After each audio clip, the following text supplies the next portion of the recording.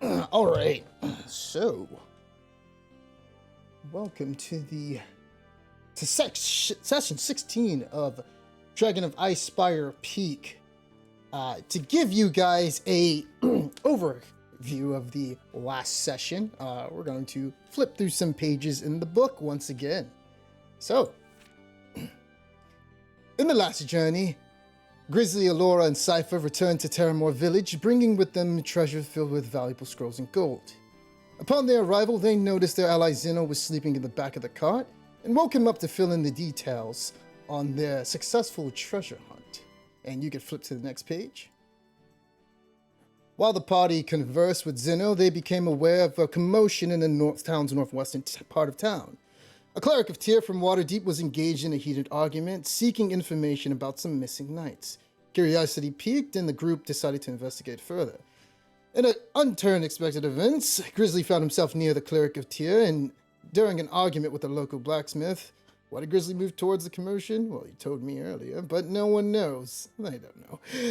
The cleric managed to arrest the blacksmith while also seizing the opportunity. The cleric also turned his attention to Grizzly, Alora, Cypher, and Zeno, questioning their involvement in the matter of the missing knights. You flip to the next page. In the intense interrogation led by Sinitaga, the cleric of Waterdeep, the party found themselves subjected to the spell of Zone of Truth, ensuring their honesty in their responses. As the questions kept coming, the tension grew, and amidst the chaos, Grizzly rose to his feet and confessed to the murder of the missing knights. The situation took an unexpected turn, however, when Grizzly revealed his allegiance, or not really allegiance, more like a not acknowledgement, towards Dagult Neverember and the significant figure of Neverwinter. This revelation, combined with the irrefutable truth within Grizzly's statement during the Zone of Truth, made Sinitaga realize that he was operating outside of his jurisdiction. Acknowledging the weight of Grizzly's connection and the inability to contest it, Sinitaga decided for the time being to let the party go. Okay, to the next page. After deciding to visit the tavern in the village, the party arrived and noticed a group of mercenaries fixated on Grizzly for some particular reason. Despite the lingering curiosity, the party chose to overlook the stairs and proceeded to find a table. As they settled in and placed their orders with the waitress, a captivating moon elf named Vildara emerged from the southern room of the tavern. Vildara's attention was immediately drawn to the party, prompting her to approach them. Though her time was limited, she posed two important questions. Firstly, she inquired the whereabouts of Adabra, whose significance remains unknown. Secondly, she sought information about the location of a dwarven excavation site, as she was on a quest to acquire a green gem for reasons undisclosed to the party. Before bidding farewell and departing from the tavern, Vildara warned Grizzly about the continued surveillance from the men in the bar. With that, she swiftly left the establishment, disappearing into the sky. Well, was it night? I guess it's like evening. Amidst Grizzly's mounting frustration triggered by Vildara's appearance, the persistent stares of the men, and earlier questioning from Sinitaga, he abruptly discarded his food and stormed out of the tavern. Unbeknownst to Alora, Cypher, and Zeno, the men who had been observing Grizzly closely decided to pursue him, forming a menacing circle around him. Simultaneously, the remaining men swiftly closed the door, blocking Alora, Cypher, and Zeno's path and isolating Grizzly outside. Turn to the next page. It was at that moment that their leader, Cain, made his presence known, revealing his face. Having a history and connection with Cypher, Cain directed him to leave and escape the situation, as his sole interest lay with Grizzly. However, defying Cain's orders, Cypher launched an attack against him, instigating a fierce battle. Despite their valiant efforts, one by one the members of the party began to succumb to the overwhelming odds, starting with Grizzly, followed by Cypher, and then Zeno. In a critical turn of events, Cain spared Alora, declaring that he had no quarrel with her. Seeing the opportunity, Alora swiftly used her healing abilities to revive Grizzly, and together they managed to escape, evading Cain's notice. As Cain surveyed the outside area, discovering Grizzly's absence, he succumbed to a fit of rage and struck a final blow against Cypher, killing him on the spot. While in the woods, Grizzly and Alora took a moment to reconsider the next course of action. Alora, realizing the importance of Informing Anda about the dire situation, decided to catch up with him and provide him with an update on the recent events. Meanwhile, Grizzly resolved to check on the condition of Cypher and Zeno while concealing himself and observe Kane from a distance. As Alora shared the details with Anda, ensuring that he was aware of the perilous circumstances they faced, Grizzly made a bold move by revealing his presence to Kane once more. Engaging in a negotiation with Kane, Grizzly offered himself as a prisoner in exchange for the safety and release of Zeno. To the surprise of everyone involved, Kane agreed to the proposal and took Grizzly captive, honoring their agreement. This unexpected turn of events left Grizzly, now held as a captive by Kane, leaving Alora and Anda with the weight of the situation resting upon them. With Grizzly's fate uncertain and their companions scattered and defeated, they must now regroup and strategize. And that is the recap of last session.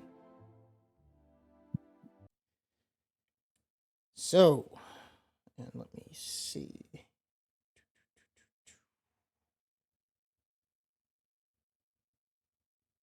There it is. Pull on that. Rain and thunder. Whoops.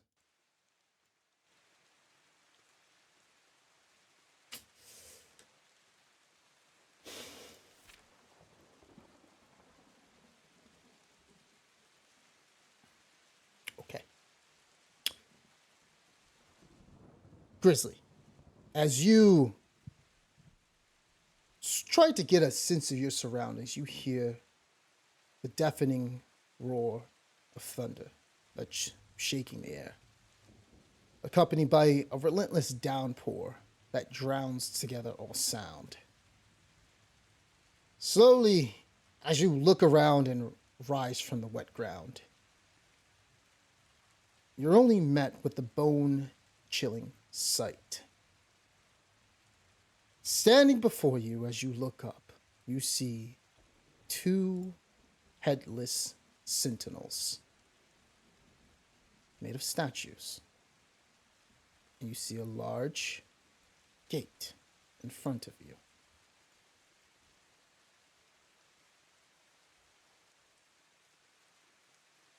As you gaze around your surroundings, a dense and suffocating fog blankets the area. Every breath feels heavy as you look around, and it feels as though the fabric of reality is torn as you don't know where you are. What do you do? There's no sign of Kane or any of the guards around me. No. You look down. You still have your bow. Am I shackled in any way? Nope. Any other sounds besides rain and thunder? Does it seem like there's any animal life? As you close your eyes and try to hear, and you look around, trying to see if you see any sense of life, you don't hear anything besides rain and thunder. And all you see is just these gates in front of you. Do I recognize any of the iconography of the statues? No, you do not. And what is the opposite direction down the road? A long, winding path that leads into a dark, dim forest that stretches beyond what you can gaze. And in that, it's just a deep, thick fog. I guess I will investigate the gates then. Cautiously, of course.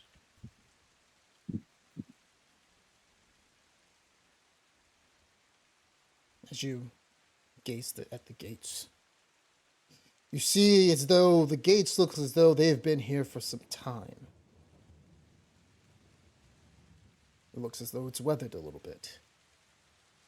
And it is closed. Is this a standard gate or is it a portcullis? One that raises up.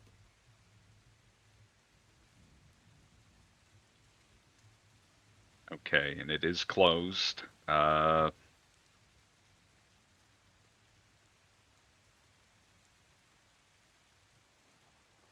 I don't think I'm gonna be making that climb one-handed. I guess I'll call out inside the gates. Hello? Is anyone there? And as you call out, Grizzly, you begin to hear a voice that says, "No one will answer you." and you hear this voice coming from the deep, thick fog behind you. As you turn around and look to see what that voice was, you begin to hear horse hooves coming your way. And as you turn through the misty haze, you see a figure appear. A knight, tall and imposing. And as you look at the knight, where his head should be is a twisted fire of a brilliant flame that dances where his head should be.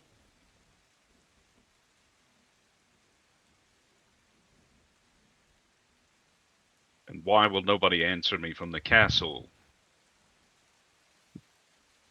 He says, "Because you are seeing my memories."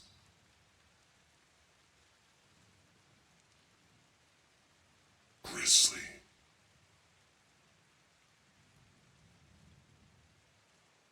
If I'm seeing your memories, who does that make you? That is none of your concern.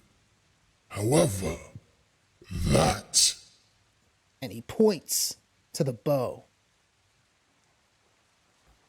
is where my eye is.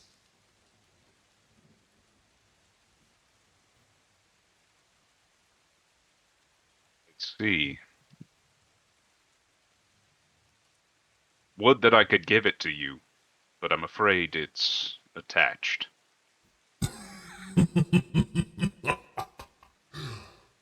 Of course it is. I know. You see, this place you're standing in, Grizzly, is a remnant of my dark past. Barovia, a realm where nightmares come alive. You see, you are an unwitting vessel. I observe, for I am bound to you. You are the key to my return. And soon, our essence shall intertwine, merging as one. Your body, once a sanctuary, shall become the instrument of chaos, a conduit for my malevolent influence upon your world. And how will my body do that? Is that why you're feeding on me?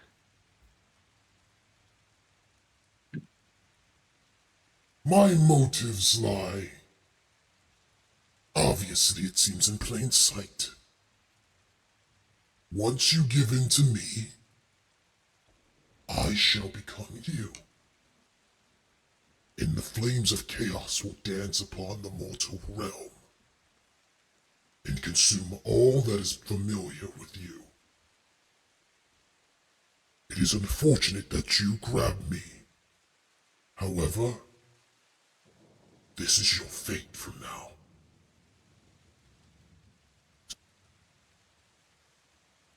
And what if I defy my fate?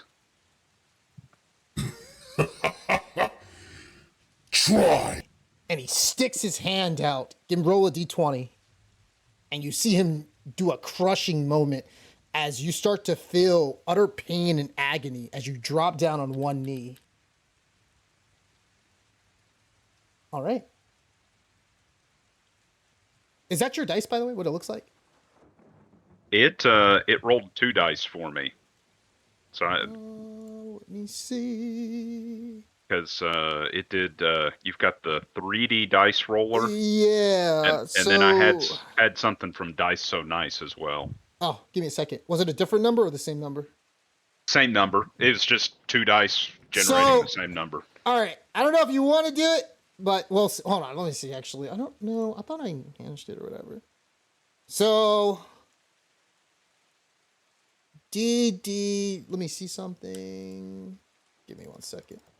Let me just punch something. I just want to see if it. Yeah, it doesn't matter. Give me 1 second. I'm gonna restart. I was just trying out to see if DDD Dice. So DDD Dice is from an external website that they have. Okay. That just in case, some people say Foundry is messed up, but Yeah. But it is a different website, like Roll20 or all that. It's an external dice thing that's connected to Foundry. Okay. So, I can't prove it, but I'm almost convinced that sometimes the dice cache becomes poisoned, like a DNS cache or something. So clearing the cache seems to improve that quite a bit. So let me know when you guys are back in. I'm back in. Okay. So we'll count to 12. So you lose 12 more max hit points. So overall, yeah, you have a negative 30. As you drop down and you start to feel your heart. What do you say to the knight?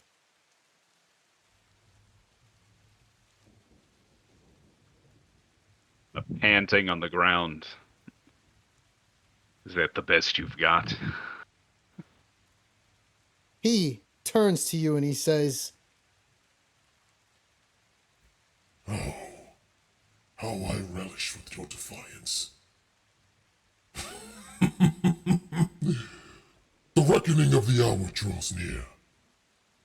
Wake up, little pawn, and see if you can elude the fangs of fate.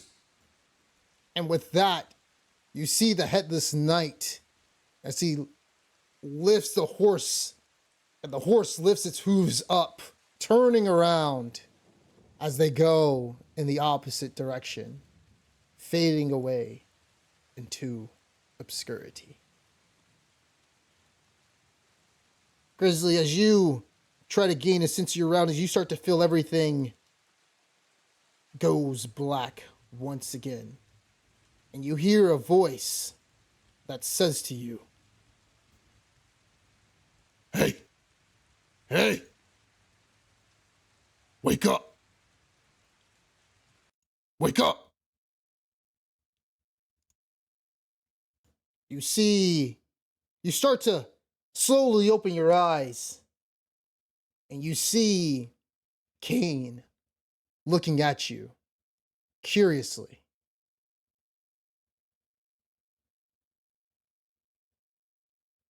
What do you do?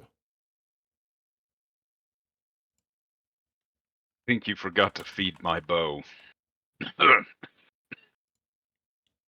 He looks at the bow, and right now your hands are binded up with the bow on the I don't know what arm you keep in the bow in. Actually, You would normally have it on the left because you draw with your strong arm. Okay, Be the right. gotcha. So when you do look around and your vision is a little bit of you try to gaze on where you are as you're groggy and disoriented, and you see Cain looking at you. He's kind of perched down on like one knee. He's just looking at you very curiously. And when you look around the jail cell, you can see it's a bleak chamber constructed of rough, weathered stone. Doesn't look like it's been well kept. The surface is bearing scars of countless prisoners, it looks like, and the air is stagnant and heavy, as if time itself has been imprisoned within its confines. As you can see, there's a little bit of dim light that filters through, and from a candle outside. And there's no windows. The walls are weathered and torn, discolored. So yeah, when you see Kane, he says to you, You were talking in your sleep. Why were you talking in your sleep? Was it because of that bow? Yes. Whatever lives in it decided to pay me a visit. It's alive. Very much so. And apparently I'm its vessel. he like puts up his hand and places it to his forehead, and he says, Why on earth did you pick that thing up? Haven't you heard the phrase, curiosity killed the cat? A man such as yourself? I would have thought better than that. I would have thought so too, but traveling with Cypher has dulled my senses somewhat. Or so it would seem. Let me ask you about that. You said you wanted to kill him yourself. Why?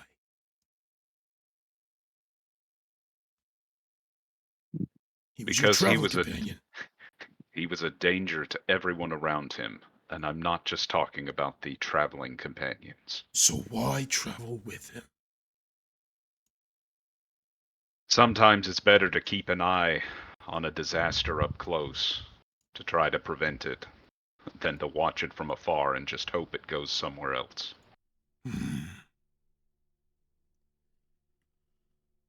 The man who you gave yourself up for, would he have done the same for you? Probably not. So why did you do it?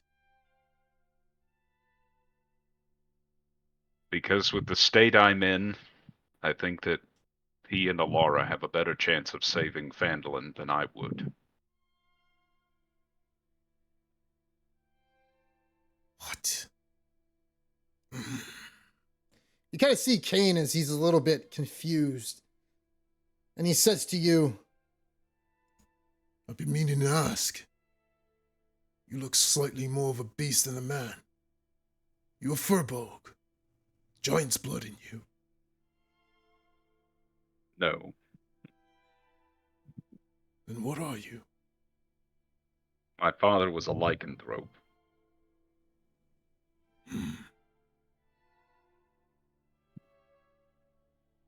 Is he still alive?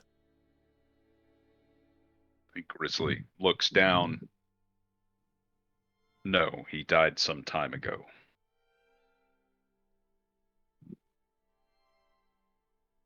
I see. Well then. I see that you've made a lot of bad decisions and you've been paying the price all your life. However,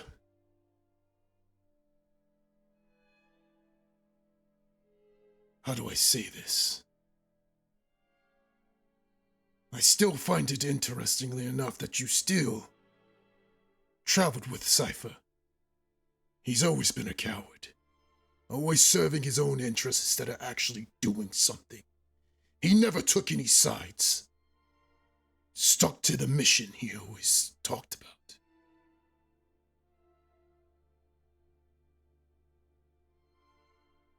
you see him spit on the floor.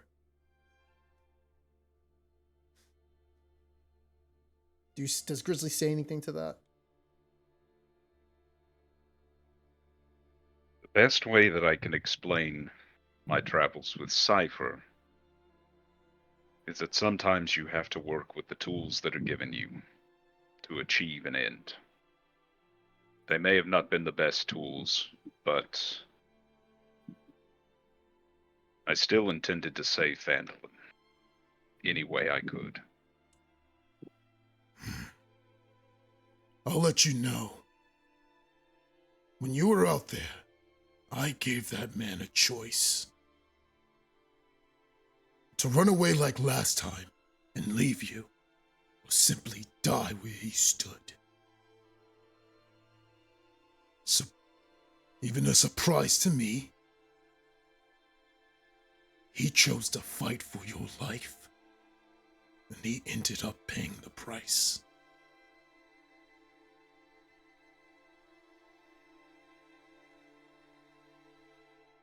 I'll leave you with that. And you see him starts to get up and walk away. And the last thing he says to you is, Someone is going to help you in a minute. Be nice. and he opens the door and leaves. And from your peripheral vision, can you see from there? You see what looks to be a beautiful blonde-haired woman. And I'll wait for you to get back in. Did it just go black or something? Yeah, I had a black screen, so I was refreshing. Okay, yeah, I'll wait for you to get back in. If you were, because you're supposed to be like right here. There we go. Now I can see. Yeah. I just figured I was blindfolded or something, so. Oh, well, the map is extremely huge, so it probably didn't pinpoint you to the other thing or whatever. So, okay. Gotcha. Yeah. It probably like put you north or something like that. That's why I usually hit the shift key. So you see this beautiful woman walking through the door, and this is what she looks like. And she's talking to Kane. It looks like they're conversing over something. Kane kind of glances your way, and then he just like walks out the door as he moves past her and closes it. The woman is carrying a bucket, and it looks like some food. And she opens the door, and she looks at you, and she gets on her knee and looks like she's about to grab a cloth from the bucket, like next to the bucket, and dip it with water. She looks at you, and then she looks curiously at your bow, and she says to you immediately, I'm not afraid.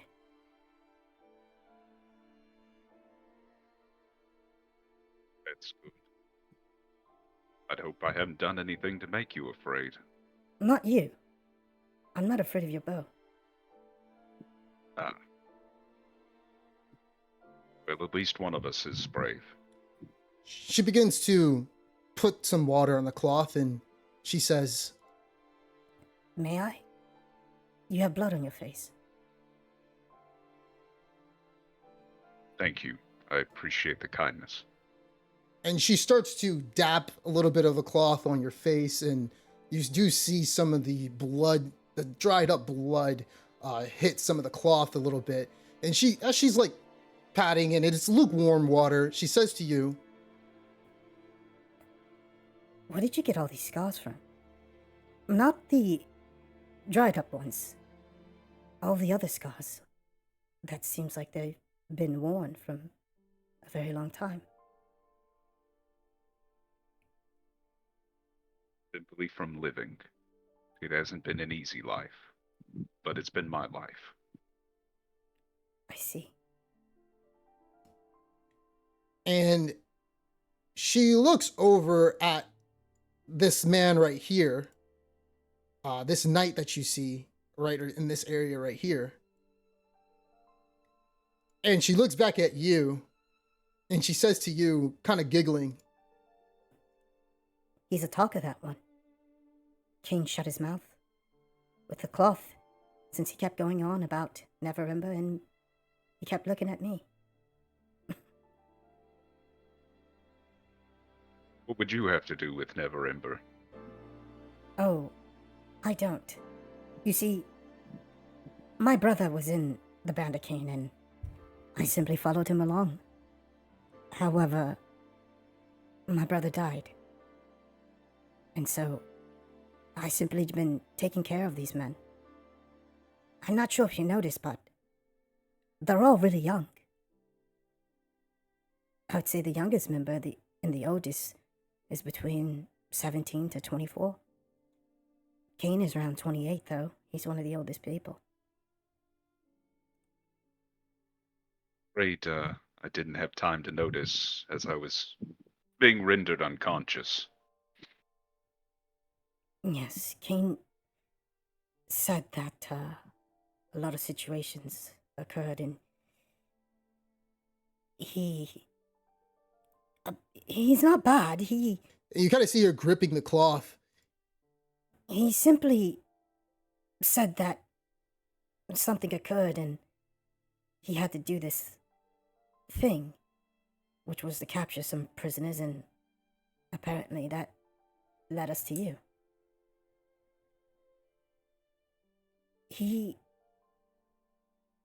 Would you mind if I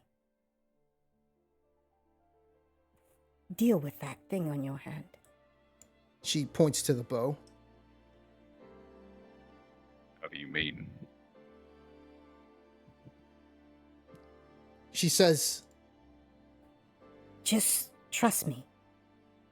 Please. do you Me let to her? for me to trust someone, I have to know their name first. I'm Grizzly. My name's Aria. Nice to Very meet you. well, I'd say the pleasure was mine, but these are not the best circumstances. Of course.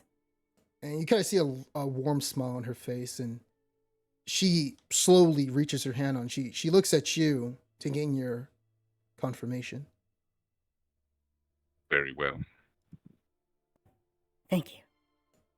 As she reaches out, she touches the cursed hand, and you see a white light pulsate as she clutches to her necklace. You slowly feel your hand release the bow, and it drops to the floor. You're no longer cursed. Just do. What'd you say? Sorry. What did you just do? So she says to you, It's a simple remove curse spell. Cain asked me to do that. He said you were cursed, but since we have nowhere to put it, you kind of see her kick the bow to the corner of the room. Right over there. And she says, Cain doesn't want the bow outside of this cell. He said he doesn't want any of the men to touch it, or let alone anyone else to pick it up outside. We'll figure out what to do with it later. We don't have a He's chest or wise. anything to put it. So the He's cell's like a wise for space. that. Are you okay with that? How do you feel? Yes. Yes, weak. But it's good to have my hand back. roll a D20. You're starting to get some health back.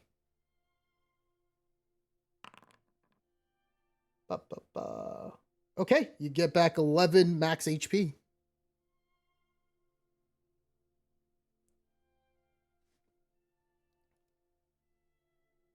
Tell me, do you know what Cain intends to do with the bow, other than leaving it here?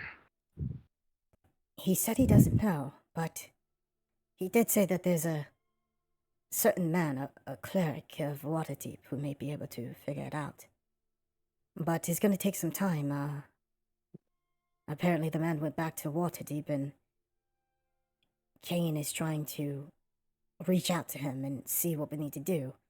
Apparently they said that they're going to take you to Waterdeep in 2 weeks.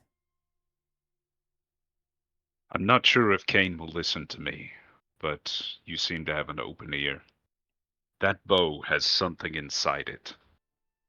Whoever picks it up next is going to become a vessel for a creature, very dangerous creature. I see. Well, if I remember from my teachings, the only way to really get rid of a bow like that, the entity inside, is with the banishment spell. It'll send the creature back to the plane of existence, rendering the bow to become normal again. And how would one banish such a creature? Well, someone would need some high-level magic. But King said there are ones in Waterdeep who will be able to take care of that. In the meantime, I'll just be taking care of you until you have to leave. Also, here. You kind of see her grab the other thing, the plate of food next to the cloth in the bucket, and she says to you, Have you ever had porridge before? Many times. Well, Thank you. hopefully you're gonna be used to it, because I'm gonna be feeding you. And this one over here. and she looks at the blindfolded man and with the cloth in his mouth, and you kind of hear him. He's like, "Mm, mm, mm, mm, mm." And after a while, after she's feeding you, you hear one of the men outside, and he says to her, Arya, you heard what Kane said. You've been lingering there for too long. Do what you need to do and leave. She kind of glances back at the man outside who's guarding the jail cell, and she says, I'm still feeding him. she turns to you and she whispers, They could be so mean, but they mean well. They're still kids. I'm not sure if you know, but Neverember killed off all their brothers and sisters back in the city of Waterdeep for fighting against him, as they were part of something called the Sons of Alagandor. I see. So they hold their grudges towards him.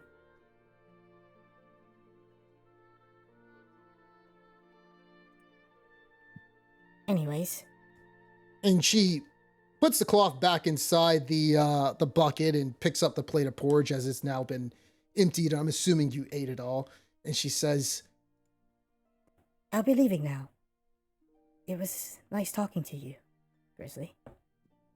Thank you for helping me, Arya. Anytime.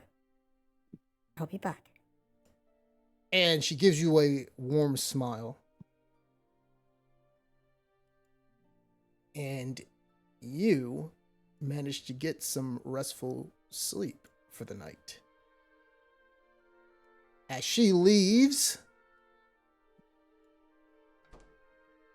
the camera then pans to an earlier state of the day as we arrive in Terramore Village.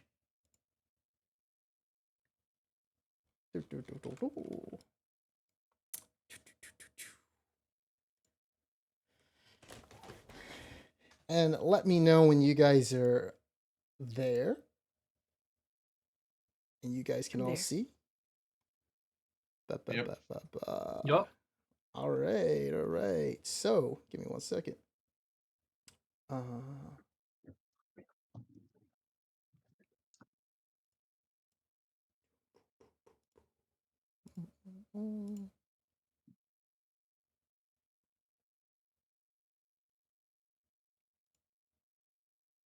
All right, so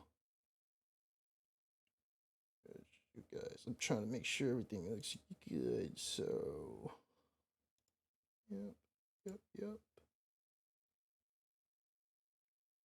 And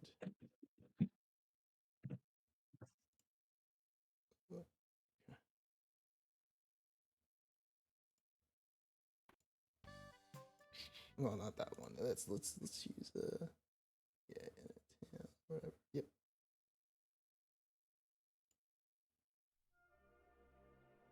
All right, so as you guys gain a sense of Alora and Ander ponder about the situation that just occurred, you realize Grizzly is completely knocked out. What do you guys do?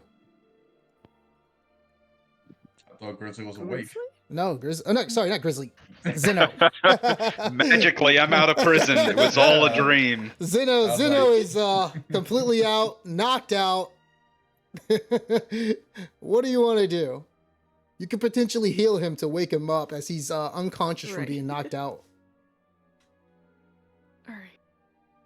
I will cast Cure Wounds on him. Okay, so it's still the same day. Yeah, go ahead and cast your level 1.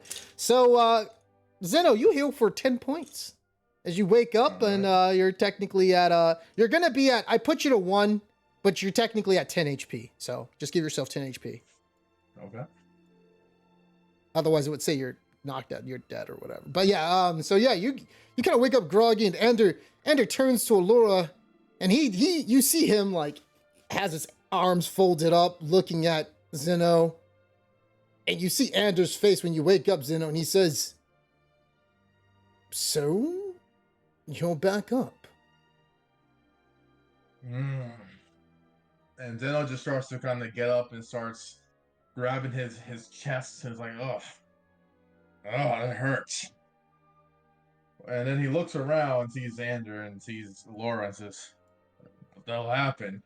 I remember fighting 1 second, and then I woke up here. I'll let her explain the situation. Fortunately, we were a bit outnumbered and overpowered, and I think all of us fell aside from me because my spells kept fizzling out. And so, I was allowed to go, but when I left here to tell Ander of the situation, I had revived Grizz secretly outside so he could escape as well. But I'm not sure if the men have left the tavern or not. Wait, no. Oh, sorry. The men came and delivered your unconscious body to us, and Grizz was nowhere in sight, though. And Alora? Ander looks towards you. You're missing And- something important. and your friend Cypher, I'm afraid that he's been killed in a fit of rage by Kane. After seeing that, I helped Grizz escape. What? Pfeiffer's dead. Yes, he's dead. That's what the knights said. Did you see his body, Laura? Well, I saw him. Wait, from outside did we see the decapitation? You guys booked it to the woods. Okay. So no, you didn't. All right. I haven't seen his body. No. So we don't know for sure if he's dead. Just because some knight said it doesn't mean anything, right? He could have been captured with Grizzly. That's true. We don't know anything about what happened in the tavern, and they would likely recognize us if we drew close. But when they approached us with your body, it didn't seem as though they had any animosity towards us. Oh, this became a shit show. So I'm guessing Cypher and Grizzly on their way to Waterdeep, right? Because that's where that man says he's gonna take us, right? Likely, yes. I guess so, but I'm not going there. Sorry, Zeno, but that wasn't part of the mission that we were sent to do. Oh, relax. I was gonna ask you that. Look at me. You think I'm in any position to get into a fight right now? Well, looking at you, maybe you guys shouldn't have gone into one in the first place. Wasn't really our fault. I should say my fault, actually. What do you mean? Uh, About the situation, so I don't believe that. I'm not sure why Grizz was recaptured. If anything, he was well out of the way and hidden. So, not sure what went down, but we no longer know where he is now. Well, Grizzly's the one they wanted the whole time. And let's just assume, and what I want to know is, how did I make it out? I mean, how did Cypher get captured, and how did Grizzly get captured? And they let me go. But they It would have seems taken me along with them. their leader had some previous ties to Cypher. And maybe he didn't like him or something. And Grizz was their primary target, though. Yeah. And then Zeno kind of starts to kind of like realize his bearings a little bit, surroundings, and he looks around and he's like, "Wait a minute. Why am I naked? Where's my armor? Where's my axe?" Well, Well, seems as though they beat you and took everything you had.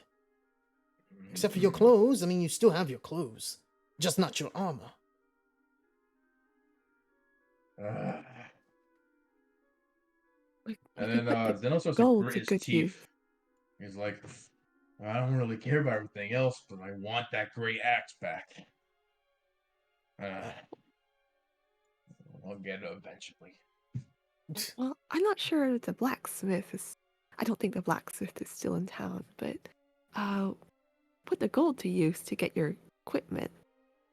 Unless that axe had personal significance to you, then we can attempt And to get then it Zeno back sometime. kind of slams his fist on the ground like really hard. And he's like, "It's not about the weapon or the armor. It's about that specific great axe Oh, that was given to me as a gift." Well, maybe if you thought long and hard about it, you wouldn't have got into the situation in the first place if you didn't just fight. We didn't have a choice. It is what it is. You say you didn't, but apparently you did. No, I didn't have a choice.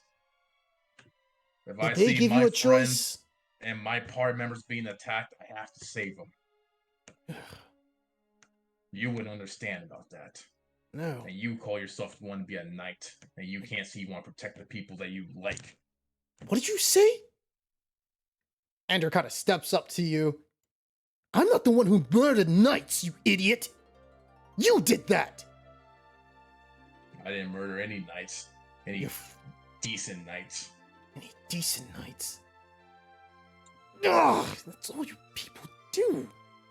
Just kill.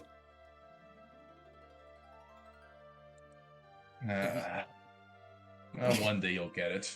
Maybe when you become a knight, you'll actually get it. A knight. And at this moment, you guys start to hear and see people coming down from the tavern. The way that goes towards the tavern. And you see them as they start making their way south and start looking at you guys. As one of the guys in the crowd says, "Oh, that's one of them over there." And they start to look at all of you. You hear one of the men, he says, "Yeah, this is the one right here. And she was there too. You know how much trouble you guys caused? Starting a fight in the bar, in the tavern. You could have killed any one of us." Technically, neither of us drew the first blow. I think it was our companion. Yes, you're part of it. You hear another guy, "Hey, if you guys are gonna just cause trouble around here, why don't you just leave?" We won't trouble you anymore. How's the wagon doing? Andrew tries to look at the wagon. He quickly runs around and asks the guy. You hear him. He's like, "Is it gonna be done anytime soon, Jonan?" And Jonan turns to him. He's fixing the wagon. He's like, "I think it's around 80% complete." And you guys see this guy in the back as he throws a rock and hits Ander in the face. Oh, And Ander falls down, and there's blood pouring from his head. And the guy says, "Leave now. We don't want you here." "Apparently, we were listening in to the cleric. You killed those knights, didn't you?" Anders says, I didn't kill anyone.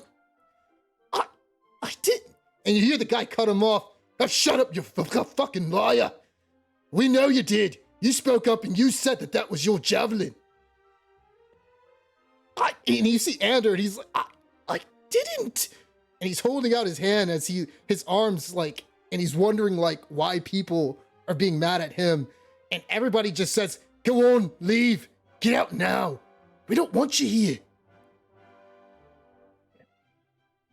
Zeno's gonna extend his arm out and try to pick up Anders, lift him up on his feet, and says, I think it's time we go. And as you try to pick him up, Ander like brushes you off, and he just like stands up himself, and he's like, come on, let's just go. Get in the back of the cart. What do you guys do? Zeno's gonna look at Laura and says, well, shall we?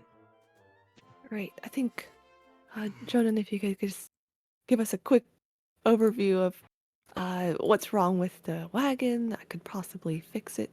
Got Jonan, hammer. you see Jonan, he's like, he's just taking a hammer out. He's like, it would take another day to fully fix.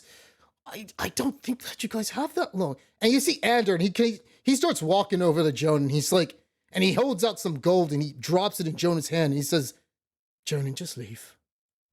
Just leave, please. Thank you, Jonan.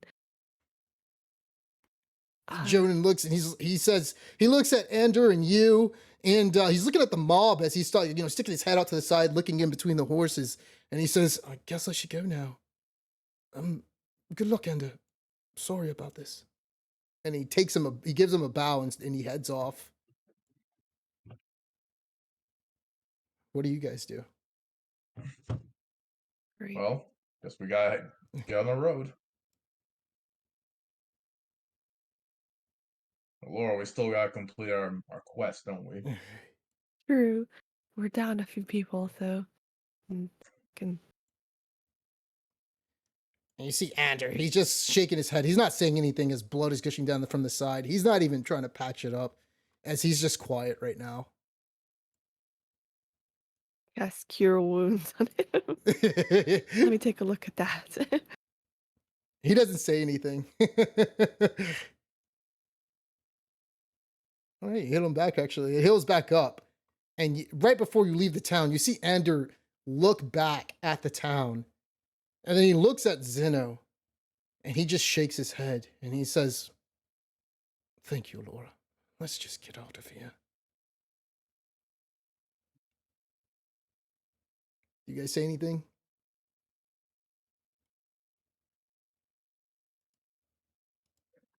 Dylan's gonna put his hand on his shoulder and says, well, sometimes it sucks being blamed for things you haven't done. Get off of me, man. He just like bolds his shoulder like to get your hand off. All right, so you guys, and we're gonna go to the map, the world map. So, joyous part of the day. Nahum, you are going to decide what random encounter everybody's going to get for today. I want you to roll a 1d4 for me, please. Ooh, okay. Decide their fates. That got a lot smaller. See if the dragon comes.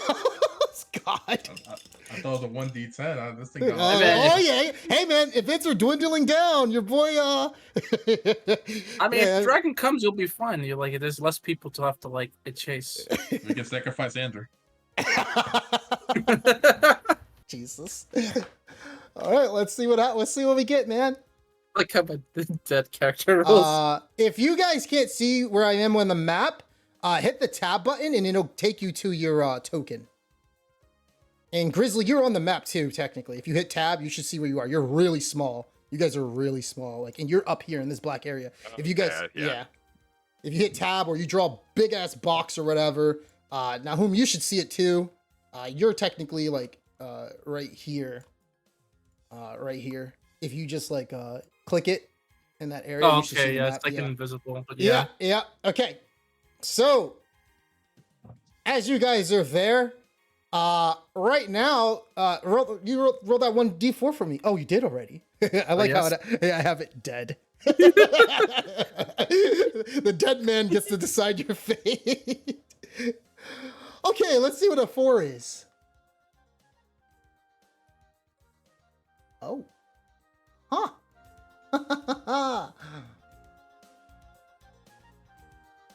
Interesting. Okay.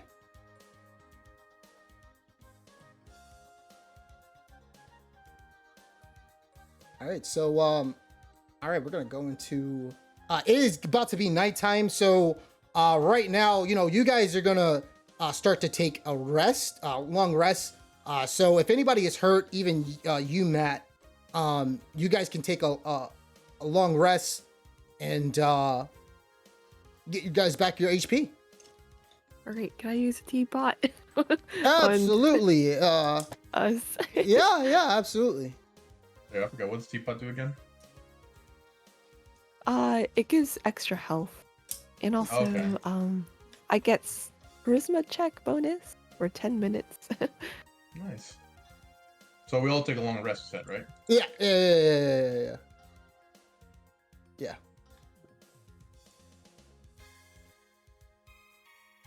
Actually, it really doesn't make sense Serve for the me tea. to have that down there. So I'll just put this thing on the map right now, actually, so that You get everybody extra 5 HP. to do this, and boom. Okay, so now if you scroll out, you'll be able to see the full map of what the layout looks like now. So this is the new layout that we'd be working with. And you scroll out. And so this little thing over here, this is you guys' little alert button. So if something happens, like a random encounter about to happen, or you guys about to meet someone, you'll see something like this. Or you'll see if it's really bad. That's always the good stuff. So I'll just keep that in mind. Okay. All right, so we'll go to let's go to, we're gonna go to Alora, Ander, and as you guys are Zeno, over you down have here. +5 max hit point, or temporarily for today. Thank you, Laura. No problem. All right, so you guys are getting rest in. Alora, you notice something that give me a perception check. Let's see.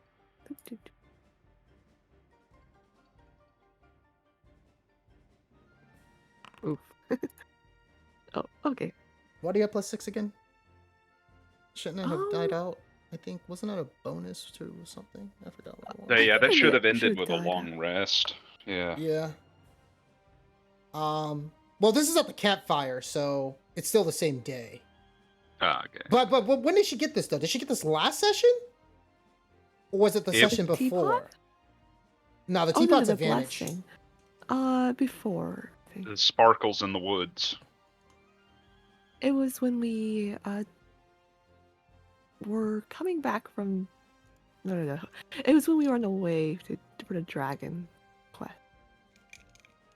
Okay. So yeah, adventure. that day is completely over. Give me 1 second. Let me go ahead and you still passed though with a 15. And I'll let you know what you see in a moment. And where the fuck is that 6 coming from? Think for a second. I don't see it in effects.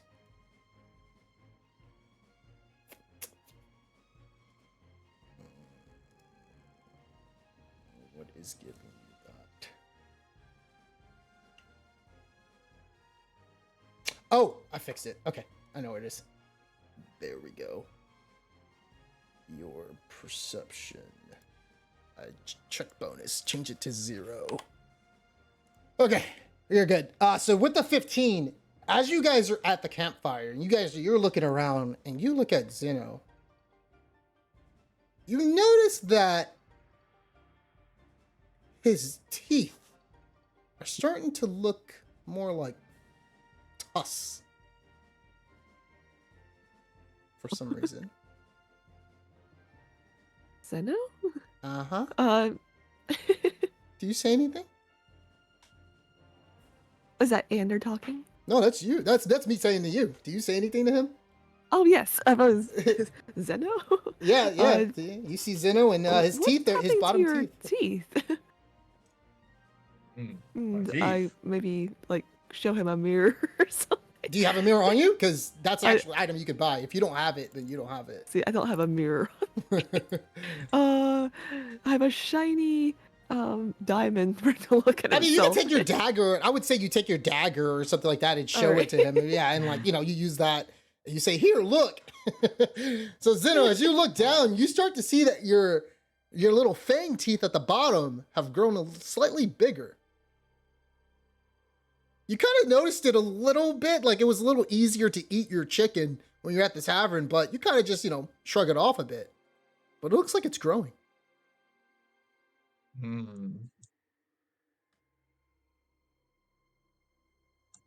Now, just asking, would I be able to roll a history check and would Zeno kind of not figure out, but kind of suspect what's going on or no? No, why would you? I don't know. Maybe he's seen in his past. Maybe he saw someone else with tusks. I don't know. That's what I'm asking. Nope. You wouldn't know anything. Zeno's gonna ask Valor, is like, do you know what this means? I mean, we have had rampant lycanthropy in our party. Do you think it has something to do with our encounters previously? Huh. And then Zeno starts to remember. Well, actually, I think at Falcon's Lodge, we faced some monster, some werebeast, I'm not sure. But I'm trying to remember, did they actually hit me? We were in tight quarters with them, and maybe he may have given you something. Oh no, I'm gonna be like Grizzly. Maybe this one is treatable. Maybe we could find someone who could help. I hope so. I don't want my strength to be given to me by this curse, this thing. Right. I want my own strength to provide me in battles.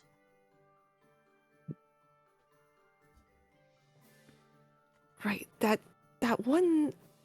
I believe he was a werebore. Maybe he may have touched you that evening and given you cursed your blood. Well, it looks like when we get back to Foundin, I might have to get this looked at. Last thing I want to do is turn in, I don't know what this is. I might end up hurting innocent people, and I don't want that. Right. Well, let me know if you feel any odd symptoms at all. And it'll be a while before we're at any any town where we could possibly contact a cleric. Right, I'll let you know. And you let me know if you see anything else growing on my body or my face. My teeth starting getting longer again. All right. Got it. All right. Anything else as you guys linger on through the night, getting ready to take the long rest? If not... Hey, Ander, how you doing? So when you look at Ander, he's over there far distance from you guys, and he looks to be like cradling by like the fire, and he has like his you can't really see his mouth or his nose as he's using like his arms like folded up to like hide it.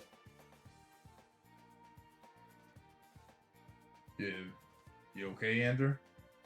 Seem a little down. He raises his head. I'm fine. Well, if you need to talk to somebody, I'm all ears. And you kind of see he just goes back and look at the fire, And he kind of mumbles something to himself. You guys get some sleep? It's Am I able to use a perception journey. check, see if I can hear that? The mumble? No, you can't hear it. Oh, okay. Yeah. Maybe I just have good. Maybe that curse will give me good hearing now. My ears got bigger. We're gonna I say have plus 10 to persuasion, or so advantage on persuasion. But let me just be like, I guess the journey isn't going as you thought it would. and he says to you, I didn't think it would. Especially meeting these guys the first time I did. You haven't even seen their drow companion. He's even worse. Oh yeah, Valvin. Forgot about him. Hopefully he's alive. I'm sure he's doing fine. That was a joke. Oh, that didn't sound like a joke.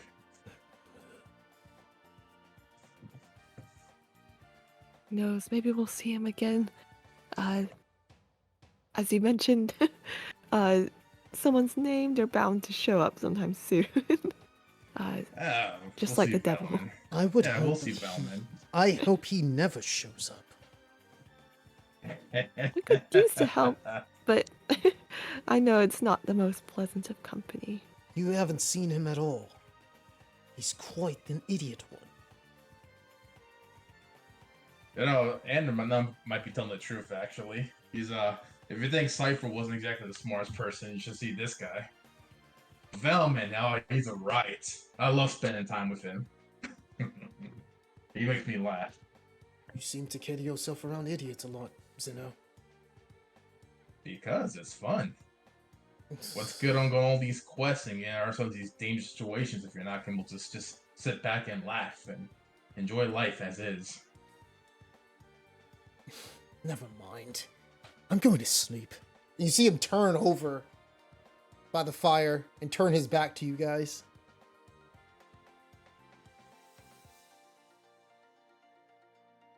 Well, good night, Andrew. And if you still want to talk about anything, I'm always open ears. And he's not saying anything. I know he's not. You guys, gonna turn in? Great. Yep. Okay. So, as the night lingers on, you guys do, keep a watchful eye every now and then. Especially trading shifts between you and Alora and Zeno.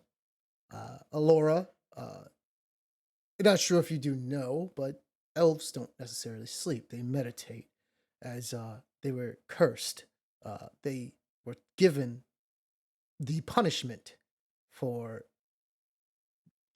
doing what they did, and I forgot the curse or what it was. But they are not allowed to dream. They only meditate of oh fuck. Where the hell did Zane and Elizabeth go? Shit, I forgot. Nahum and they basically think of it like in Lord of the Rings, where the elves go. It's like a kingdom, basically, like, where you can spend the rest of your days. Yeah, it's basically like that. They have it here in Forgotten Realms. It's like all the way to the west. Basically, it's really far to get to. It's super isolated, and it's like usually what elves usually think of when they meditate, basically. And you don't sleep for 8 hours. You technically meditate for 4. That's all you need to feel well rejuvenated. So, as you guys get the slumber, and you guys can take your long rest. You guys actually get a nice, warm, cozy night as you all drift through the night. And you guys do ponder about the events that did transpire from the previous day. And whether or not Cypher may actually be alive or not. So you guys wake up fully well rested. Alora, you're the first one up, and you kind of do see Ander get up first. And so does Zeno. And you guys continue to carry on with your adventure. So, as we go back, as you guys are, after a good, around a good, let's say Wait, let me see how far you guys are up here. You guys are right here. And as you guys move further, getting closer to Logger's camp, Alora.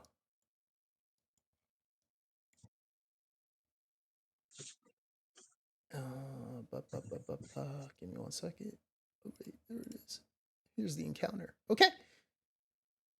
Alora, as you make your way through the verdant woodland, from the distance, you guys hear the sound of water cascading down. And through the tree branches, you see a glimpse of what it looks to be a waterfall. Alora, as you turn to the waterfall, you hear something as if it's calling out to you. Calling out to me by my name? No.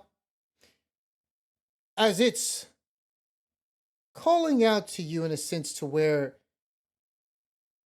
it's inviting you in. Sorry, that's What do you- dangerous. You're like, something's calling out to me. And can I try to resist it? Or It's not even it's like not trying to like take pulling you on- over. It's not pulling it. Oh, okay. It's just it grabs your attention. Give Alright. me a perception check as you look at this water.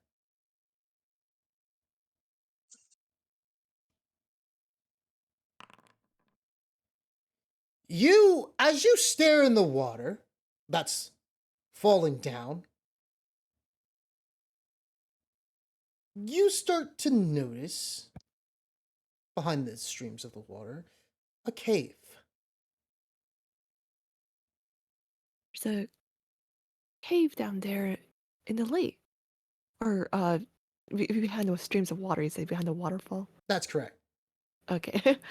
Behind the waterfall. I sense that there's something there. Should we take a look? Sure. Yeah, we should go take a look. I look at Ander and says, "You want to come, or do you want to stay behind for a bit?" And it turns to you and he says, I'm not going to leave the horses out here with all these people. Just hurry up and, I guess, see what's out there. All right. If anything happens, you yell, and we'll come to your rescue. I'll try. All right. Let's go, Laura. Let's go check it out. Right. So, as you guys move further into the cave,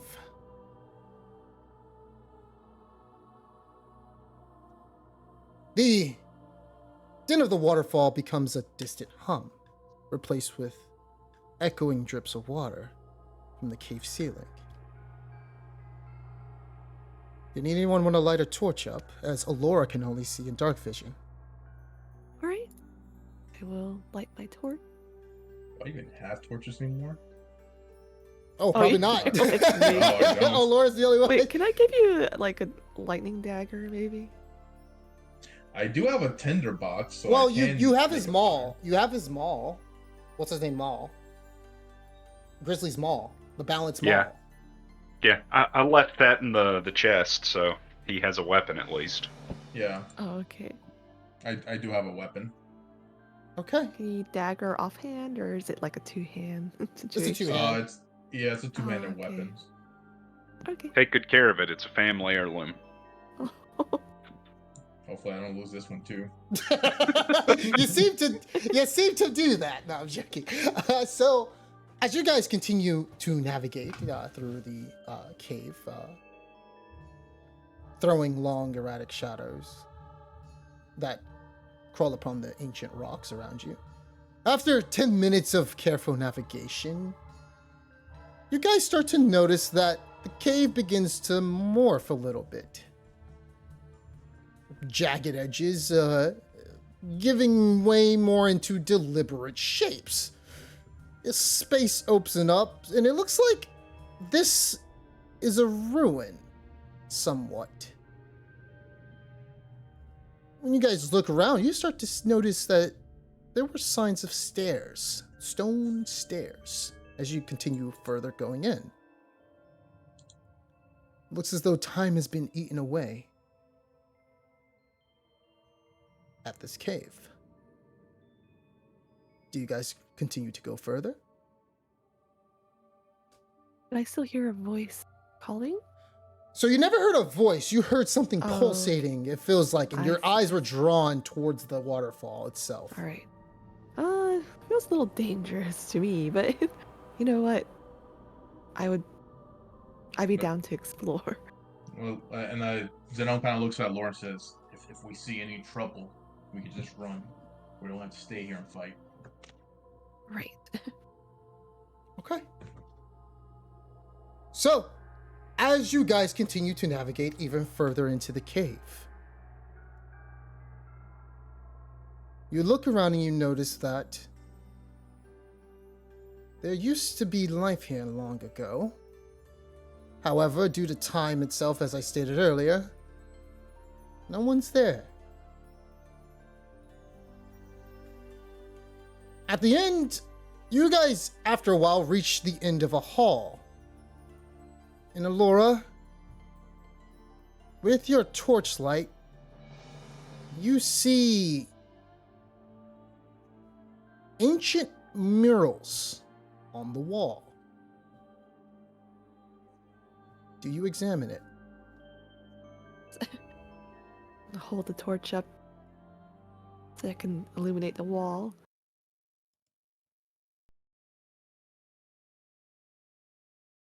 Do I need any checks or?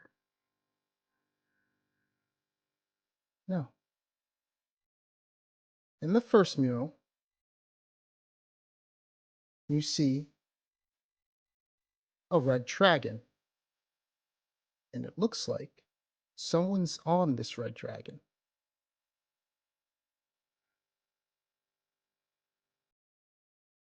And it's flying in the sky with tumultuous clouds.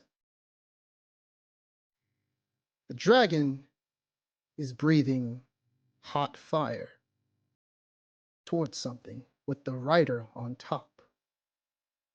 As you look at where the dragon's blowing, you see that same rider in the next mural over. Moving into the second mural, your eyes fall upon a celestial figure, it looks like. The man on top of the dragon has black hair and purple and black wings. His wings, give me a history check.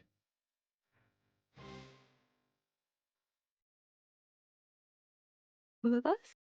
You. Okay. From what you have studied, and you would know, this man looks like a solar, an angel, an individual with radiant wings that serve the gods. His hair is dark as the deepest night, and he's pointing at something while riding the dragon's back. As you look over, you see that he's pointing in the direction of another mural. Do you look at that mural? Follow his pointing direction and look at the other mural. As you stare at the next mural, your eyes see a city. Grandeur, nestled among the billowing clouds. You see soaring towers that gleam of gold and glass and verdant gardens suspended in the sky, all bathed in the radiance that seems to defy reality itself. Laura, you see an ancient language underneath the mural. Give me a religion check. And offhand made a talk. There's also a mid-journey chicken dragon. Oh yeah, I know. It tried its best, okay? So, as you look at this, you see that it says the words underneath of the mural.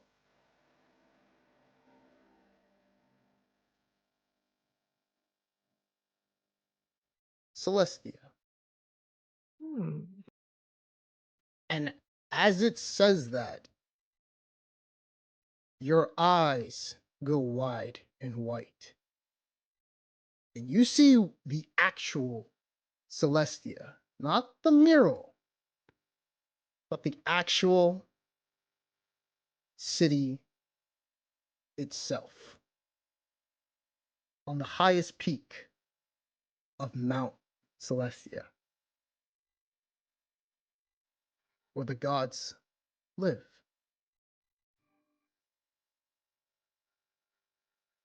Can I say something while I'm Sure. seeing this? Yeah. Like it's showing me the domicile of the gods. Xenos. You're seeing the city where the gods live? It's sending me a vision of where the gods live. Yes. Oh. As this happens, Zeno, you see a white light emerge from the mural itself and begins to seep into reality and wrap around you and Alora. As you brace your weapon, you start to feel as you're engulfed in this light that it's comforting, renewing, and inspiring. Well, seeing as how I'm religious, I will get down and pray. I want the both of you to roll me a d20.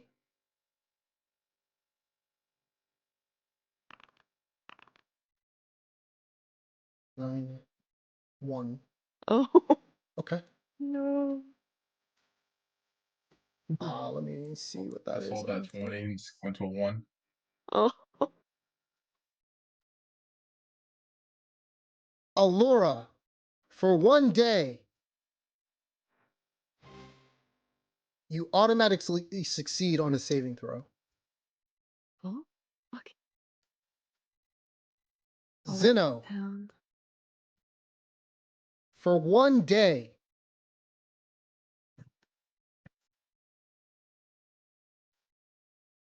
which one is this? For one day, when you kill an enemy, you may be able. Oh, it's 3. When you kill one enemy, you may be able to use your bonus action to attack another enemy. Oh. As many times I want for that, or just once? 3 times a day. 3 times within a day. 3 times. Okay. Yep. For one day. Yep. There's a lot on this actually. Yeah, there's for somebody to roll 1 extra die, double your movement. All right, now home rolled really well for you guys.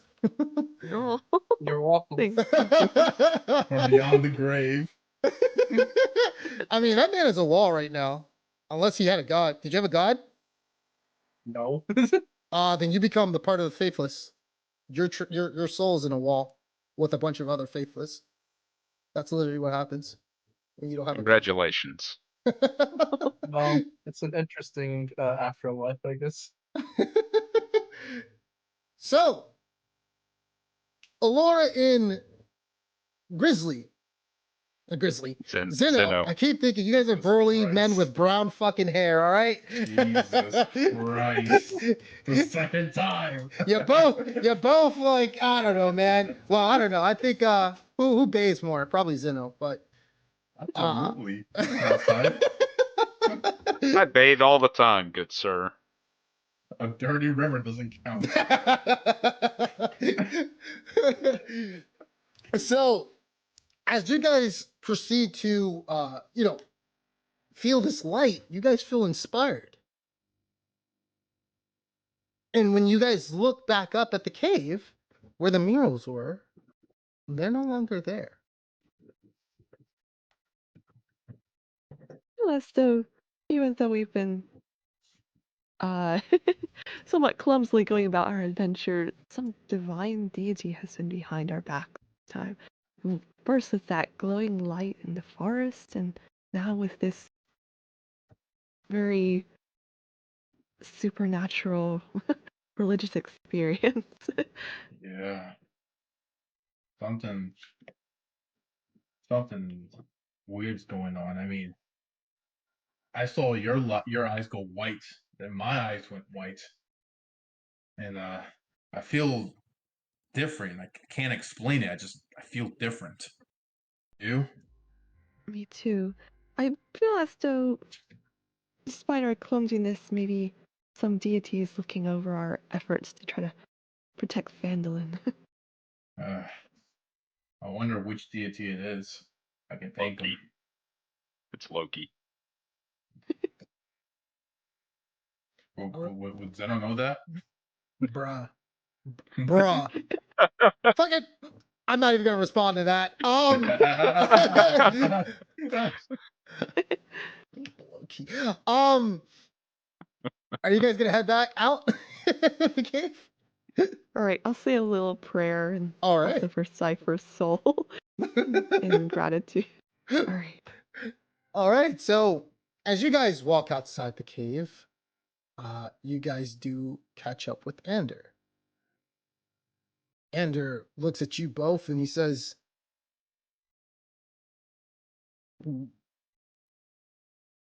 guys all right?" More than all right. Seems as though we received another divine message in there, and a blessing as well. Yeah. What are you guys? Oh, and at this time, you guys begin to hear footsteps coming from the north of where your path is. And as you look, this figure gets closer. And you guys see Vin. And so, Matt, at this time, Vin has been getting a little bit worried. Seems as though the party has been gone for a while. He decided, after looking at the ruins, and seeing nobody over there by the Dwarven excavation site, to look after you guys, look at the party and see what they were up to. Because apparently they were supposed to get done with the mission by this time. And at this time, you can roleplay. Laura, Zeno. Uh, where's Cypher and Grizzly? It seems Unfortunately, they've we're been captured. What? Captured? Why? Yes. By who? Well, then you know how Cypher is, right? Vin kind of rolls his eyes. Okay, so what did Cypher do to get them captured? Well, Cypher's dead, apparently, they said. What? That's correct. Seems as though a bunch of men were after Grizzly, and Cypher decided to talk, and it seems as though it got him into a bit of trouble.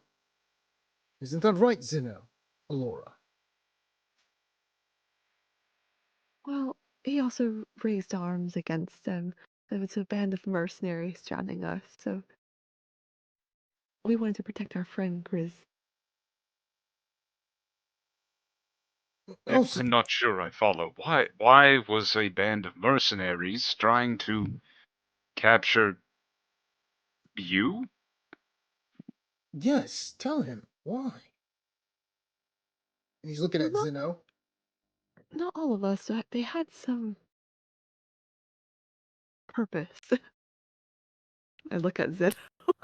Well, for Grizzly specifically, it was due to our we actually had encounters with them when they attacked us when we were talking to Neverember from Neverwinter. See. Apparently they had a really personal grudge with Grizzly.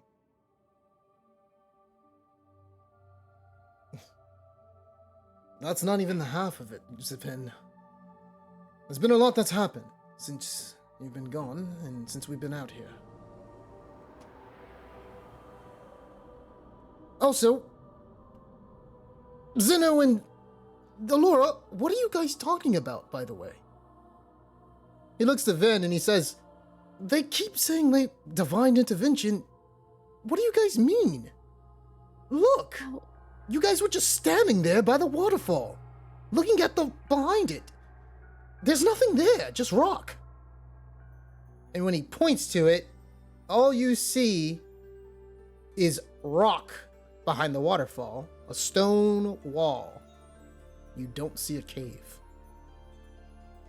I promise you, it was quite a lucid experience. We, even though our bodies may have been still there, perhaps our minds were taken on a journey. Inside that cave that we saw. We saw beautiful murals of the land of the gods and angels, and we were blessed with a divine blessing. I'm not sure from what deity, though. Andrew is quickly turning to Vin, and he has that look on his face where one eyebrow is up and his mouth is open, and he just shakes his head and shrugs his shoulders like, what are they talking about? I mean, it could be ergot poisoning if you guys been eating tainted grain. Have you? Not quite. We've had good rations, but which we are happy to share. But I don't know. Maybe some deity's looking out for us for some reason or another, despite our clumsy endeavors. I'm pretty sure nothing's in the tea that I serve. You are fine, Ander. I would sure hope not.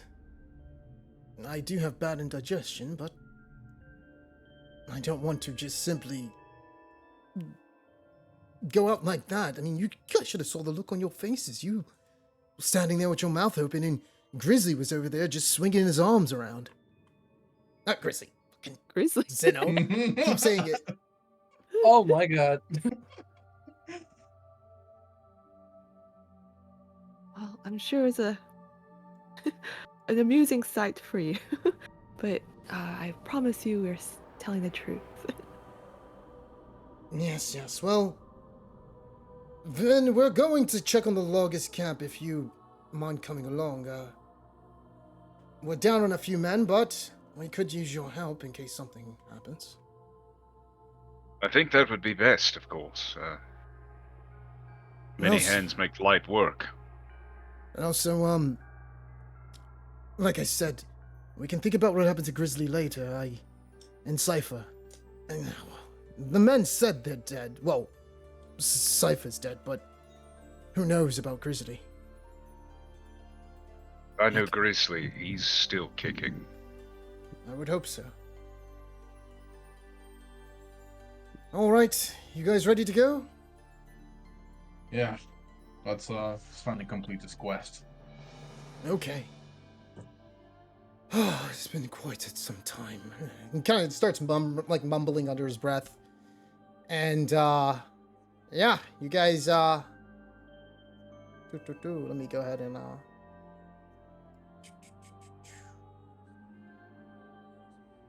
after a while, you guys reach what appears to be the Logist camp. And wait, where the hell is let me put on the traveling music. There we go.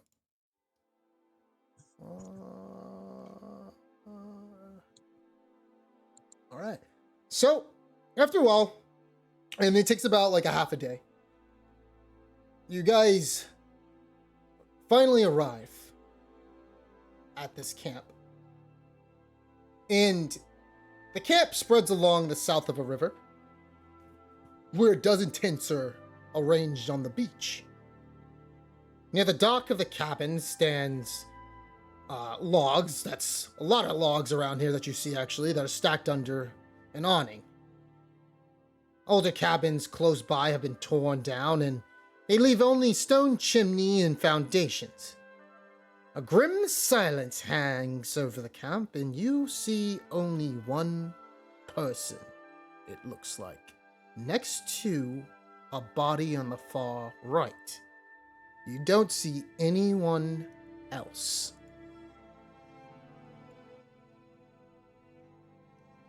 When you look around, you see a man over here, down on one knee, looking at a body as if he's investigating it. What do you guys do?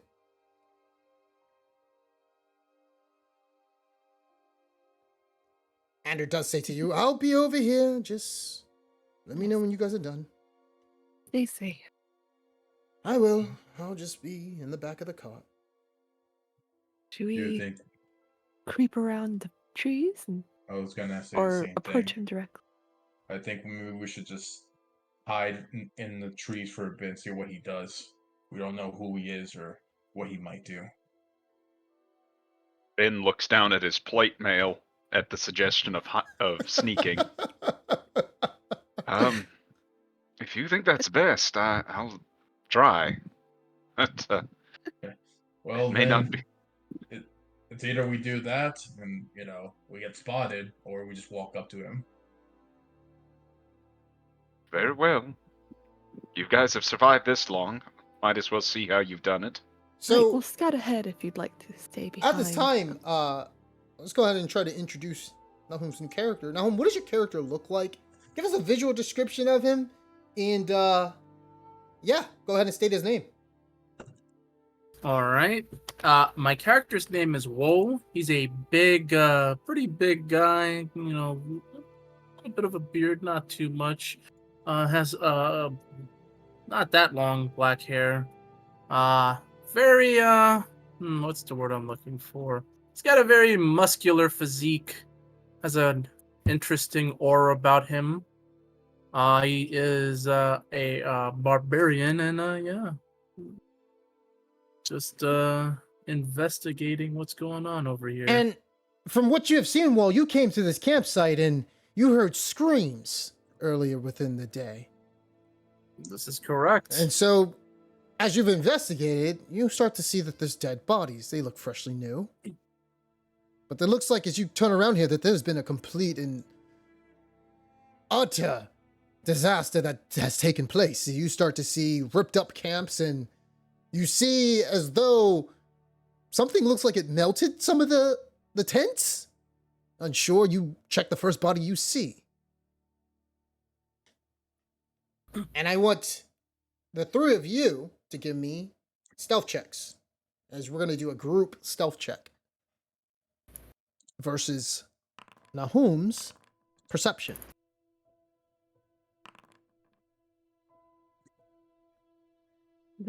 Plate armor. Oh, it's a 15 and 15, so it matches. Zeno and Wall, I want Nahum, I want you to whoever wins this, Nahum, if you win, you get to see them. Zeno, if you win, you guys are still stealthing. So we both roll? Yes. Okay. Oh, Well, maybe I'll get 122. Bruh. I don't think you... No, okay, so you guys are still stealthing.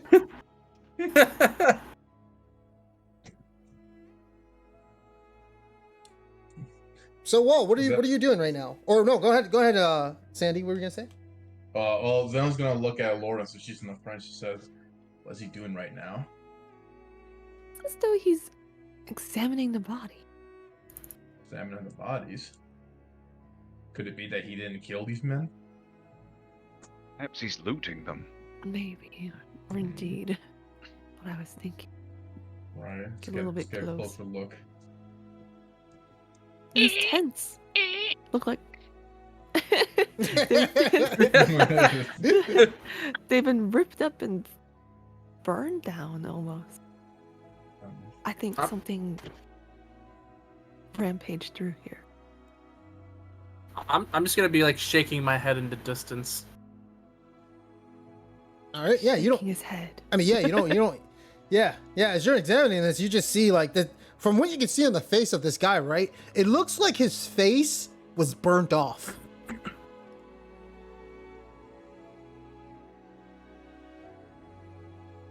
Oh, he doesn't seem to be malevolent. Sorry, go ahead.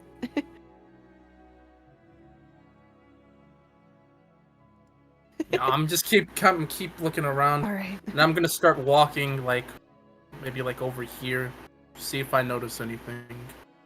Should we make ourselves known to him? Maybe he knows what's went on here. If he Maybe. has any malice, 3 against 1. I think we have the upper hand. All right. Well, what do you think, Vin? You think we should make ourselves known? Certainly beats sitting in these bushes. That does look uncomfortable with that armor you're wearing. I think a vole has made a home in my boot. Oh boy. All right.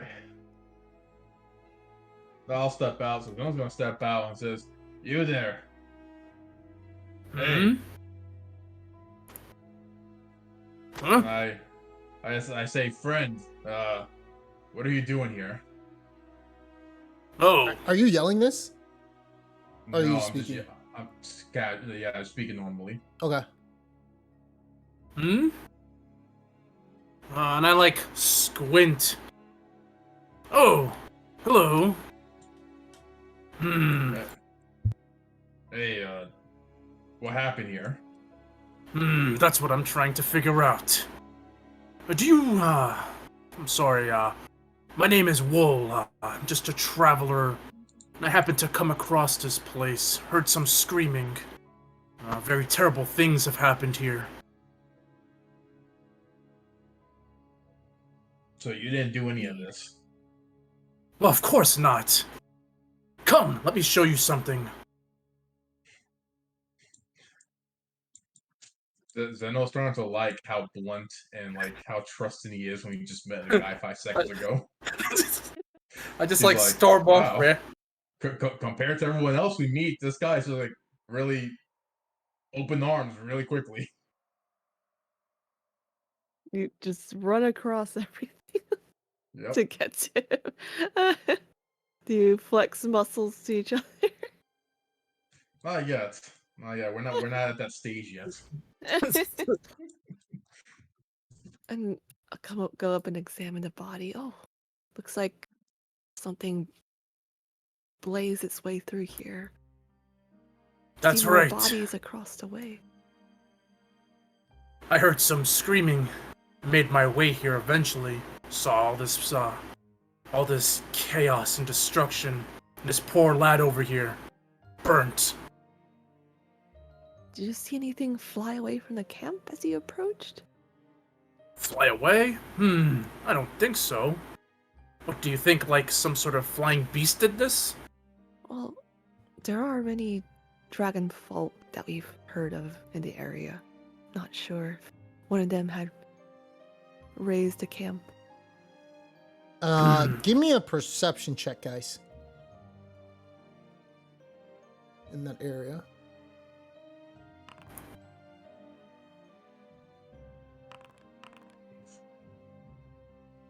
Yeah, either perception or investigation. So, Wall, immediately you start to notice as you look down at the guy, and you kind of notice that only his face looks like it's been burnt off, and you see like some green liquid, as if it's acid that's been digging into his skin. And you start to think to yourself, there's no way a dragon did this. It's way too small. I go and I point it and I say, that's a very interesting theory, but I've been analyzing this body for a while now. If you take a look, there's a bit of acid throughout his body. Don't think he was burnt by any flying beast. No, this seems like the work of something else. Truly tragic. This person probably had a family and friends. What a brutal way to go. Breaks my heart. So I, like, put my hand on my head. Like, very distraught by this. Love it. Do the tents appear to have been pillaged or ransacked? No.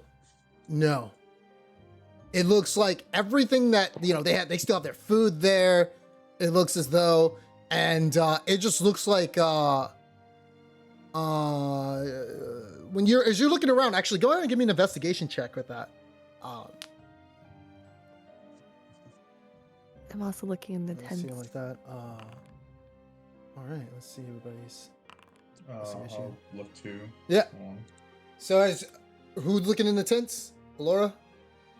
Oh, yes, Which I tent you moved looking around at? to one of the intact. Okay, one. so you're in that one. So Laura, as you were investigating the tent, inside you see a burrowed hole. And you do see some blood. Oh. And it looks like the hole is big enough to fit a horse inside of it. I'm not sure. I think either something escaped or the perpetrator of this massacre used this hole to burrow away. Would Then- Vin know anything about onkegs? Give me a history check. Yeah, I was going to ask if it's history or nature. Yeah, give me a history check. Oh, fuck! Well, he does know. Immediately, Vin realizes that this whole entire camp looks as bit to be done by onkegs. I'm going to share that information with the group. As you see the claws, it looks familiar. You see the burrowing.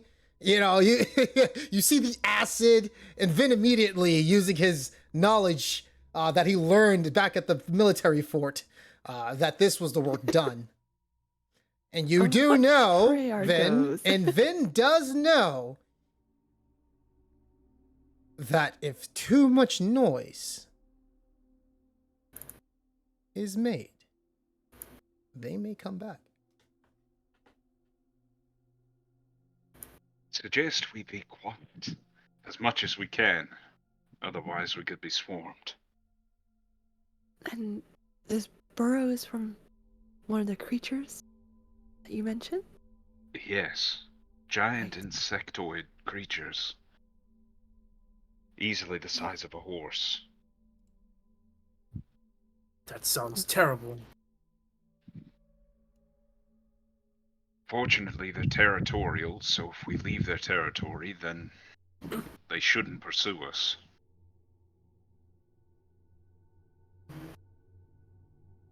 Indeed. If I touch this guy's body, is it bad? Like, because you said he has acid on him, would it, like, affect me? You trying to touch his face? I'm trying to lift him up, like the body itself. You can lift the body. Like, carry it. Yeah, you can lift Okay. it. Go and I say, very well. I go and I lift up the body in my arms. Let us go. We must give this man a proper burial. It's, what were we here to pick up from Harbin's brother?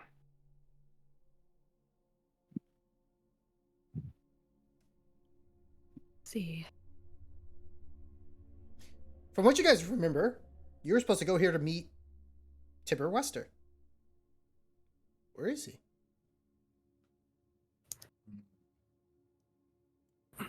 Well, do you think we could check all the bodies and see if our,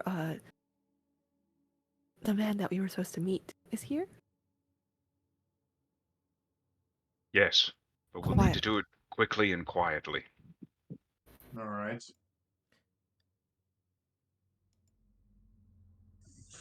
Then give me a... No, you don't have to give me a perception check.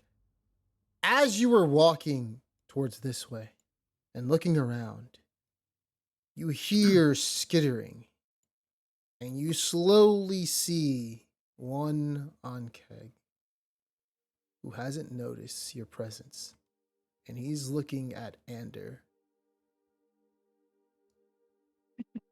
What do you do? Draw my sword, and I'm gonna try to get as close to it as I can. All right, give me a stealth check, please. Uh, Oh, Oh shit! All right. Let me see. Give me 1 second. Let's see his perception.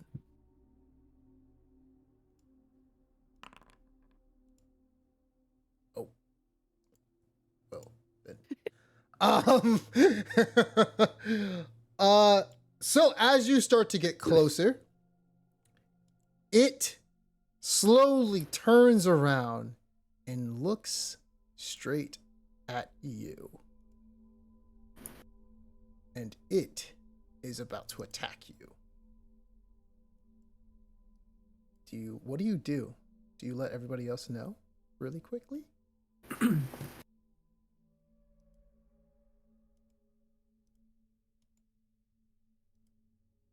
Bacon. If I shout, that's gonna be too much. whistle. Yeah, that was my second. I'll let out a whistle to try to get Wall and Zeno's attention since they're the closest. Okay. Alora's a little bit too far to hear this whistle. So Wall, as you hear this slight whistle, you see the entity, the Ankeg, looking at Vin, and it is about to start marching towards him. What do you do? I go and I put the body down, turn, and remembering that they said that noise is a bad thing, I slowly make my way towards him. Okay. So don't do that yet. Go ahead and press Control Z. You're gonna stop where you stand. As you were right there, do you let Zeno know, because he's got a tit in front of him and he can't see that thing? Yeah. You yell? Yes, I let Zeno know. I mean, I'm You're gonna about to say yell, but okay. So Zeno, you see, as you see Wall, he's trying to get your attention. What do you do? I mean, all I can do is just look at Wall and just give him a face like, okay, what's going on? there's one of those Ankek things down there. Your black-haired friend seems to be in front of it. We need to go and deal with it quietly. By the way, I never introduced myself. My name is Wall. We should move out quickly. And right then and there, the entity gets ready to strike. Everybody roll initiative except for Alora, who this round, she is still investigating. She'll be in the next round.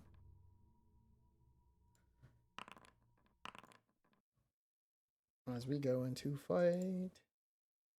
Oh no. Oh yeah. All right, guys. So, who's first? Oh shit, the thing got a fucking 20. Okay. All right. So it immediately rushes up, and that's all it's gonna do. Actually, it's just gonna take a dash. It's gonna get right in the face of Vin, right then and there. And it is turn. Zeno, you're up. Zeno's gonna use his bonus action to rage. Okay.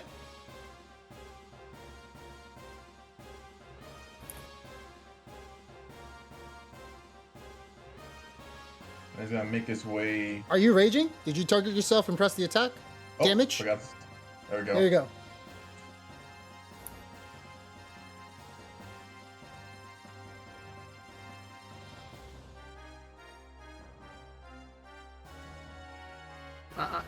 I'm just gonna say I make note of him raging. I do like a nod, silently. And Zeno's gonna put himself in a dodge action. Okay. All right, Wall, you're up. Okay, so I'm gonna start moving as well. Not too loud, obviously. I'm just gonna move right over here, and then move right there, and then I'm going to actually Target I'm yourself gonna- if you're gonna rage. By the way. You gotta Oh no, target no, no, yourself. I'm not. Okay. No, I'm not doing rage now. No, Okay. no. I'm ending my turn right here. Okay. All three of you, give me stealth checks.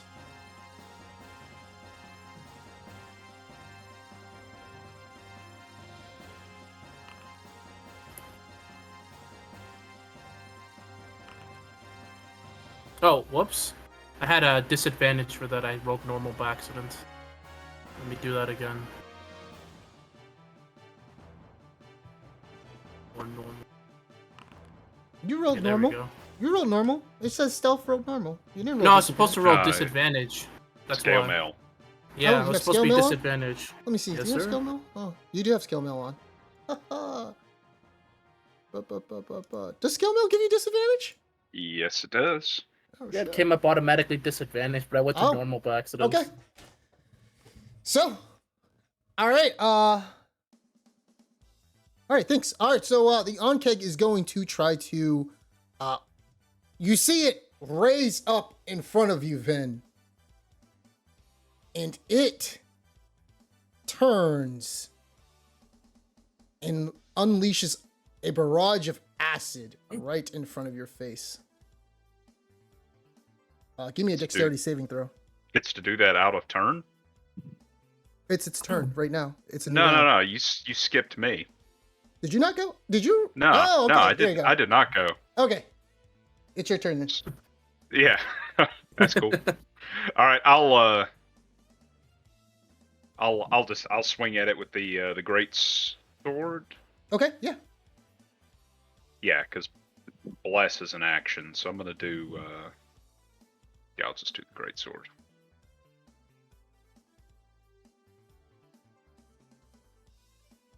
Try it again. Great sword attack.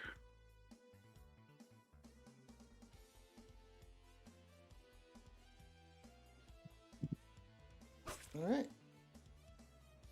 Takes 9 points of damage. And now I take my dexterity save. No, no, yeah, you can attack twice, by the way. Oh, do I have extra attack? Yeah, Okay. I'll just get it at level 5. Gotcha. Oh yeah, I see that there. It's at the very bottom. All right. Attack number 2. Come in with the backswing. Yeah. Oh, you did the big boy damage. Okay. Nice. All right. It's still hanging in there, though, but critically wounded. All right, that's me. Okay, yeah, now give me that dexterity saving throw.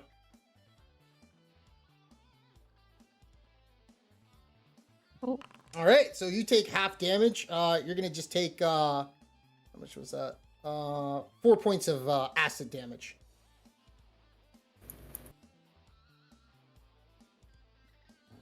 There you go. All right. All right, and whose turn is it now? It is Zeno's turn. Zeno, what are you doing? Zeno's gonna wrap up. I can't. Can't Oh, move. there we go. Second. Oh, actually, sorry. It's a new round. Give me a dexterity. Yes, you. Give me a dexterity check, please. Do you have those with advantage? I'm not sure if you have those with advantage. No, it's only with saving throws. Okay, yeah. Give me a dexterity check, please. Okay.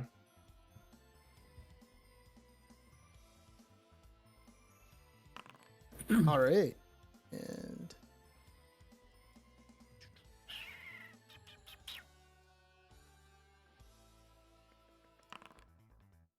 all right, you're good. So you see this. You hear a rumbling right behind you. And out of the ground, in Allure, you hear this as well. You see an Ankeg come up and try to grapple you with his fangs. But you quickly dodge to the left and see it right behind you. It's your turn. What do you do?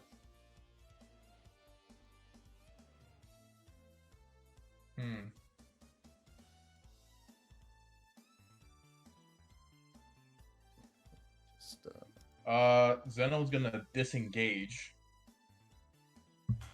and go behind this thing here, and then he's going to end his turn.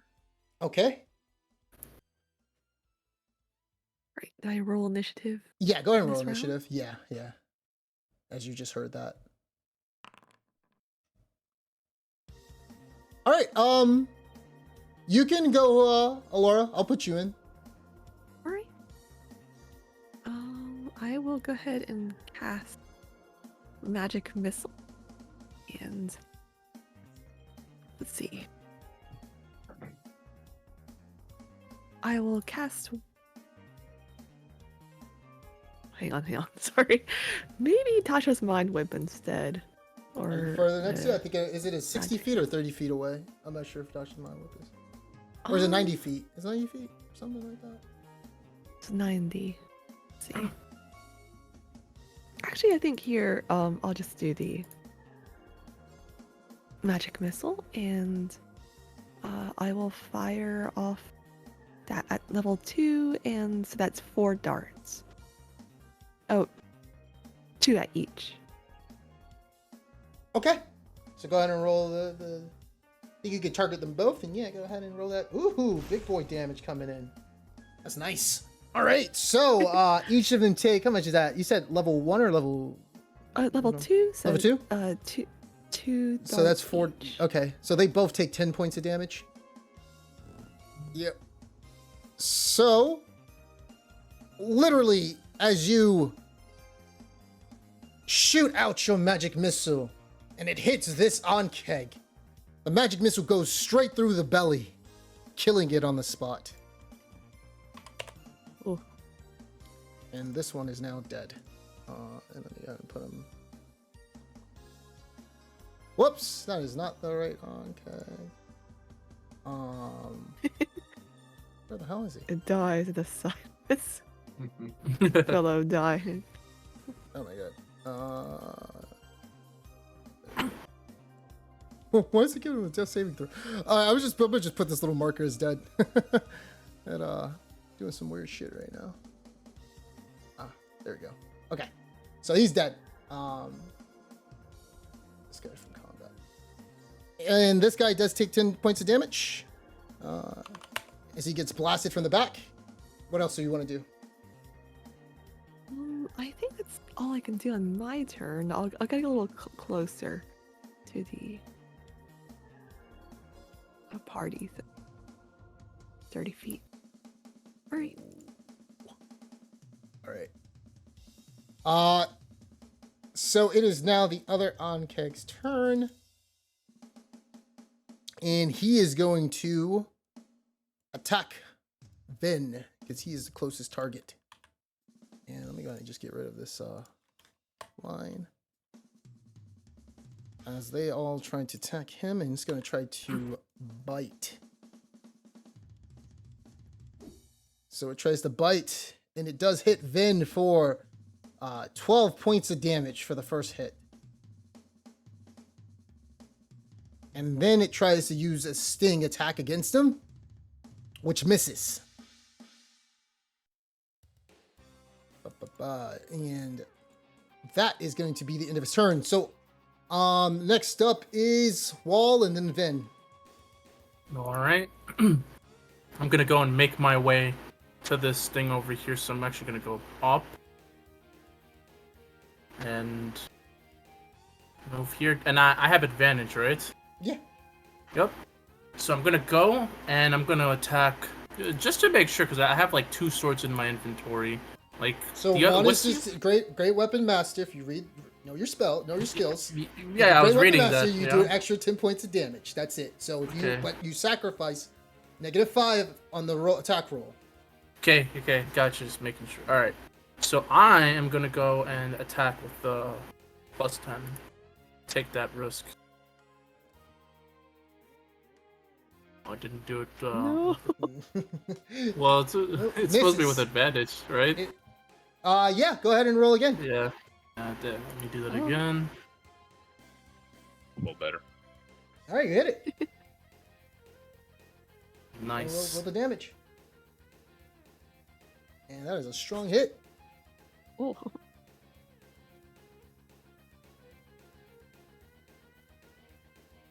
Very good. And then that'll be it for You can attack Oh, again. yeah? Oh, right. You have extra attack. So, I'm gonna attack again. Same weapon.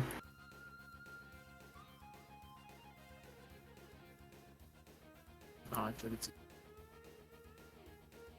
Okay, yeah, that hits. OP.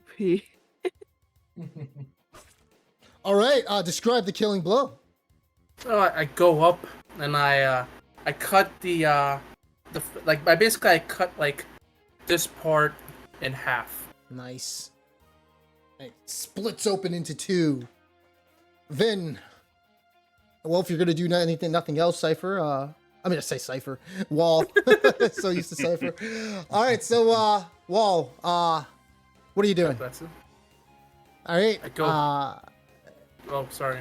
Yeah, no. If you want to get into a better advantage position, you're more than welcome to do so. You don't know what's going. You don't know what's going. Yeah, that's what I was gonna say. So like, I'm just gonna go up and walk up to these two, like right here, and just be like, that was close. I don't know if there's more coming. Should be careful. I guarantee you there's going to be more. Well, let's keep our eyes peeled. Vin, Also- give me a perception check, Vin. Specifically, you. Okay, never mind.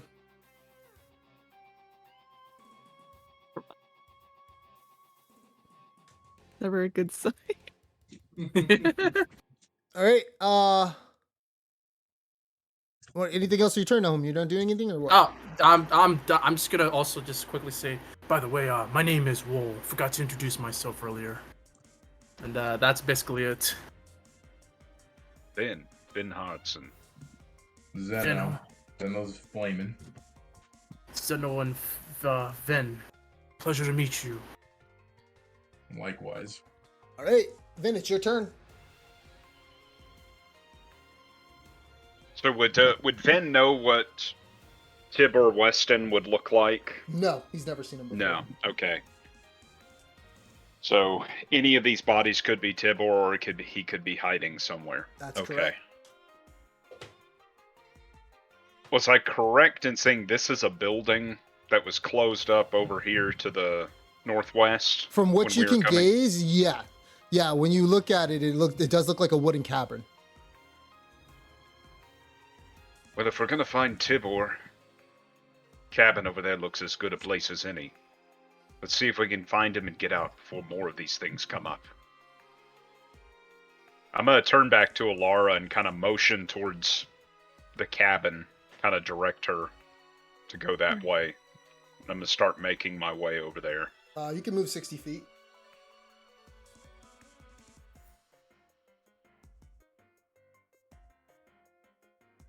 It should be 60. All right. Okay, everybody give me a stealth check.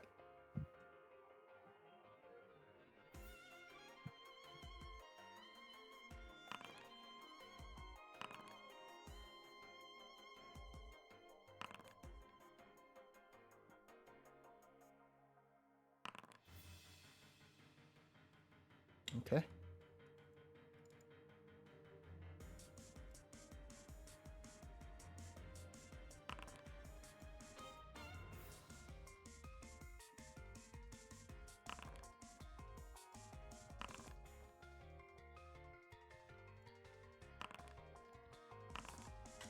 It's a lot. All right, as you are making your way to the cabin, Zeno and Wall, you start to hear burrowing next to you, and 3 onkegs appear. Oh shit. Alora, next to you, burrowing, comes from this direction and starts making its way as you see one onkeg pop up right in front of you. And as you look at it, you hear from the left side another onkeg pop up right on your left from where you're standing. And we are going to continue combat. So, Ba, ba, ba, ba, ba. Give me 1 second, guys. And oops, I need to actually roll for this guy. All right, Alora, it's your turn. What do you want to do? Alright. Let's see. Get my spell scrolls. um. do-do-do. Apologies. Measuring. All right. I'm gonna step. Oh, sorry. Goodness. So you're gonna take attack of opportunity? I mean, it's pretty much next to me, right? So, I would have to if I were to step away, but in that case,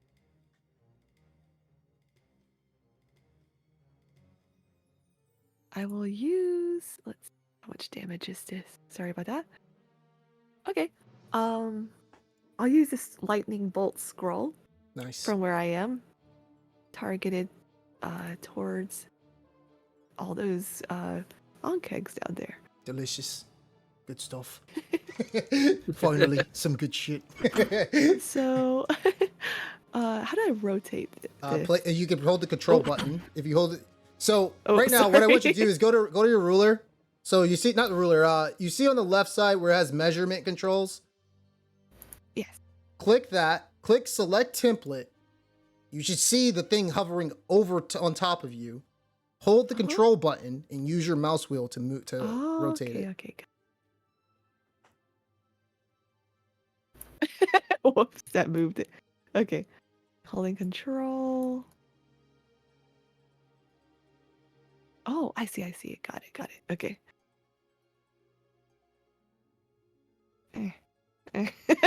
Trying to get all of them. Okay.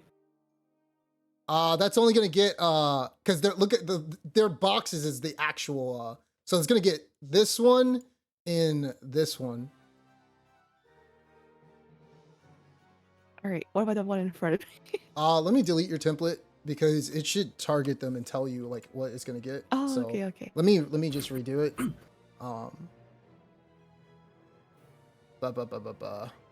me 1 second. Let me just because it should have told you.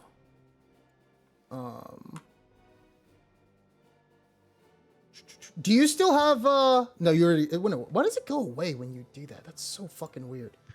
There's a checkbox on the details page that's delete or consume on use. No, that's not what I'm talking about. I'm talking about the the place template on the chat of the spell scroll went away for some reason. Oh, that yeah, I got you. I don't know why the hell I did that. Give me 1 second. Sorry. Let me just put it back in your inventory. And give me a second. How many of those did you have? 2. Yeah, 2? Because Cypher had that as Did you use one before? Or do you still have 2? I just used one right now, so I have one left. Oh, okay. Um, Alright, so give me 1 second. I'll just do it. So let me place a template. I'm not sure why it's not targeting. sorry about that. No, you're good. It should come up. So for Neverwinter Explorers, when you place a template, it tells you what targets that you're going to hit. For some reason, it's not doing it for this. But the boxes will tell me what hits what. So you wanted to land it this way, right? Oh, yeah. Okay, so you're going to hit this guy, and this guy. All right. Is that what you want? Yes. Okay, go ahead and roll damage. It'll say, and click on damage fast. Okay, 32 points of damage. That's pretty good. All right, so let's see what these guys get. So that is going to be one pass, one fail, and let's see. All right, so 2 of these guys take 36 points of damage. Pretty solid. All right, so this guy takes. He only has 36. Ooh, nasty. Literally, you almost killed this guy. Like you killed a few of them. So blood spurts out as he's getting electrocuted. So All right, this guy blows up, and this guy does manage to pass, so he does take half damage, and half of 16 is 18, so 18 points in damage he takes. Nice. Anything else on your turn? I may try. No. If I move away, the attack of opportunity, could I shield it as a reaction? Yeah, you could. All right, I'll try to move. Oh, sorry, that's to me.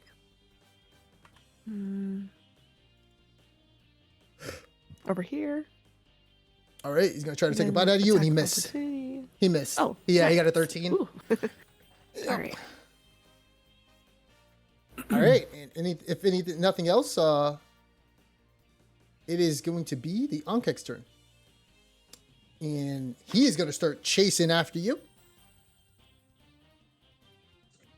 And as he wraps around you, from right around here, you see him open his mouth, and you see green mucus getting ready to spray out as he hits you with the barrage of an acid attack.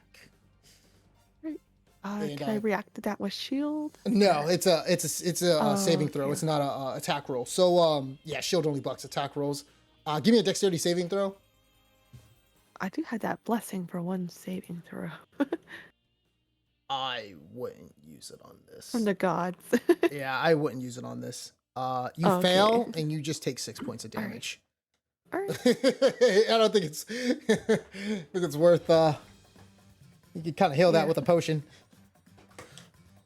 I also had bonus HP, so I'm just down one That's right. Yep. from the T. Okay. Next up is the other Ankeg, who is going to start charging at Wall. And he is going to make a bite, and he misses, and he's going to try to sting you, and he misses. Next up is the other Ankeg, who is going to charge at Zeno, and he is going to also make a bite and a sting attack. So he hits Zeno for 6 points of damage. This is half, by the way. This half already? Okay. This half, by the way. And he's going to use sting, and he misses the sting.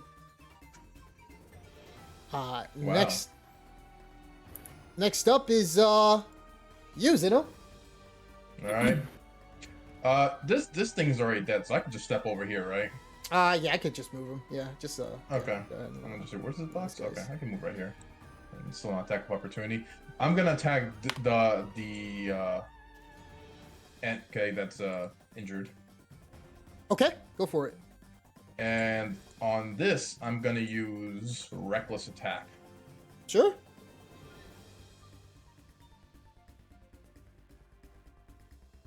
That's it.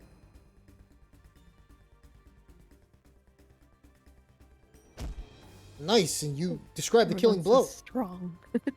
I basically just take the maul, lift it up. It feels like my great axe, but it's not. And I smash down, and I just squish just bug guts everywhere. That's all you hear, and just pus just and blood. Oh, not even. Yeah, just blood just gushes out from the being, and it is now dead. Nice. Anything else? You still got extra. You got 2 more attacks you could do. One with your normal attack, and then a bonus attack. Well, I want to ask you about that. So that thing, I have to use it today, or is that something I can save? Yeah, you have to like use that? it today. You have to use it Okay. today for 1 day. Okay. Like I said. Yeah, so I'll just attack one more time, move over here and attack again. Mm-hmm. That is a hit.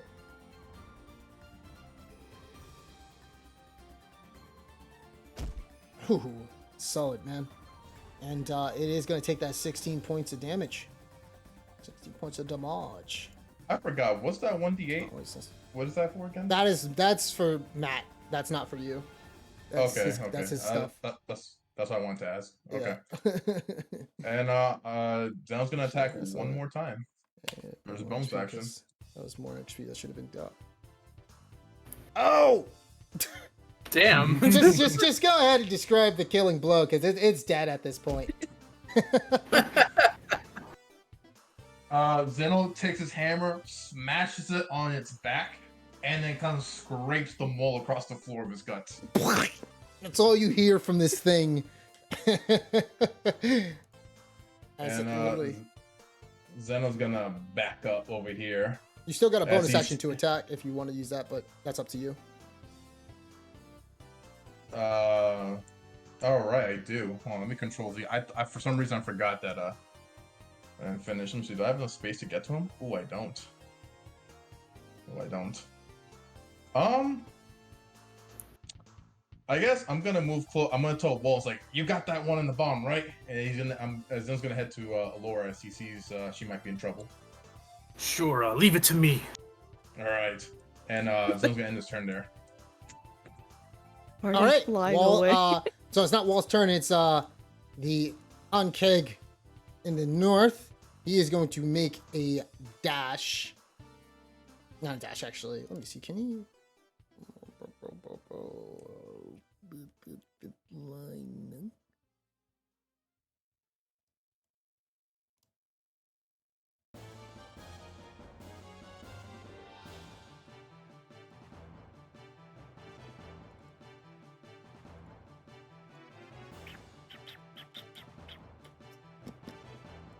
He's going to spray acid straight at Alora. Give me a dexterity saving throw.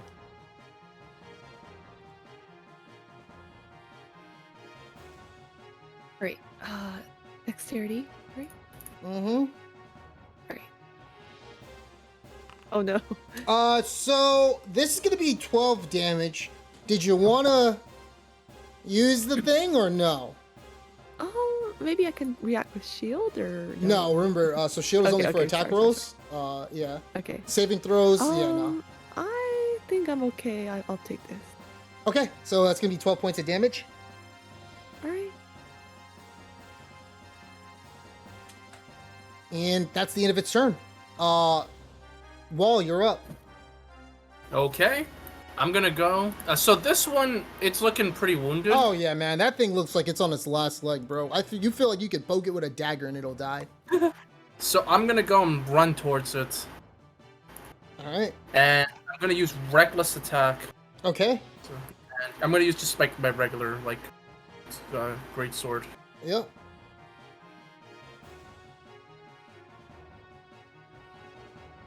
Ooh, solid hit, man. Go ahead and describe the killing blow. I go and I cut its head off.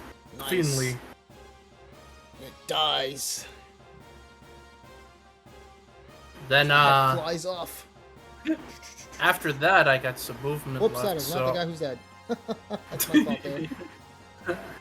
after that, I'm gonna go and make my way back up over here. And I'm gonna end my turn right there. Okay. Vin, what you doing?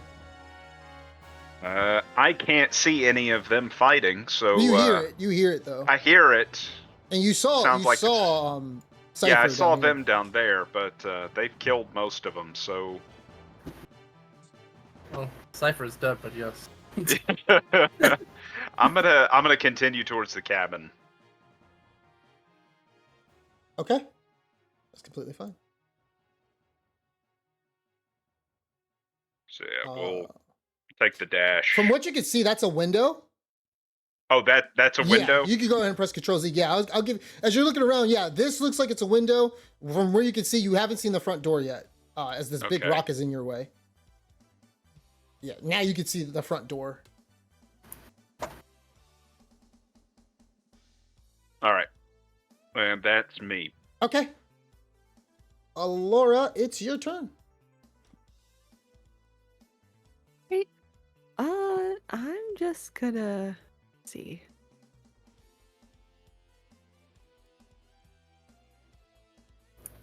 I will cast Tasha's Mind Whip at the 3rd level on these two. Okay. Because at 3rd level it can target 2 Yep. creatures. Mm-hmm.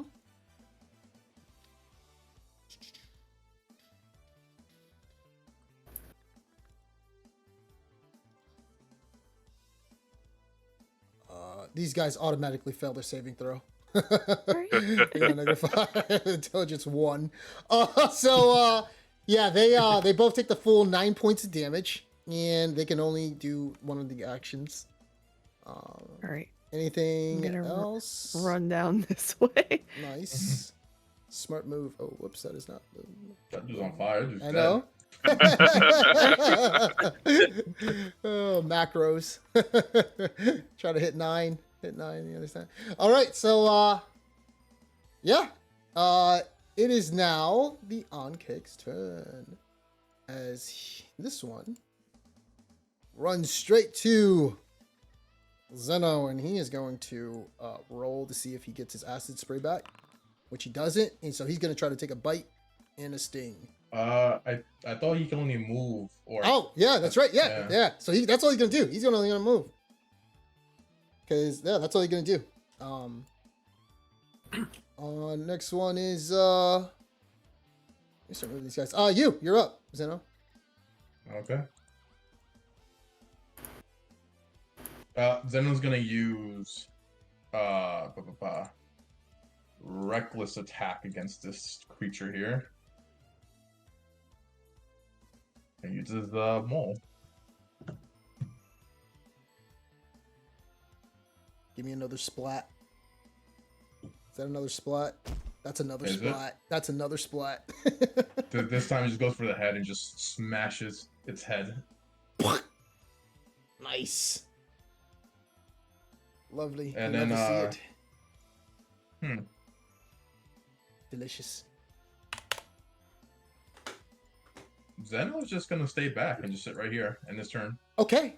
The other one is going to literally just try to take a dash at you, and that's it. Yep. And Wall, you're up. Okay. And this one, does it look like it's been hit yet or anything? Yeah, but it doesn't look like it's been, you don't see any external damage to it. Gotcha. I'm gonna move up and try to get I guess whatever. Doesn't matter.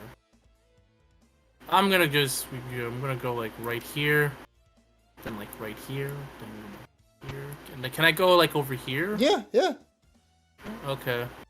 So I have advantage, and I'm gonna swing my regular great sword at it. Okay.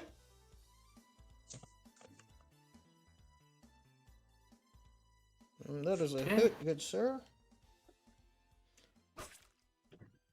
Then I'm gonna swing again. All right.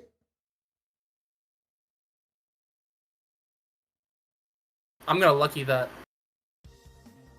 Okay.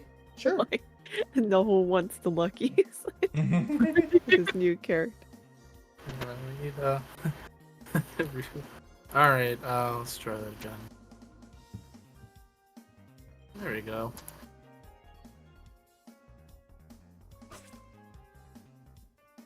All right. And I end So my that's turn it. right there.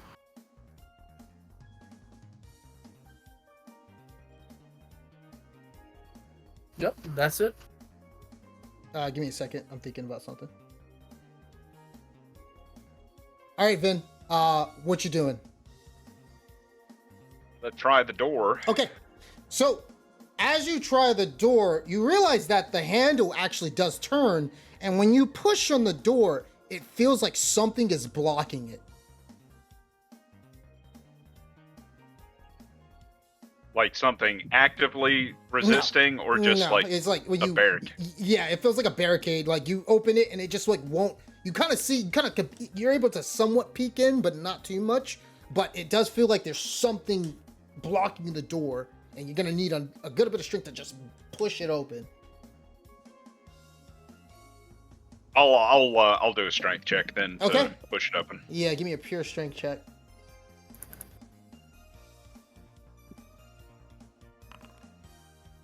Oh, okay.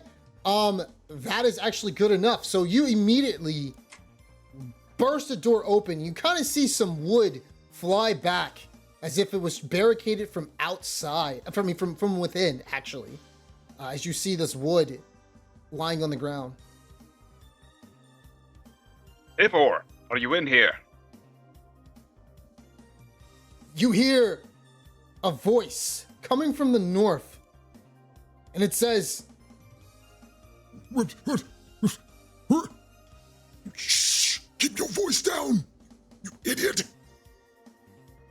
Yeah, that's Tibor. Definitely related to Harbin.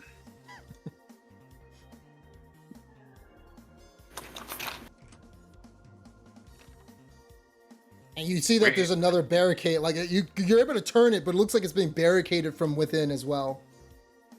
Tibor, we're here from your brother Harbin. He turns, like you hear the voice as it says, Oh, thank God, what took that idiot so long? Anyway, I kind of put all this wood here. Where's those things at? They killed all my men. My companions are killing them as we speak. No. Do you see that big one? Do you mean there's a queen here? Queen? No. No, it was something else. I don't know how to describe it. Where are your companions now? They're at the camp. What do you mean, something else? What? They're fighting out there in the camp? They didn't get much of a choice. They were ambushed. But gods, how much noise are they creating out there? Well, you didn't know they were fighting, so not much. It's not me that you need to worry about, it's it! There's two of them! Very well, stay here. Good, So- take care of it. So that's the last 5 feet of my movement, and that's me. all right, it is now Alora's turn. And I want everybody to give me stealth checks. Even then, No, you were Okay. inside. Oh, actually, yes, because you barged the door open. Yeah, you got to give me a stealth check, man. All right. I forgot about that. Yeah, you go. Yeah. Oh. That's Oh no. I'm gonna lucky that. Please do, because you're by yourself with Tibber. Well, if you're Oh. lucky, can't you just shoot the 17? Who's rolling disadvantage? Yeah. He Right. could. Yeah. Yeah. that's how it Oh, works. okay. Just Yeah. Yeah, you roll once, but it automatically like rolls him disadvantage or whatever. Like I think it's kind of janky. I can choose normal if I Oh, do you it can? from the The from the menu. character sheet. Okay. Yeah. Okay. All So right. yeah, if So you want, you're if you want good. to take the 17, go ahead. All right. So let me roll something, guys.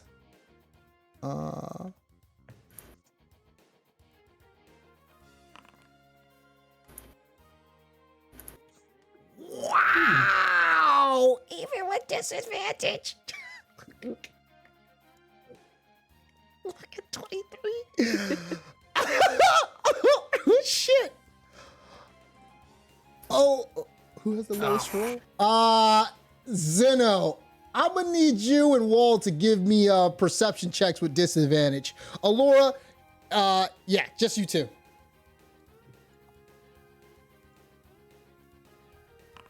Hey, there you go. Get that one out of the way. We were doing too well. Oh, You know- man. I'm gonna do lucky, and I'm gonna choose the higher 16 as my perception. Okay. Or does that yeah, I'm gonna do that. Wait, for the stealth check you're talking about, right? I thought we were on perception. Are you doing? Yeah. Are you? Oh, shit. Roll a 4. Okay. Roll the 8. All right. So Wall. Who rolled the lowest stealth? Zeno did. Me. Okay. Go ahead and roll. Yeah. Go ahead and roll. Again, please. Your perception check. Would I thought I'd just take the one of the two dice, right? cor- Or should I just no, take you 16? choose a third. You roll a third one, and you could choose between Ah. 3. Okay. So you could choose the 16. If I fuck this up. Yeah. Okay.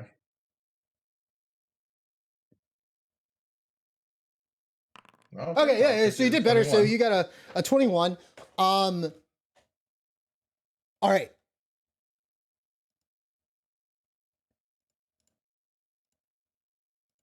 It's boss music time, baby. Yeah, buddy. So, Zeno, as you start to hear some rumbling, you guys start to hear an earth shake.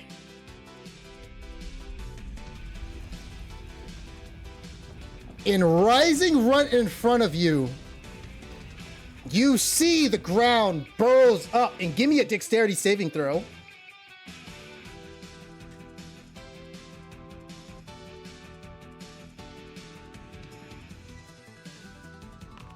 All right. You pass. You're able to move 10 feet.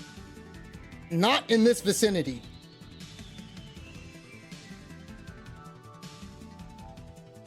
All right. As you hear this explosive burst, the earth ruptures, showering soil and rocks into the air, and a massive creature emerges from beneath. Silver, with jaws wide open, and it looks like this.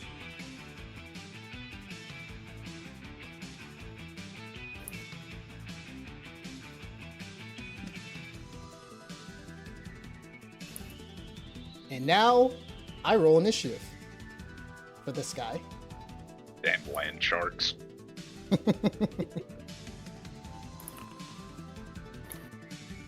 All right. 17. Alora, what do you do?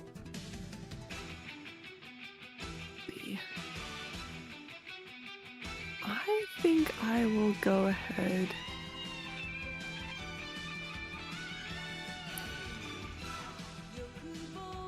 Oh, I don't want to use such powerful scrolls on one thing. All right. You may want to. Yeah, Okay.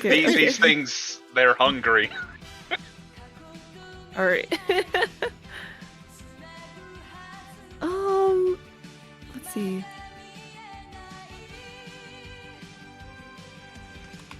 All right.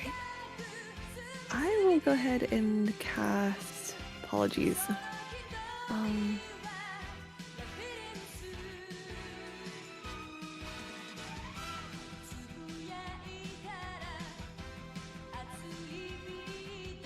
Aid, I guess.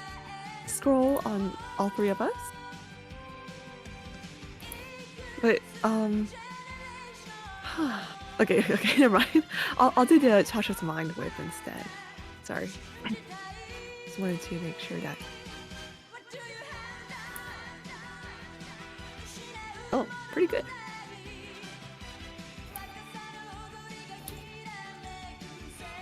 All right. And then may I drink a potion Sure. Let's see what it gets. as a bonus action? All right, it failed. It takes 17 points of damage.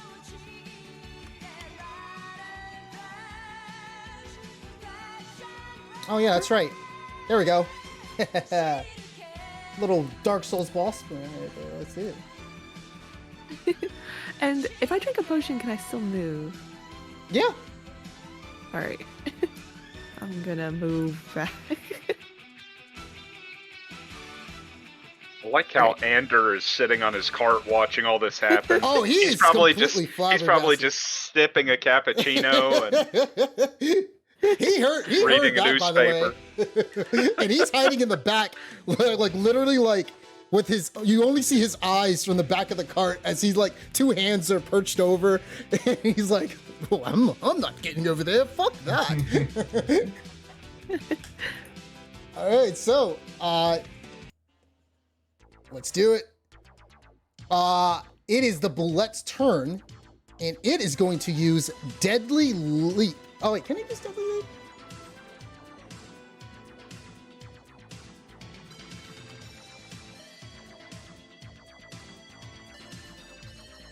Yeah, it's part of its action. Well, okay. Well, it can't move. Okay. You guys start to see the bullet burrow into the ground once again. And it dives deep further into the ground.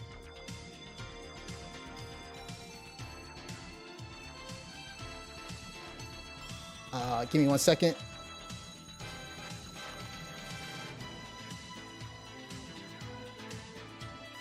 There we go. All right. It is digging deep and deep. Wall and Zeno, give me a perception check.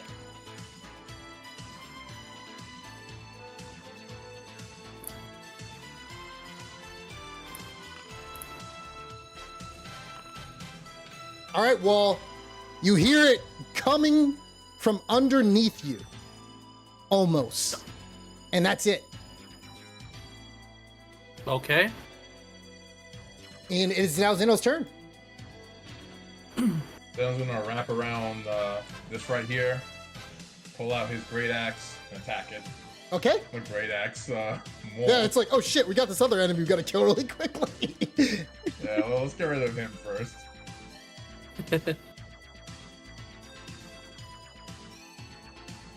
All right, describe the killing blow. Same as before. I can do the Nice. smash. So, like literally just smash it. Get the fuck out of here. We got other shit to worry about. Right. All right, you smash it. It's dead. And then I'll move here and then end this turn. This guy's. Okay. Just move after they die. Yeah, I'm moving them out the way because they're a problem to deal with. Like it clutters up the battle too much or whatever for me, the DM. Instead of just kicking them out of the way while he's Literally like, get the fuck out of here. All right, so Wall, it's your turn. All right, so I go and I say, I just start running this way, as I'm like, the gut's coming out over there. I go, I stints up. All right, Zeno, you seem pretty strong. Think we should be able to be fine though. As I go, and I'm gonna rage now. Okay, target yourself and rage. And let's see the effect. Just turn this one down. There we go. Oh, 1. Okay, so shadowy tendrils. Yeah, nothing happens. But you because you do gain what's it called? Roll a 1d12. You do gain temporary hit points.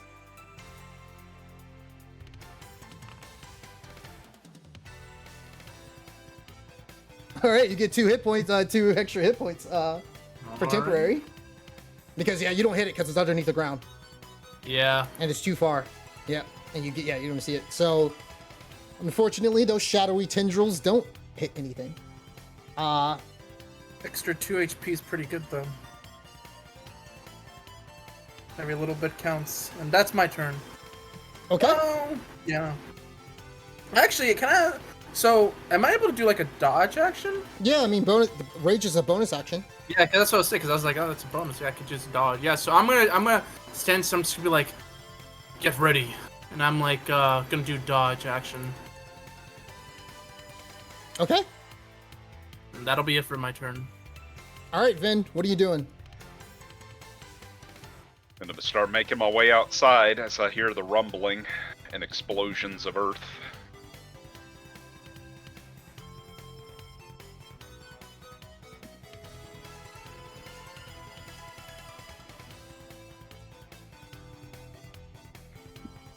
That's me. Okay.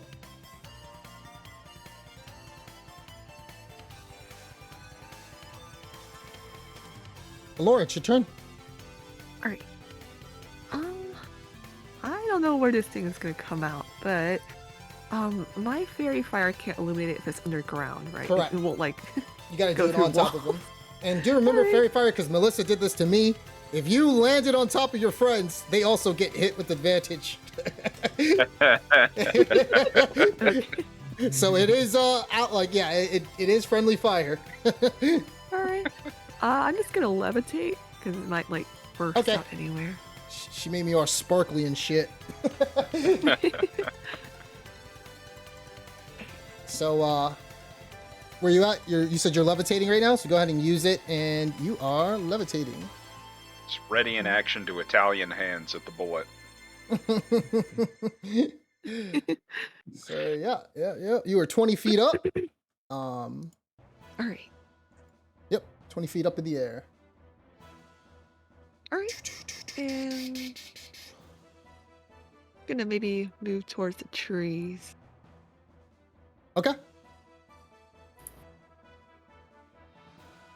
So is that 20 feet? So you can only change your altitude by 20 feet after, like, so you can rise up 20 feet, and then I think you can push yourself 20 feet over or something like that. Yeah. Okay, got it. I'll So you can press Z Control that Z. then. Yeah. All right. You move so fast, you move the on-keg. Woo! No. That's the end of the turn. Okay. So, you guys hear, once again, a rumbling. And straight up from the air, the bullet comes into view. And since it's the new round, it is no longer affected by Tasha's mind whip. You guys see it. Now, whom you're no longer raging. 1 second. I think it went away because, oh wait, it still says you're raging, actually. But the color isn't Maybe there. there's just no animation. Yeah, I was wondering too. Give me 1 second. Does it still...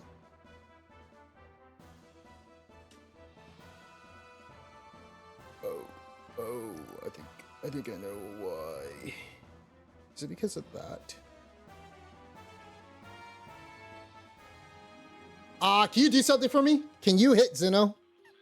I just need to just roll attack and just randomly take my sword. Yeah, I just need to see damage, really.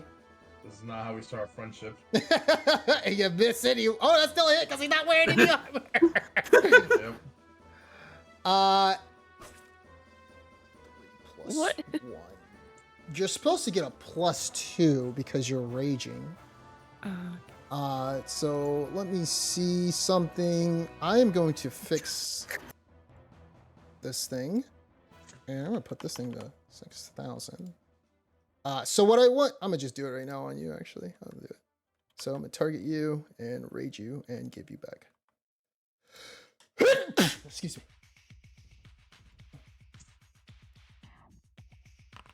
There we go. Okay. I like how it's still the same magic one. All right, so the both of you start to see it, much like a bull, start to get ready to charge at you. And you see it jump up in the air and land on top of the both of you using its deadly leap. And I want the both of you to give me a strength saving throw. Or a dexterity saving throw, your choice.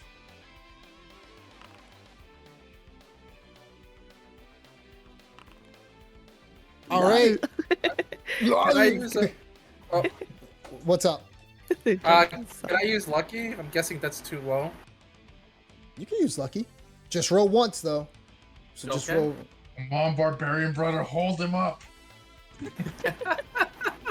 All right, let me do one. I'll take that one. Okay, so you guys both pass. And you're not prone.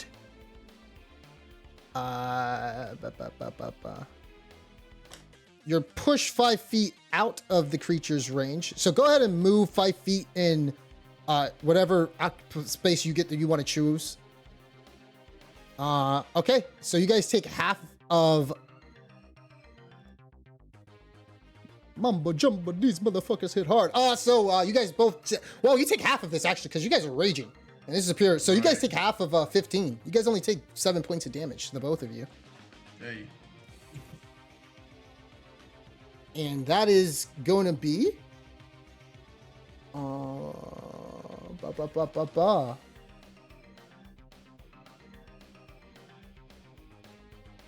That was 15. Okay. You guys start to see it's getting ready to burrow back in. You guys want to make an opportunity attack?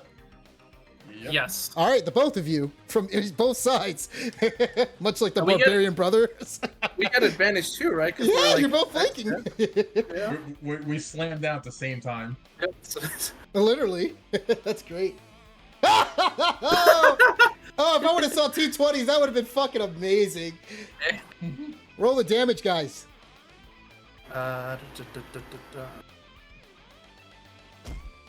12 points damage. All right, so that's gonna be 12 points. It takes. So I got a question, because since I got a crit, right, and I have that great, so does that, like, what? What? 'Cause Just, I'm- just roll a number great, man. You didn't do the plus 10, so just roll a number. Oh, roll a okay, number okay. Yeah, you didn't do the plus 10 one. Okay, gotcha. Okay, so you see this. Does 25 points of damage. All right, so that started going on. Okay, so let's see the. So you did 12 points, right, Zeno? Yep. All right, so it takes another 12 extra points of damage. All right, and you guys do see it burrow back inside once again, right in front of you. And that is going to be the end of its turn. Zeno, you're up.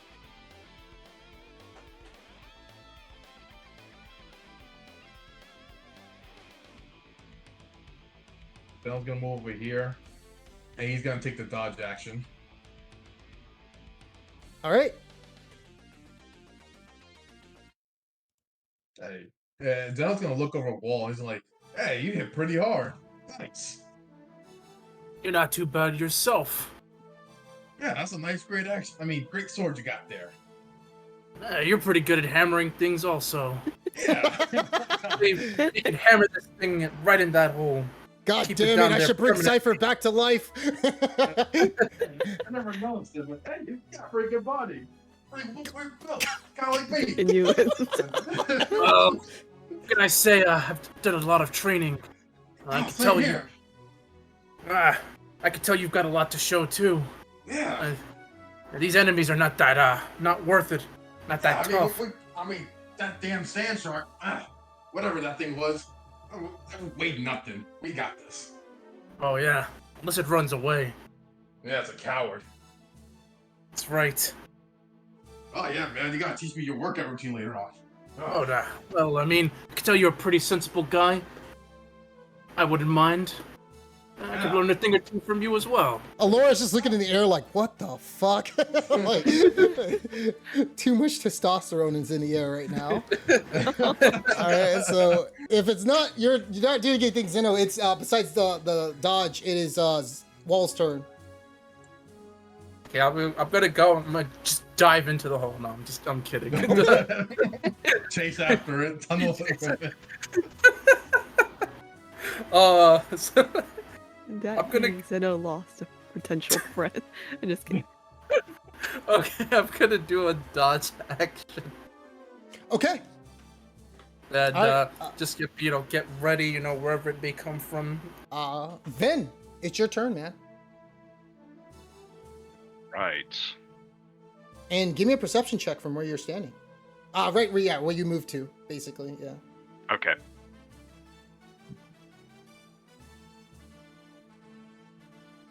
Okay. Don't find anything, don't see anything. You see your companions? All right, they're a bit far. Okay. I guess I will continue moving.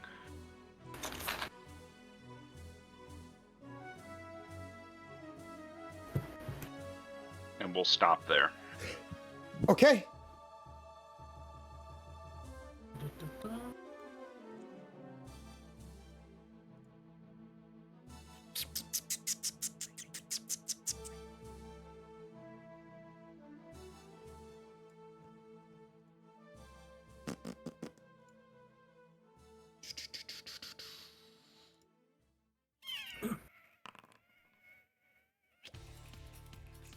Alora, you're up. Great. Well, there's no target. Again, so I wonder. You could always ready an action if you want. Like you shoot something if you see it. All right. Can I ready any spell in that case? You can, but if it's a spell that's out of range of the target, just a heads up, it does fail. All right. I'll ready a magic missile then. And what's the ready action? You're going to try to target anything that pops up in... Yeah. All right. The next enemy you see. So... And it's All right. 120 feet range, so will likely be close. Ba, ba, ba, ba, ba. As you guys are dealing with the enemy, then Zeno, Alora, and Wall,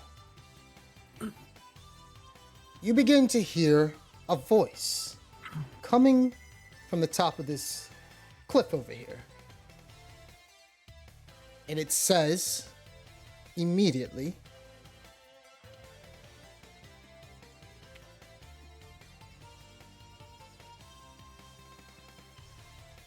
Every single one of you shall die from the power of Talos!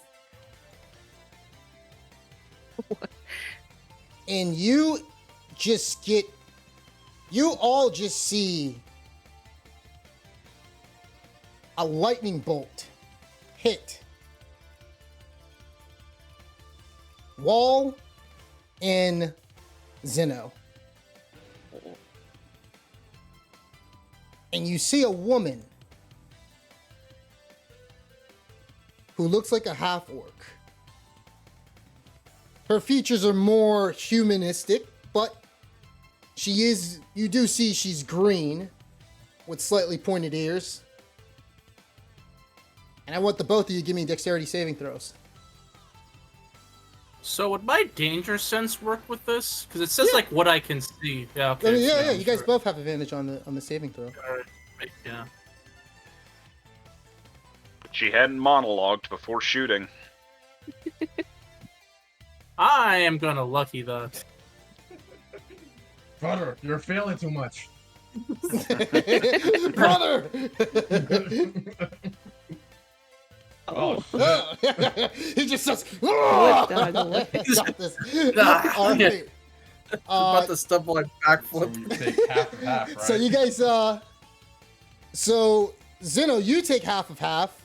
So you take 6 points of damage.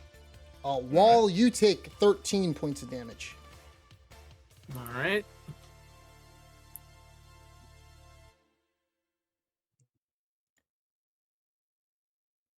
And so at this moment, the woman then snarls as she says,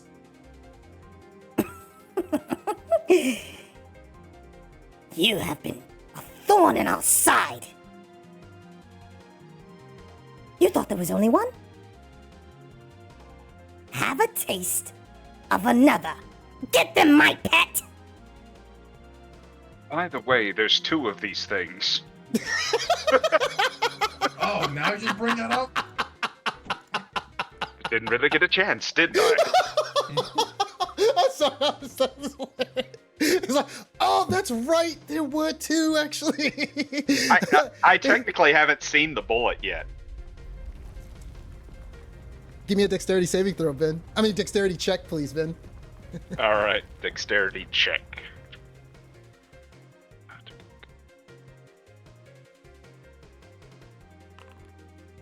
Did you want a lucky?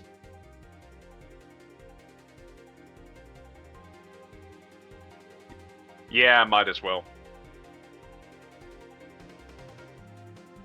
Use the lucky. Come on. There we go. And check. I'll use that 14.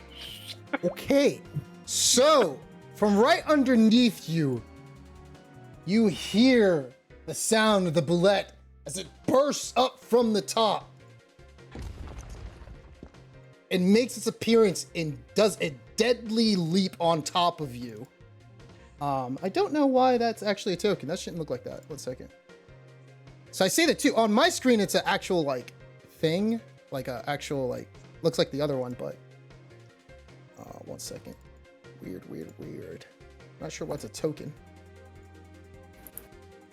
There we go. This is what it looks like. All right, so it is on top of you. You are prone, and that's what it's gonna do on its turn.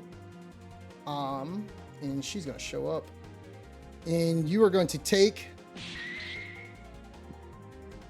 25 points of damage. All right. And if you're in prone, does it share the same space? Let me see. Deadly leap. This creature, each one of those creatures must succeed on a DC 16. Be knocked prone.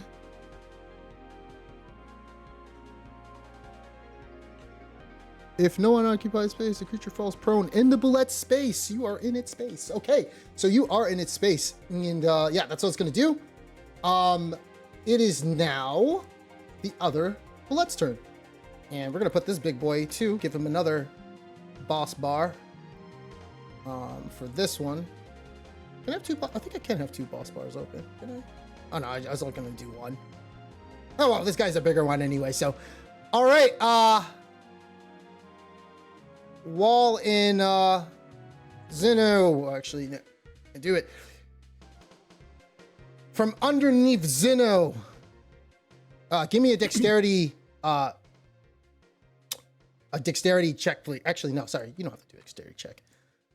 It comes from right in front of you, Zeno, and it merges as it breaks through, and it tries to bite you.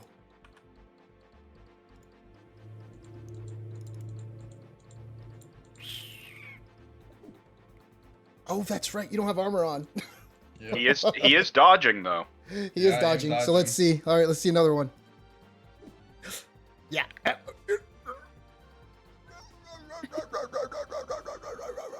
What's half of 41? 20 points of damage.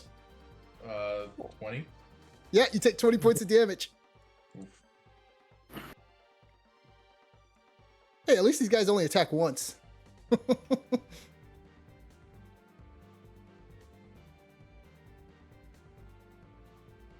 And that's going to be its turn. It's your turn now. I look at Laura and I say, Laura, do you think you're going to be able to save Vin from under there? Or heal him? Hey, Alara didn't do her ready action for Yeah, go ahead. first enemy to pop out. Yeah. That's right. What did you want to? Yeah, you Would can go that ahead be and hit the this thing. lady or the second one? What popped up first? The woman, right? Can you hit the woman? Yeah. You can hit the woman. What was it? A magic Yeah, missile? I can. Yeah. Uh-huh. Go ahead and knock her out. Yeah, sorry to interrupt you, Zeno. Oh, no, it's fine. I forgot about it. Make sure you target her. Sorry about that. I thought I did. Okay. Should I cast it again or? No, just click damage. All right. No. Okay. It's 9 damage. Okay. She takes 9 points of damage. Damage. Give me a second. All right. And there you go. on this turn,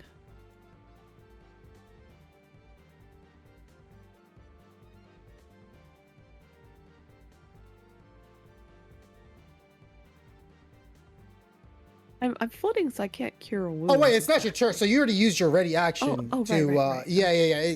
You just delayed your action for basically when on an Oh. event that happened. So it's Zeno's turn now. Okay.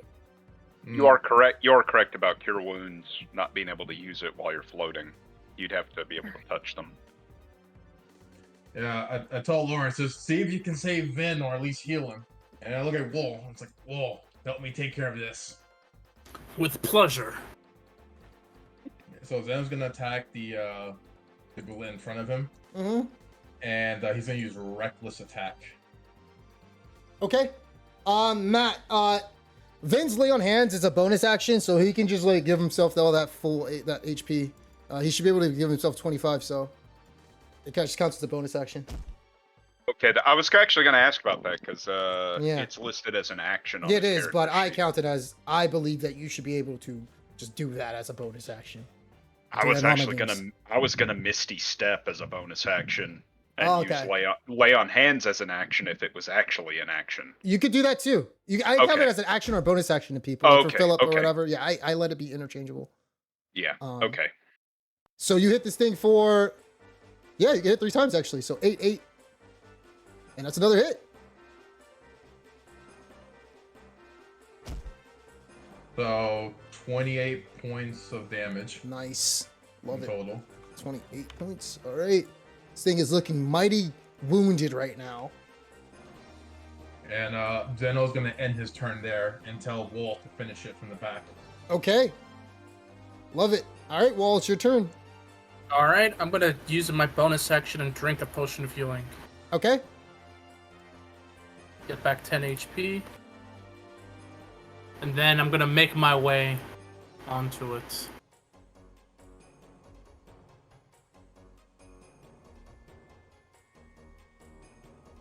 Alright, and I should have advantage. And I'm gonna go and swing my sword at it. okay.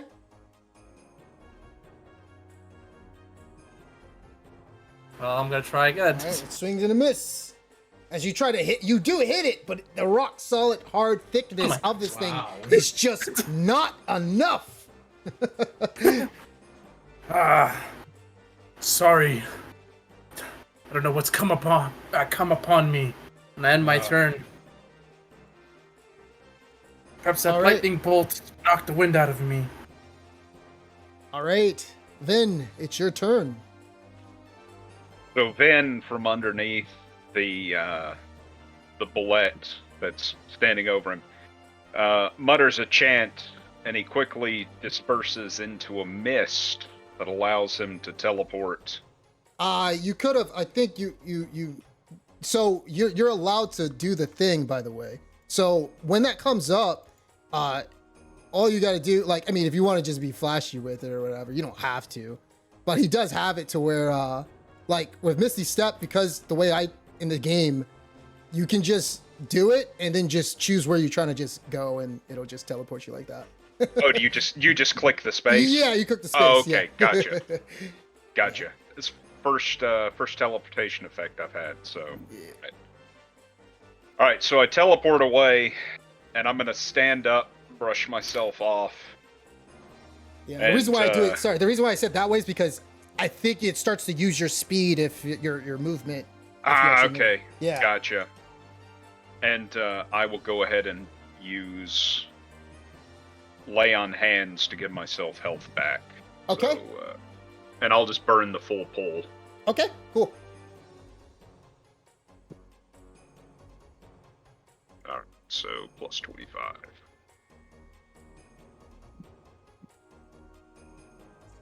All right.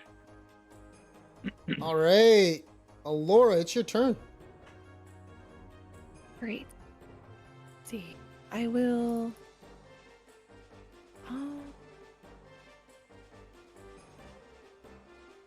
There's not much point in casting Tasha's Mind Whip now, so. Let me see if I have something more powerful that I could use.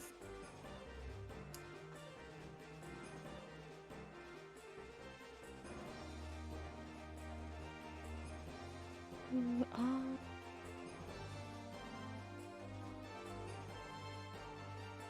So, I'll target all 3 of them. I don't have any, like, good multi-target spells myself, aside from Fireball, which would capture everyone, so... And use a spell scroll for... Crackle? Ooh. Perhaps? Love it. Nice. All right. Go ahead and use it. See if it hits. Hit that attack. Ooh, nice. And I believe we said that we wanted to Oh. target every single one, so it's gonna hit. We just say it hits every single one because I think what you guys voted on when we were back at the Dragon Quest thing is roll once for everybody, all the enemies. Oh, okay. So 23 hits everybody. Or did we say roll for everybody or roll single targets? Was it single targets actually? I think we actually did Oh, single yeah. targets. Single Okay. Target. So if it's a single target, then give me 1 second. So that is some weird shit. Give me 1 second.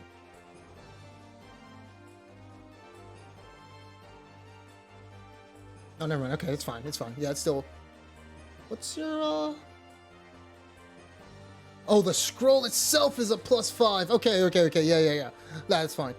I was like, I think your attack roll should be higher with that. But yeah, it is a 25 because the spell scroll itself is a 25. So what I want you to do is just roll 2 more 20s. Just roll a 2d20 and see who you're targeting and hits. All right. I'll target. So 16, a 15. You hit this guy.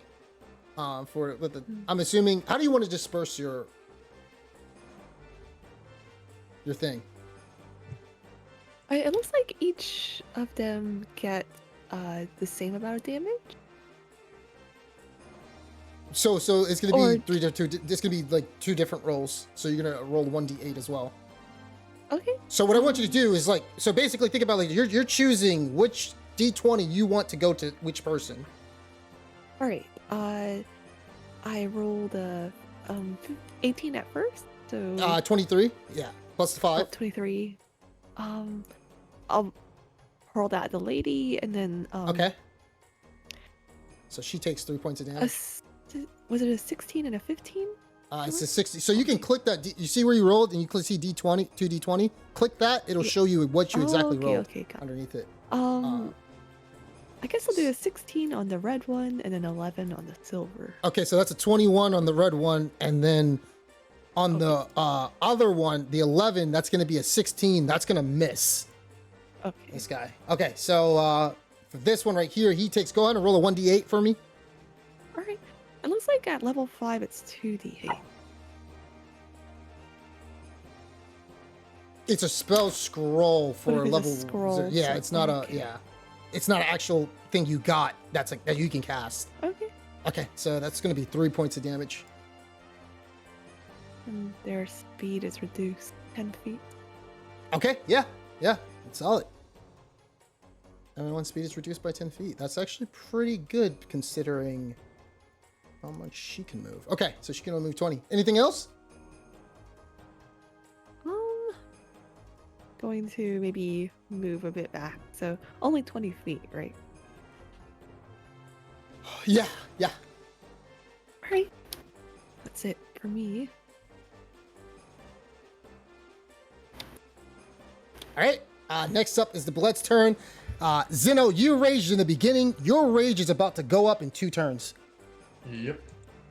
So it is now the Bullet's turn, and the Bullet is going to flank Zeno.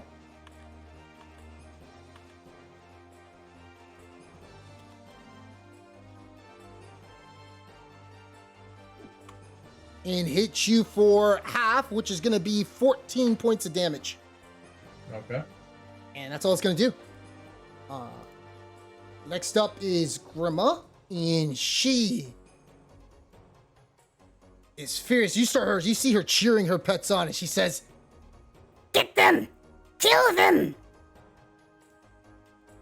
"Watch it for her. She can't launch another, so she can only move. Let's see, 20 feet. Can she touch this guy?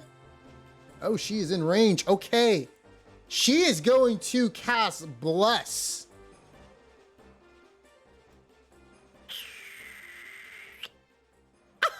She can't. Well, wait. Can she? She can't reach him. It's 30 feet, not Yeah. 35.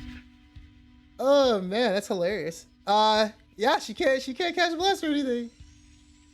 What can she do? She can't do shit this turn. She can only throw a spear. I think that's at disadvantage. Yeah, she's gonna throw a spear at disadvantage at well, actually, she's gonna. Let me see something. So she's gonna move 20 feet again. And she's gonna try to chuck a spear at Zeno with disadvantage.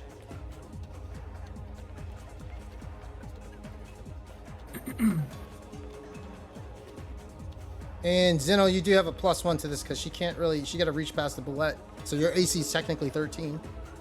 Yay.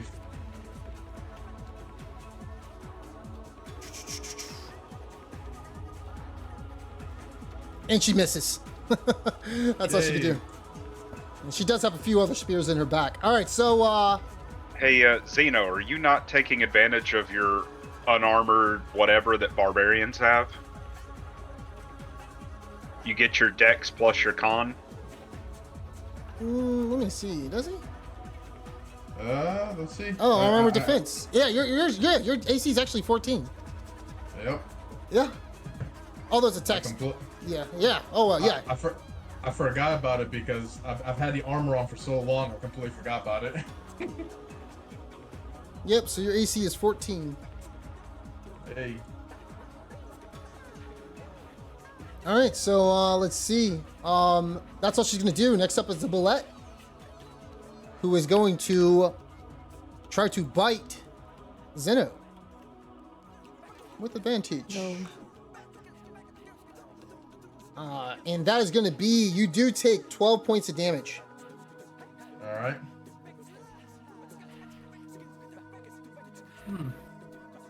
All right, Zeno, it's your turn.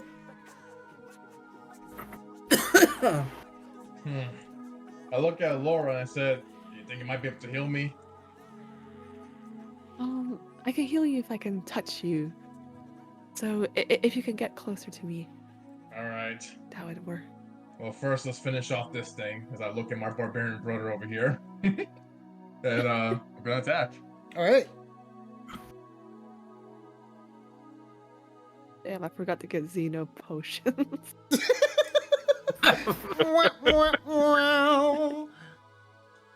Yeah, and he's gonna attack again. Okay. Keep winning on this Gonna be thing. 12 points of damage this thing takes.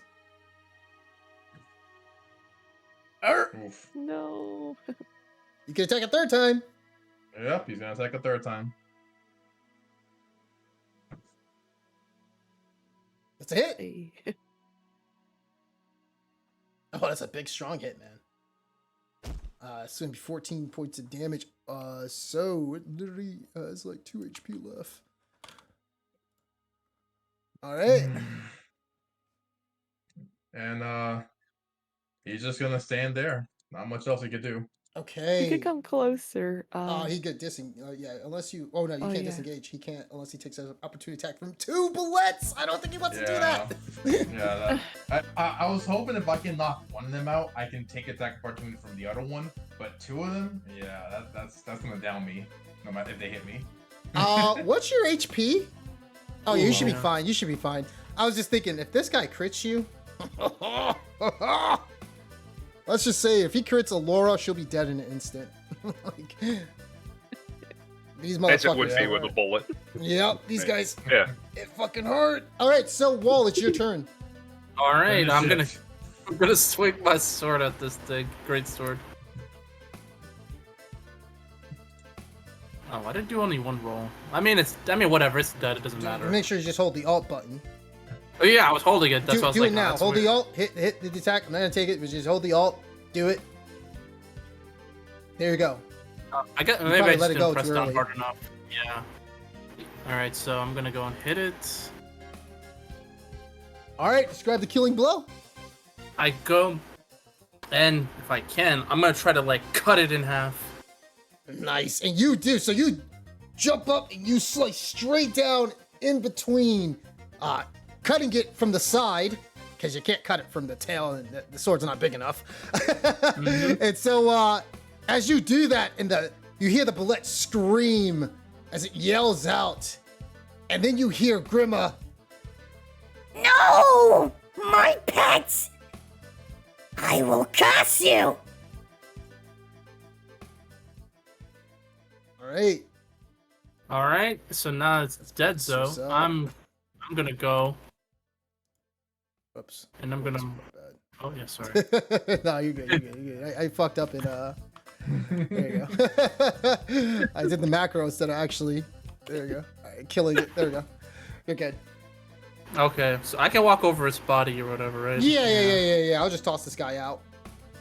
I just like throw it or whatever. Okay, so I'm gonna I'm gonna go like running down over here, and I'm gonna go.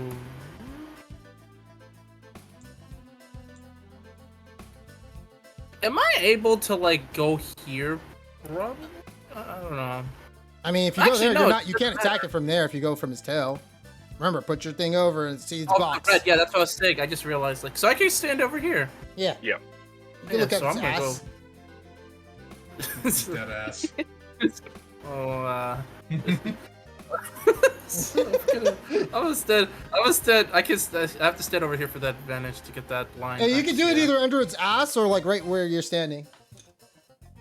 You know, I think I'll just go where I'm standing right Okay. now. I think I'd rather prefer that. Well, you don't want it to, take a shit on you? No, I'm joking. Go ahead. You can go ahead and attack with that. Goodness. Booty like groceries. Oh, God. Boulette booty. Okay, That's a I'm hit. sorry. Oh, man. Yeah. 13 points of damage it takes. All right, and I That tell bar's going Zeno, down. take care of yourself, Zeno. You can't fall over here. I'm trying. All right. That's my turn. All right, Vin, it's your turn. What would you say? Would it be a bonus action to toss a potion over to Zeno?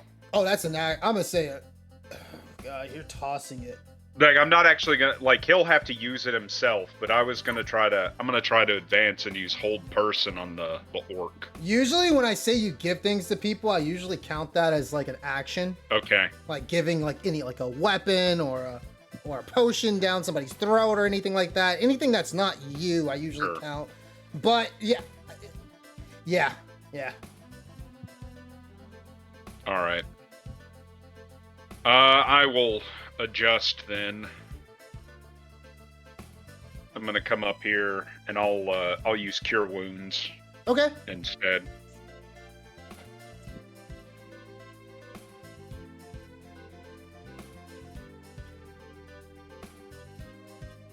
Alright, so 6 HP for Zeno. All right. All right. Thank you. Alright, and that's me.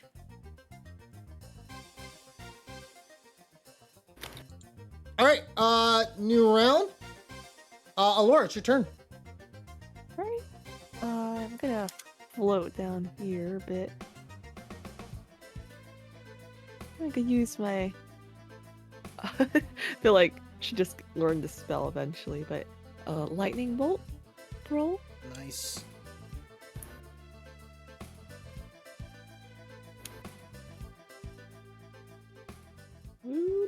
Scrolling. Okay, there we go. All right.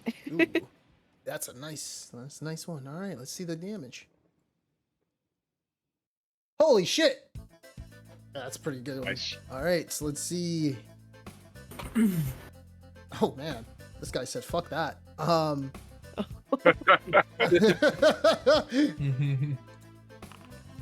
Oh, she also said fuck that. Oh no.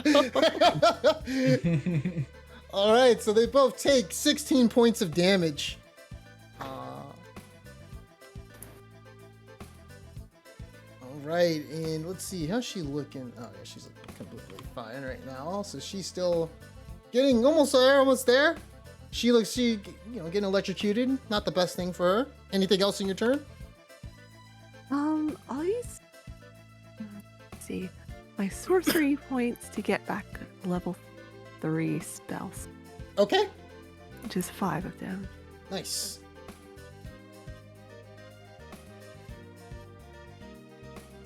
All right. The end, or maybe I'll move that a little bit further. I moved like 10 feet, but move back here. Okay. All right. That's the end of my turn. Okay.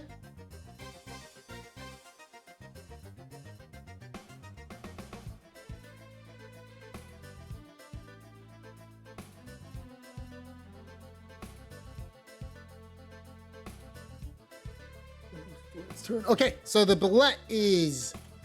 Let's see. It is going to try to take a bite out of Zeno. Oh yeah, that's a hit.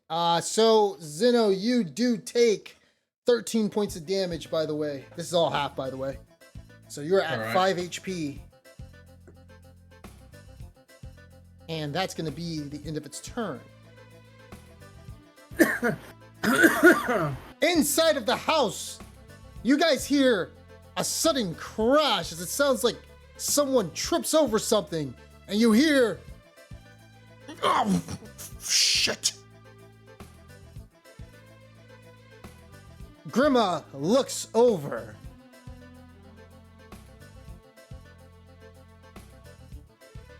And she turns back to you, Vin. And she says,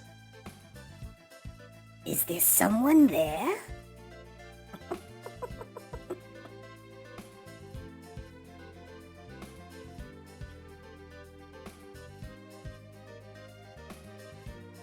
I can respond to her. okay, She's not worth my time. all right. So she immediately takes a dash and runs to the house.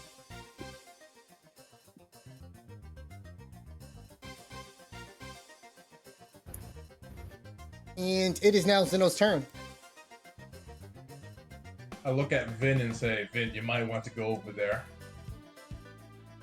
I think we agree on that. Can you handle this bullet? We'll try. Leave it to No. us.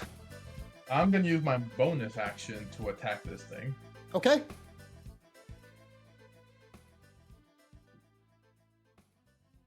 All right, that sucked. And I am then going to disengage. Smart and move. Get close to Alora as I ask Alora, and I could really use some healing right now. And Okay. He's gonna end his turn there. All right. So, Laura, in order to get to him, you're gonna have to fly. Levitate down 20 feet. Oh yeah. I will. Is it my turn? It's not my turn. No, it's not your turn. Okay. It is now Wall's turn. All right, I'm gonna go and use my reckless attack on this thing. And so I'm gonna swing my greatsword with advantage.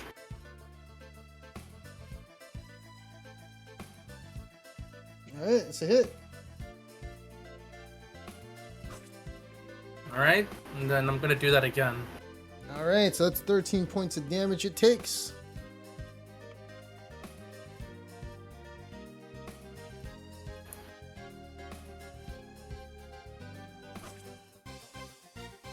All right, it takes another 16 points of damage. Okay, and then that'll be my turn. All right, Ven, you're up. And I get to her. So let's move.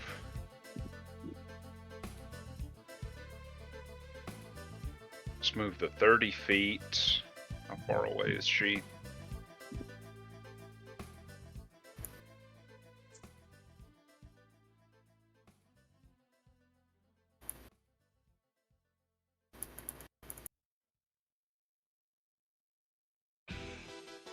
Reading a potion to someone, would that be a full action? Mm-hmm. Yeah. Oh, okay. Sorry.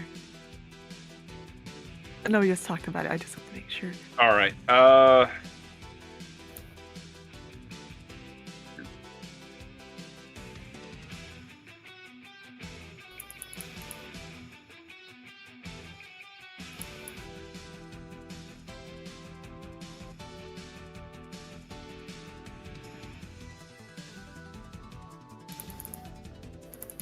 Sandy, we hear you clicking. Oh, I'm not clicking. Is there somebody else clicking? I'm gonna use Channel Divinity, the Abjure enemy, Okay. on the orc. Oh, okay, sorry. Let me redo that. So Orc. good. There we go. He said the orc. She's a half orc. Half Oh, orc, right. yeah. Okay, All sorry, I right. thought another orc kind of appeared. Okay. Wait, so you're doing So- abjure? You said abjure enemy, right?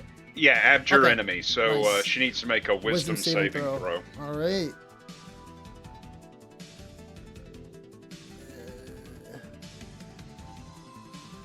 Let's see what she gets. Wow. Oh! Yeah. All right. That's actually, I'm gonna use lucky to force her to reroll that. Lucky only works on attack rolls. Oh, only on attack rolls. Okay. Mhm. Never mind then. Yeah. All right, it's me. It's bonus action and action and movement. Okay. Laura, you're up. Right, I'm gonna stop flying. All right. So you land back down to the ground. And then I will cure wounds at level 3. Yeah. Okay.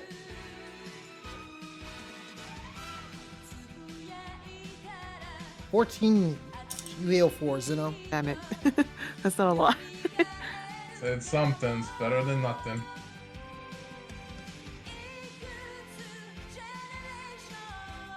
Do you have any And- potions? I do. If I drop a potion, would that be a bonus action? I mean, you could Not- you could not- drop it, or I mean, you could just pick it up. Like Yeah. drop on the ground and I would pick say it you could up? drop it. It's an object interaction, so yeah, you could drop the potion. Sure. Alright. I'll pick it drop up. one of my greater healing potions.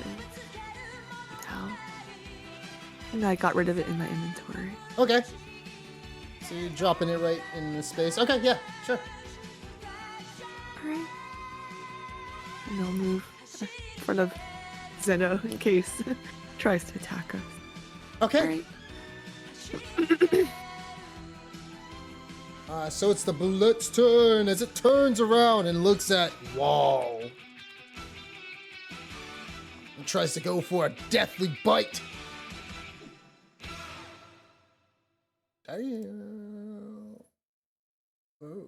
You're raging, so that's half. This is Zeno's final round for rage until we can do it again. Wall, you do take. What the hell's happening? My brain ain't working. 17 points of damage. It's like, what's half of 35? All right. All right. And that's it. Next up is Grima. And she.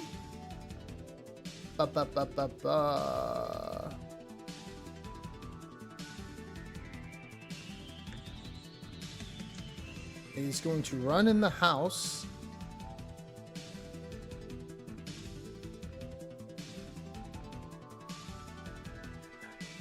She's gonna shut the door. And she's gonna get ready to do something.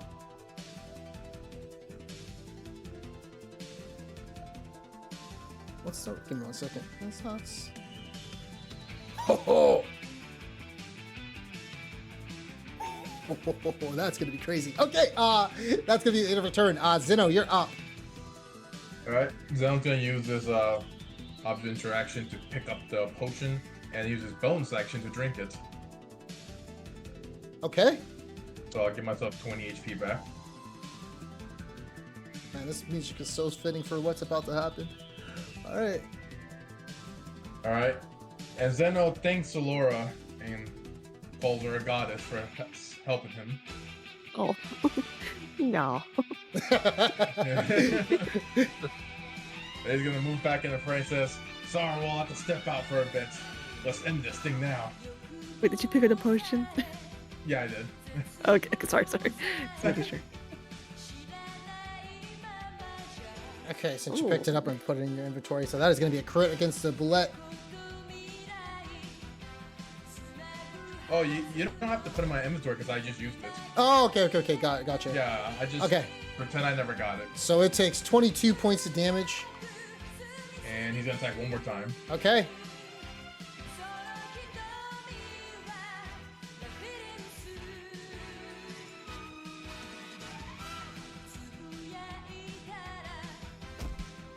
All right, 13 points of damage it takes. Whoa, finish this. All right, Wall, And it's in his turn there. you're up, Wall.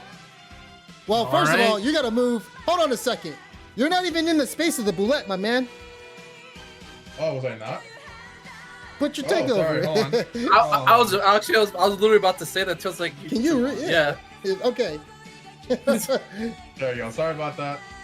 Yeah, Again, I didn't put the mouse over the box. I just looked at the tail like that's where I gotta go. Up the butt. And, All right. I go and I okay. I go and I say, "Good job, brother." I go and I take my sword. Time to finish this thing off. I didn't hold it down properly. Let's do it once. Wait, so hold on a second. Are you doing the negative? Which one are you doing, man? You gotta let me know which Oh, one you're did I doing. click? You're Oh, doing my two bad. different moves right now. Yeah, no, I pressed that one by mistake. Which one are you doing? No, the regular one. Not, Okay. I can't do the other one. There we go. There you go. Hey. So,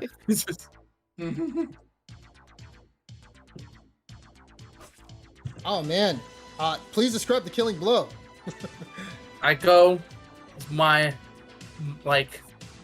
go and I charge up my muscles as I swing my sword down so hard, it splits it in half. And you hear a cry as the bullet literally dies right in front of you.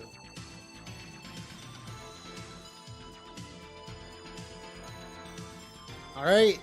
Anything else? After that, I say, "Good work, Zeno. It was distracted and I was able to finish it off. Let's go help your friend. There may be other innocents that need us." That's So I- right. So I make my way and just move over there. That's it for me. Okay. Bolt my way that way. That's my turn. All right. Vin, you're up.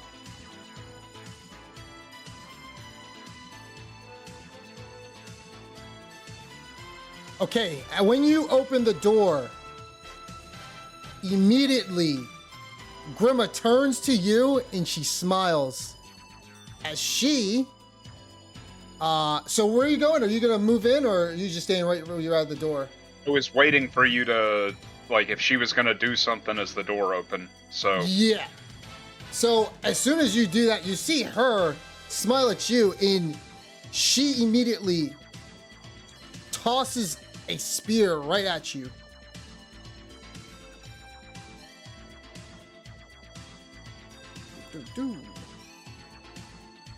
And she misses.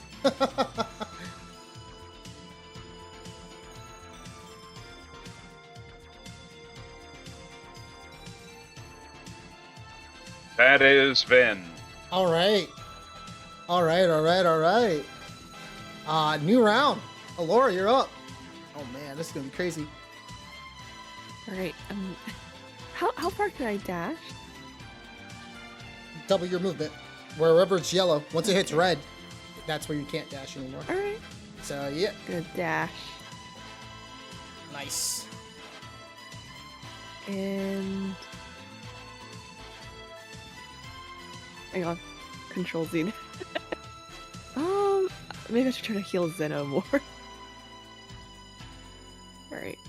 I'll come up to Zeno, and then do another cure wounds. Okay. Sorry. Target. This time at first level. Sure. Awesome.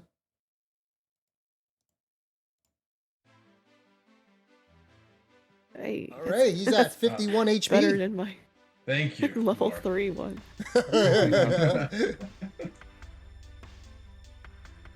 And then I can't dash anymore because that was my action, right? Correct. Yeah.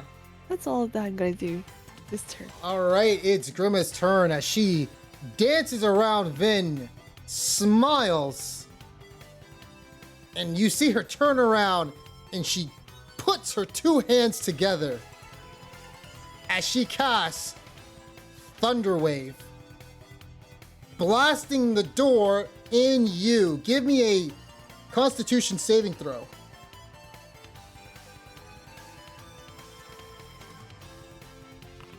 All right, so you withheld, like literally, like you just hold your ground within the shockwave, as you only take, what's half of 15? That's seven points of damage, right? Yeah.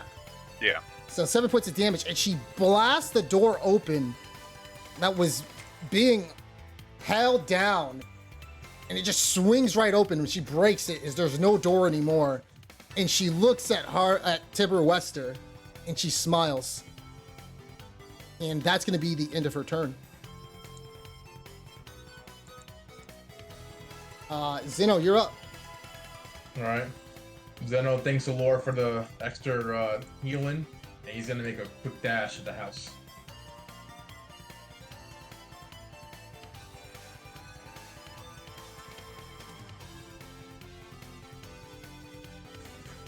And he's gonna end his turn. Okay. Wall, you're up.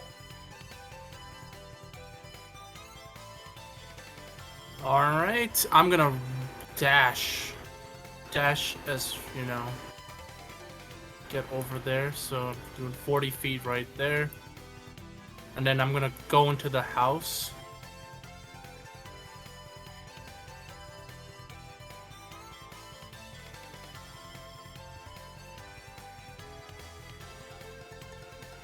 And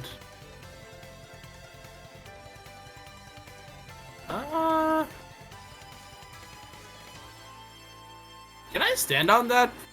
Yeah.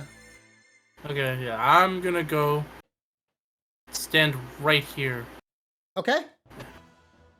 And I go and I say, "You fiend, what do you think you're doing?" It's actually good that you stood there. All right. And I end my turn. Vin, it's your turn. This may come down to you. All right. So I'm gonna step up and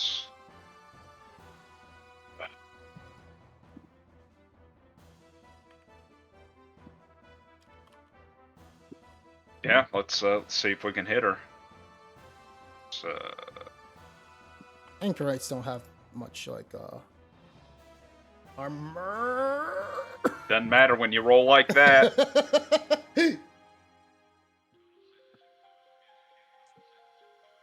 Oh! But it does there. Holy shit! And She hey, is bleeding profusely. I get a bonus man. action from Great Weapon Master for scoring a crit. You sure as hell did. Yep.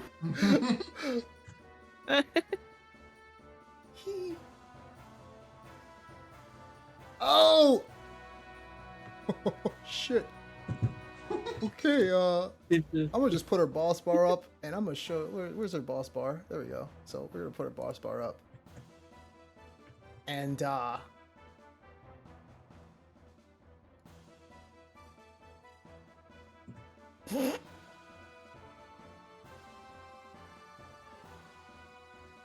Yeah. yeah.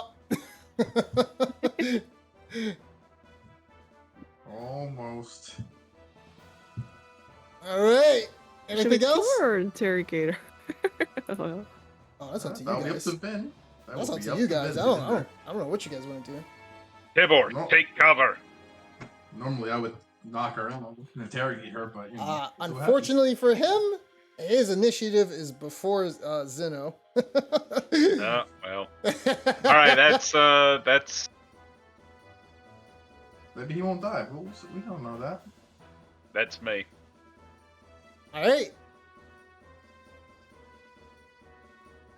We're about to play some football right now in a second. Will the spear land with his +1 AC? Laura, it's your turn. All right. So I'm gonna dash up as far as I can, and that's it. I Okay. don't have line of sight to anyone in the cabin. All right, so now it's Grimma's turn as she is going to try to attack Tibber Wester. And she looks at the both of you and she smiles as she raises her spear and she says, Let me live, and I won't kill him.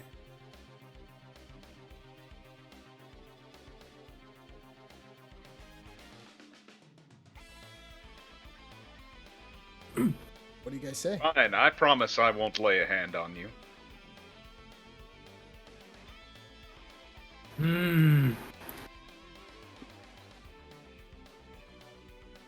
If you let this man go, I will also withdraw.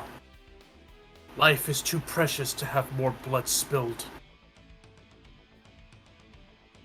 So, I need your word from this man that he's not bluffing. I don't like the way he looks, the man with the black hair. It looks like he may be lying.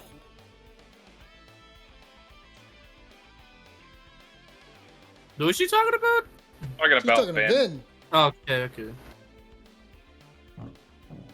And what makes you think I'm lying? I said that I wouldn't lay a hand on you. You won't. I don't trust you.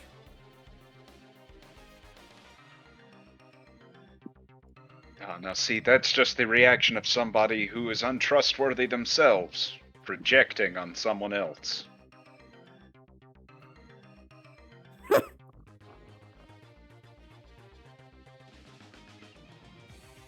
You sit on a throne of lies. I changed my mind. I'll kill him now.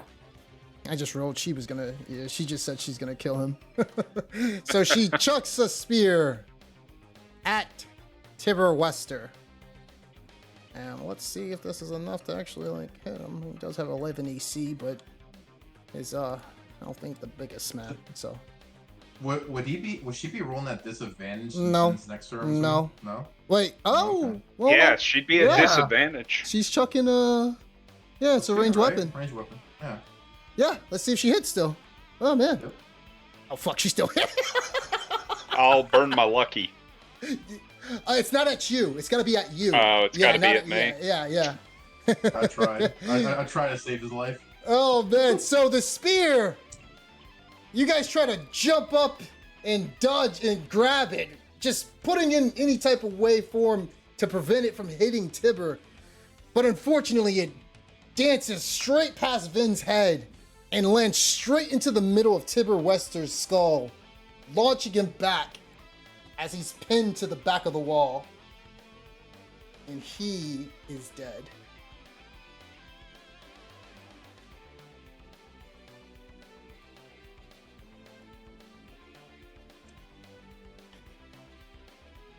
And she laughs and says, and she holds out her arms, willingly letting you guys getting ready to attack her, and she says, The glory of Talos shall fall upon all of you.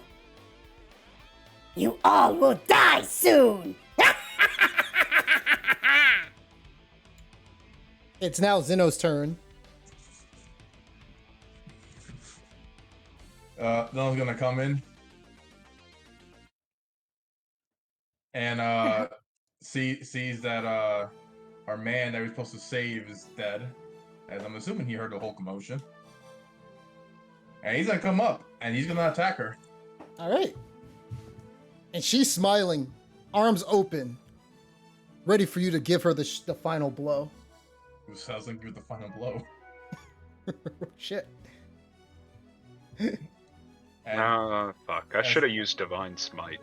and Ooh, yeah. I still have Yeah. Revivify. That's That's what happens when right. you're not playing your character, you're That's playing right. something else. You could have killed her. Yeah. Oh, fuck. I completely forgot about that. It's my first time playing a paladin, Yeah. so I forgot about it. All right, so describe the killing blow. can I make this non-lethal? You sure can. And Bring- she's smiling at you, and all of a sudden, you knock her upside the head, And she falls down thinking that you've killed her, and she goes unconscious. All right, and the battle has been won. Has it? Right. Well, I'm gonna just say for someone it has. All right, combat's over. What are you guys doing? well, Zeno's gonna check her pockets for anything, and he's gonna sh- tie her up. She has just twigs and just nothing on her, unless you want like she does have nah, she doesn't have anything All right. besides Well, yeah, don't- that's it. Zeno's gonna tie her up. All right. Man, I think I'll hand Zeno my manacles as well, so bind her hands. like Anders been through enough. We should probably just help revive this guy. I'm gonna pull the spear out of his head. Okay. And I'm gonna just say, "Ah, if only I was stronger. Such shame. Another life lost." As I go and I carry him in my arms, prepared to go bury him. Bury him. Hmm? We can bring him back to life. I have diamond pieces and the right spell. Let's see. Oh, Can. well, that would be wonderful. This poor man, he did not deserve this. So I All right. lay him back down on the floor gently. Oh, Like all- you know who is such a good guy. Also- no one will want to kill him now. Zeno for the for the half work, he's gonna gag her mouth and blindfold her as well Okay. with like sheets or something. Okay. Because Zeno's like, I don't know if she can use a spell to get away. Might as well make sure everything is wrapped up. But if you want to do that, I do have a hammer. Well, I was gonna Can't cast ask you. spells with broken hands. Oh, that too. But I was gonna say, Zeno looks at Vin and says, I mean, if we can't bring back the old man, maybe Arkham West will want this half work. And as you hear bringing back the old man, you hear the sound of someone coughing up blood. Oh, he's awake. What happened? Incredible, you're alive again. What? Reese. Alive? Got you. But we have her under our we have her in chains now. We were able to revive you back from the dead, thankfully. I Just in died? time. Thank you. Hey, and he just starts like on his knees, like holding your hand. What is Now your you should name? thank them. Alora, we're from Fandolin. Oh, thank you. Sent with Ander. Do you know what would have happened if I died? Well, we would have been very put out as well. No! We were here to save you. All the inheritance would have went to my brother. Ah, I see. I can't allow Yes. that. I Oh. sigh. In fact, this woman would have gotten a festival or a party thrown for her. Arkham Weston would have thrown her a party, actually. Oh, thank you. Oh, Oh, it's a little bit of humor. please, if you're ever in Cornerberry, please stop by my mansion. I will reward you properly. All three of That- you. Well, 4 of you. That sounds That is very lovely. kind of you. We appreciate it. I don't know what happened, but they all started to attack for no reason. Maybe it was because of that woman. Seems that at least the bullets that were out there were her pets. Then give me a perception check.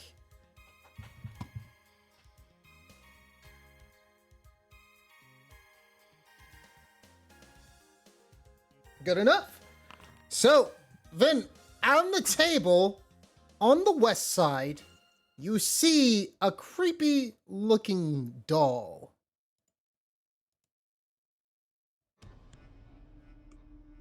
I like how the music played when they did the show. Yeah. And as you see the doll, you start getting bad vibes from it. Give me a religion check, please.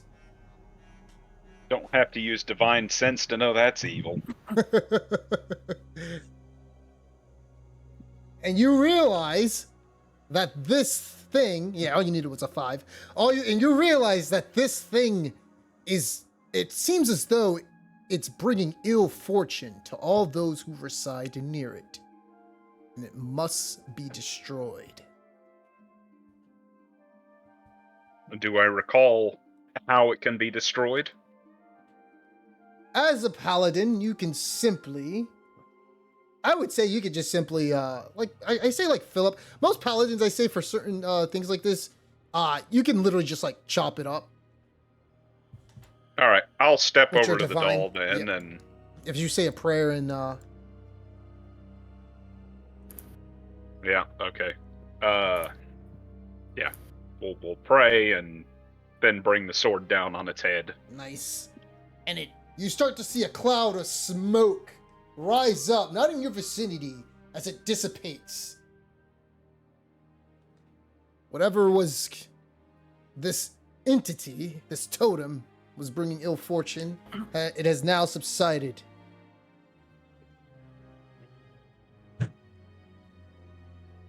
At least one good deed was done today.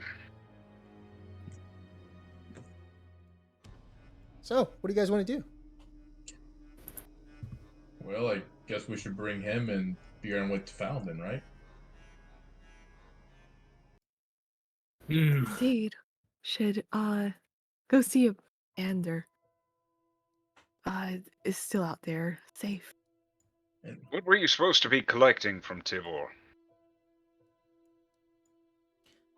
Tibor looks to you and he says, Oh, that's right. This. Oh, don't I have it in my pocket? Wait, it's not there. Wait, it's around here somewhere. Give me 1 second on the table. Ah, here we go.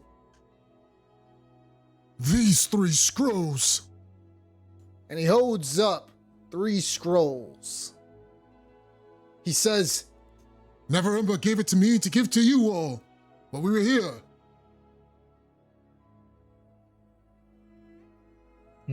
I don't know what it does, but it was supposed to be for you all, to help with the dragon. huh. 3 scrolls. who's going to take it? Can I- I mean, I guess Alora's the only person who can. Take them. yeah. Right, Yeah, just it's only like- one. Uh, Do an so, Arcana check. Or... when you can just read it. You know what these are. It's a level 2. So as you look at it, you see that is a scroll of Earthbind as it sends out a golden lasso and wraps around a flying creature, and you can bring it down Oh.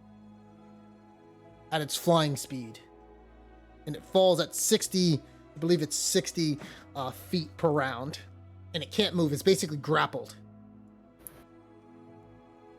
And this one uses intelligence saving throws instead of strength saving throws. It is a modified version. Oh, interesting. Now we could use The that in the dragon, other hopefully. campaign. Not very intelligent. Shit, that's right. And I'll convey this to everyone here. Okay.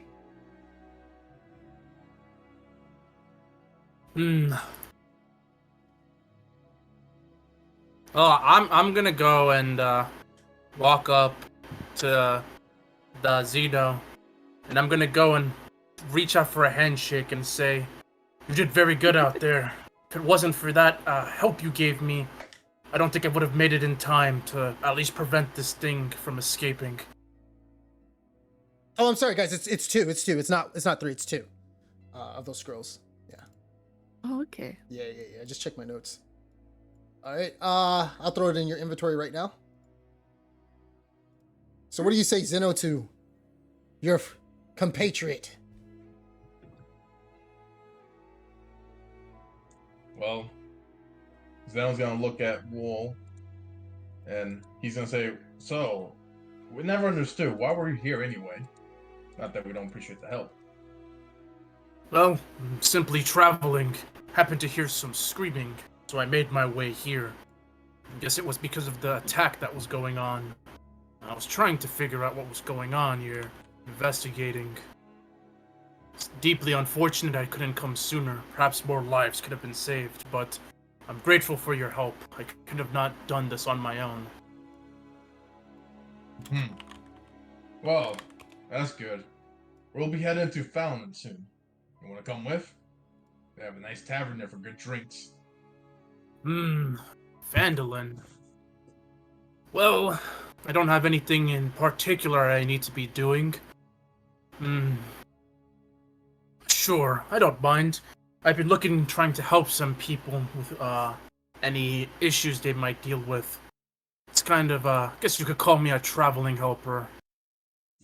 Then I go and I walk up to, the gentleman here. Excuse me, sir, what was your name again? You see the gentleman, he looks to you and he says, Tipper Weston, my friend.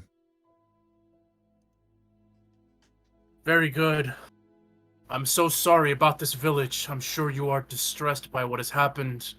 It's not much, but please, take this potion of healing. No, It could become dangerous if you stay here. At thank the very you. least, yeah, I'm gonna give him my potion of healing. I appreciate this, young man. I'm sorry you had to go through such a terrible ordeal, especially with that thing in the other room. But you'll be safe now. We'll protect you with our life. A noble man indeed. Not like my brother. Well, I don't know who your brother is, but I believe that all people have some nobility in their hearts. Ha! Not in the 9 hells would he'd have one. I tend to agree. Just a quick question. Since I cast Revivify, I have diamond pieces worth 500 gold. but so I'm Revivify gonna just say requires- you like take out, like, just go ahead and, that 500 pieces is just gonna turn to 200 basically. Alright. Worth of the diamond. As you cast it and then it just starts to, you see most of the rock disperse, as it's being used as the quantity to cast Revivify. So I'm gonna say it's worth 200 right now. Alright. I get that. I'm not gonna play semantics and say, oh, you need exactly 200 gold pieces. No, I'm not gonna do that. 300. Yeah. So, because you already have them out, so whatever. Okay. I'm just gonna say, like, Yeah, what's up? I'm gonna say, in any event, I don't mind traveling with you guys, but first I must tend to the bodies. I'd like to give them a proper burial as I walk out solemnly. Well, Tibor, and Zeno kind of gives out his hand. Hopefully, we meet again soon. Did I He see the turns doll? to you and he says, Meet again soon. You must take me with you. I can't stay here. Oh, I thought you gave you that potion that you were gonna stay here. And survive on my own. All my men are dead. That's right. Well, come with us then. We need to get going. All right. You can at least just drop me off at Terramore Village. That's fine, with right? us. Yeah, of course. Alright. And Zeno's gonna grab Grima and like pick her up. Questioned him about the doll yet. yeah, what'd you want to ask him? Whose doll is this? Is this yours? The split doll that Vin split. Oh yeah. Cypher's. You putting him in the water, Cypher? No, what? No. I'm just, I gazing was at like, the water right now, just gazing at the sunlight. actually, yes. Do we go? Also, like reflecting on this, actually, because I saw the two bodies or whatever. I'm like, I was looking around, I'm just standing, I'm just deep in thought. What a tragedy. That's what I thought. I just think of you just looking at the sun as it's gazing down on you, your arms folded. I don't want to wait for our lives to be over. Oh God!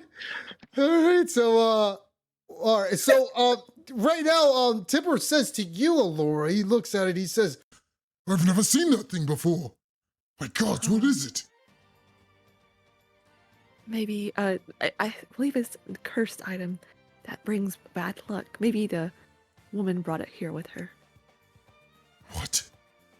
Is that the cause of all my men dying? Why would they attack this place? What have we done? No, not. I know that agents of Talos spread chaos. Sometimes for no particular reason, but All we've done is should simply definitely- build here. That's what we was tasked to do. We build and we give lumber and wood over to Neverwinter in this newly fresh spot. What would they want with us?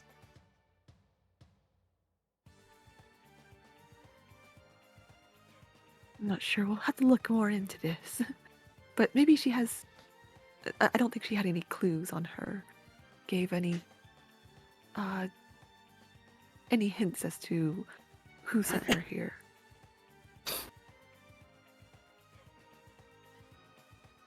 All right. What else you guys want to do?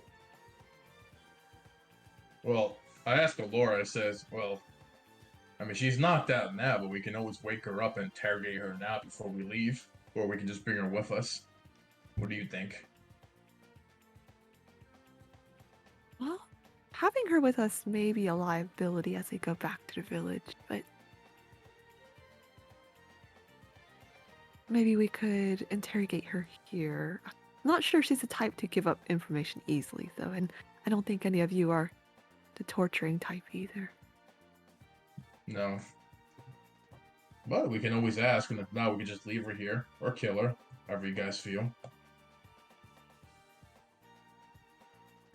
Fair enough. Alright. Well, since we're here, let's wake her up. And Zeno's gonna slap her around a bit to wake her up. And as you slap her around, you see her eyes start to light up as she gets a sense of her surroundings, and she hiss. Well, she can't hiss at you because you guys got the blindfold on in the Yep. gag. Gag. So she wakes up. She's like looking left and right.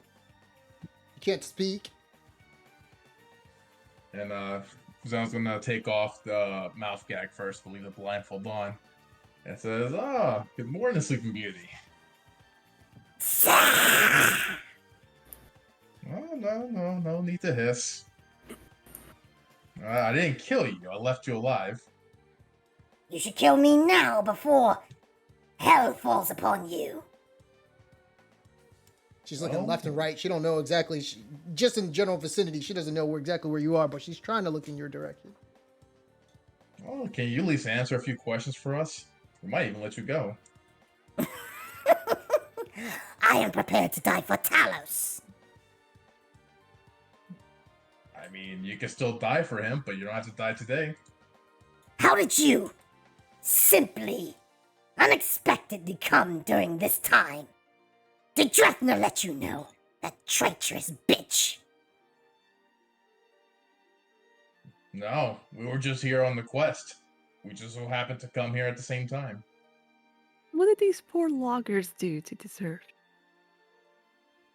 The loggers. You mean these idiots here? This was our ritual site, and they built their filthy buildings over it.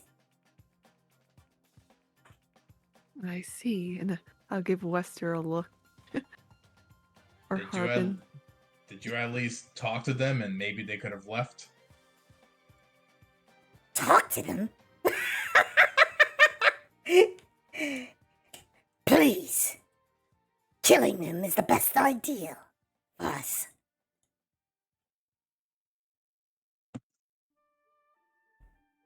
Well, We found ourselves that when you draw swords first before speaking, it's not quite the best choice.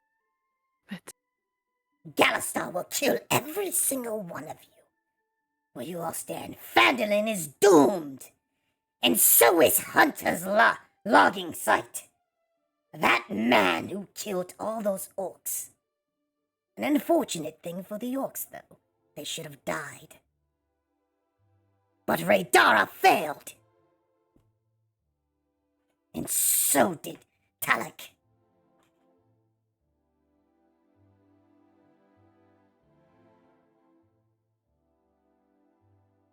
See. Do you have any idea what she's talking about? Zell scratches his head. Not a clue. Something to do with gods, if I think I'm right.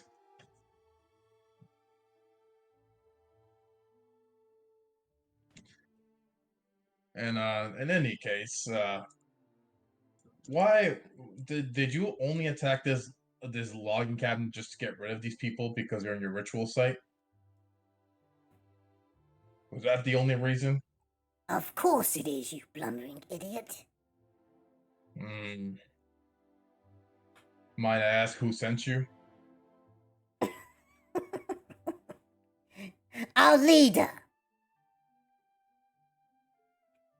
Who is? You don't need to know. As I've already said, you're doomed. Under Talos. Our god.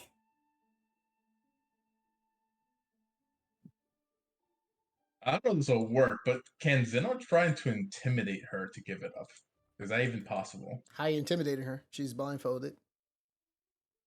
With a I bowl of guess. spaghetti and tell her it's guts from an enemy. I guess. Maybe I your guess voice. I don't know. Zeno's gonna pull out his mole and kind of like drop it on her foot and say, "I mean, I have all day. We can take a few body parts here and there. You don't have to die slowly." Give me an attack roll. Oh, an actual attack roll? You're attacking her. Okay. Okay, I thought we were gonna drop it. Okay. You're just dropping them. You can drop it. It'll do 1 point of damage. You cool with that? Yeah, that's fine. I love it when Matt does it. She falls back unconscious. Oh. Dear, she's passed out from the pain. Yeah, well, I was gonna intimidate her, but I forgot that she's not really doing so well right now. Plus, I'm not the torturing type. I was just gonna scare her. But what do you think? You think we should wake her up, ask one more question, and end it there, or what do you want to do? Or just leave her tied up and gagged up? Just whoever finds her finds her. See. I'm not sure if we should take her along. Serve as bait to draw out her compatriots, or whether or not she's already gotten out the message that she failed here. So, Well, Laura, we do know, and Vin, we do know one person who despises half orcs. oh yeah. And I'm sure she'll be very happy if we give her over to that woman. You know she's unconscious. She can't hear you, right? Oh, I know Okay. that. Yeah. I'm talking to Vin and Alora. I was gonna say you could technically probably use that as like intimidation, but never mind. I mean, can I just wake her up again and say the same thing? Wait, are you trying to say you're still in contact with that elf? Yeah. We're not in contact per se, but she finds us somehow. Yeah, we can find her. So. Last she met us, she was looking for my mother, so we may find her there. Well, It may So do to- something To give you may a do little something to bit, buy us some goodwill with her. so to give you a little bit of understanding on Vin's opinion of Vildara, he doesn't really have an opinion on her because he wasn't there when the attack happened. I'm sure that he heard about an elf woman causing a ruckus in town with the Blackguard, though. Perhaps, but she also did save a bunch of kids. Yeah. He doesn't Yeah. have there's nothing negative he has an opinion on her. Yeah. So that's why it's Super like neutral. maybe this would be a way to earn some goodwill with her. Yeah. So Yeah, we could bring her along, I guess. Or we can wake her up right now and threaten her one last time before we knock her out. All right, Yeah, we can. I think it'd be worth keeping her as a prisoner, Sure. as long All as right. we properly sedate her. Right, she's got, what was it? She's blindfolded, gagged, and she's got the manacles on her. All right. So you guys Good taking her? enough. Yep. Yep. I'll lift her up and take her with us. All right. So as you guys lift her up, Tipper actually starts to walk out, and he is going to. Give me 1 second. You guys walk out, and you see a Wall staring at the distance, just looking at the sunlight as he's basking in it. Hey, Wall, we're about to head out. You coming?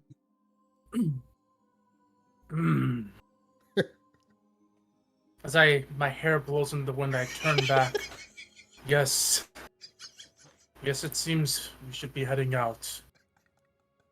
As I start walking, I took care of the bodies, buried them. Took some time to reflect. It's a shame. What a beautiful village. This view. It's unfortunate what had to occur. And I noticed he's got the a half work.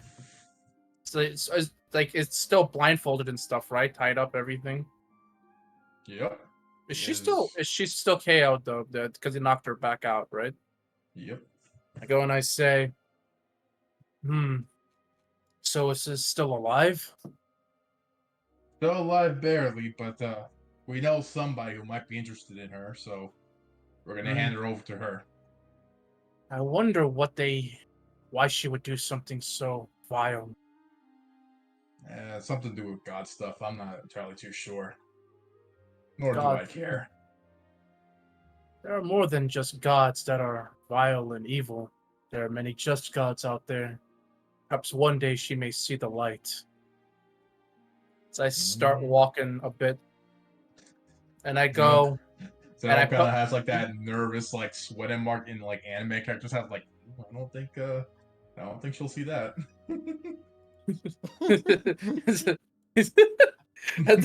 as I start walking,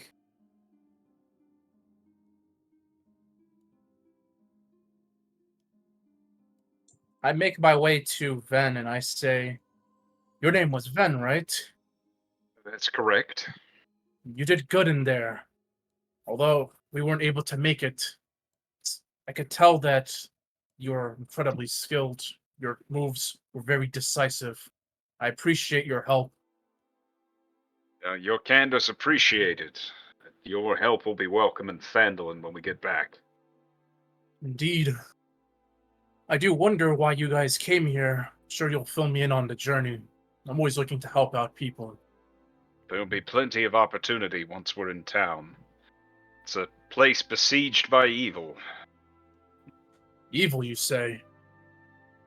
Oh, yes. Of the green-skinned and the flying-scaled type. Well then, feel I know what I must do. So I go and I pop up. By the way, I never introduced myself to you. My name is Woe. Talking to you, Alora. Oh, lovely to meet you, Wall. Thank you so much for all your assistance. I sorely needed another hand. Help us. No, it's no concern to me. May I ask your name as well? I never got it. My name is Alora, and my family lives near Phandalin, and that's how I came to know these fellows. I see. So I move up. Well, looks like you guys are a very strong group. Sure, whatever you have to deal with, I'll be in good hands to help. Indeed, we are in your capable hands as well. Oh, well, where's the Wester? I thought he was gonna come with us. As you were looking, you hear gone in the distance bickering and arguing. As you hear Anders, he says, "No, I am not. No, I will not be going back to Terramore Village. Thanks to those people, I'm not doing it." And you hear Tibber yelling at him. What do you mean, boy? You will take me back there at once! What is the meaning of this? What do you guys say? I'm jumping in between them. What is the meaning of this? What is going on? And you see, I look, Anders looking at you. He's like, "Who are you? Where did you come from?" My name is Wool. I'm a traveler of sorts, helping Your name, sir. What is it? Well, it's Anda. Are you with him? And he points to Tibber. Yes, this gentleman has been through some traumatic events. I don't So know you if you've work for seen him? this village. Well, I don't work for him. I'm helping him now. Did you see the inside of that village? Laura, who is this guy? He's one of the people who is here investigating the commotion. He's a proper good man and here to help us. He was a great deal of assistance during the battle. Listen, Laura.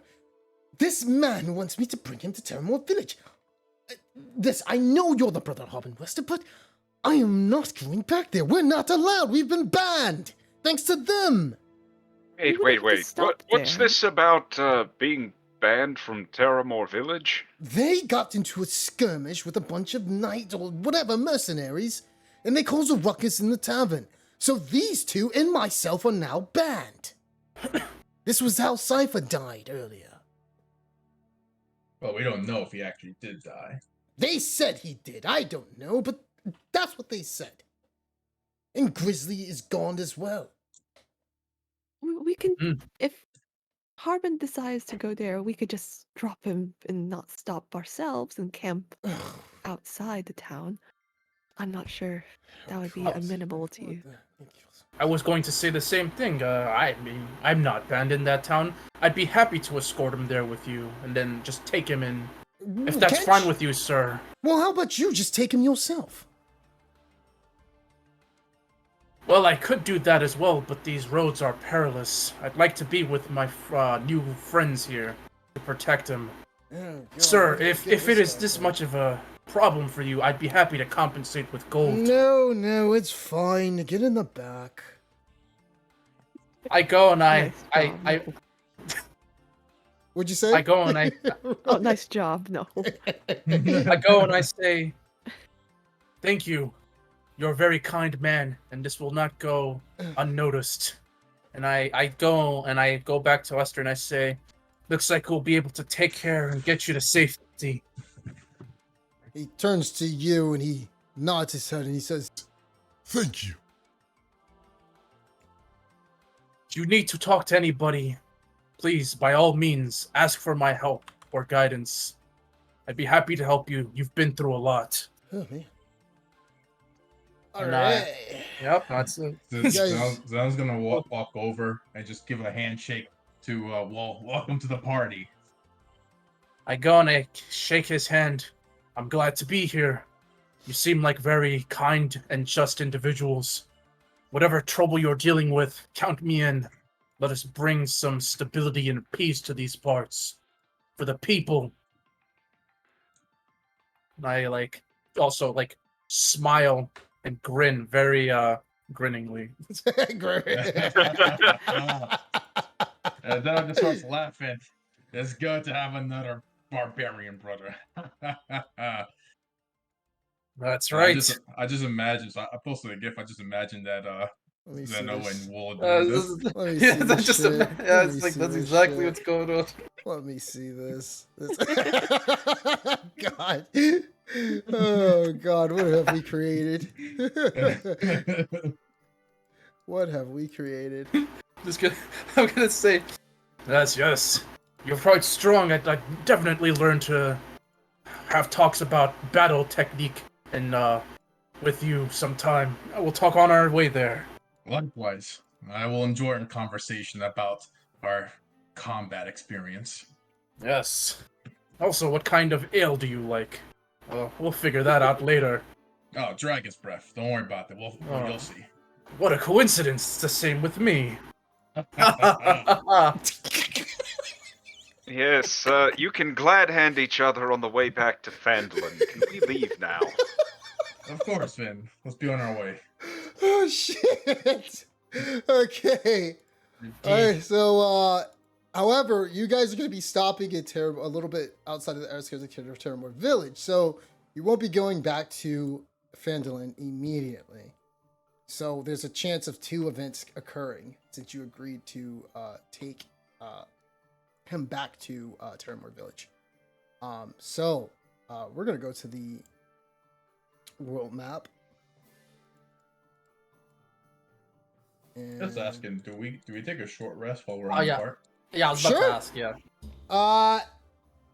You guys can actually take a long rest because it takes you guys a full day to get over there, like pretty much. Okay. We.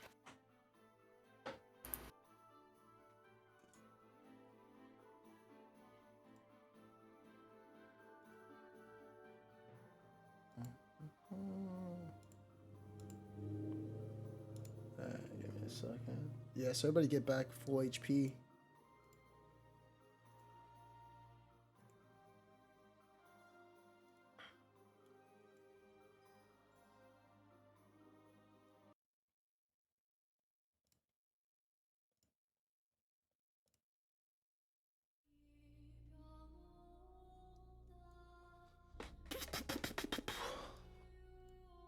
All right.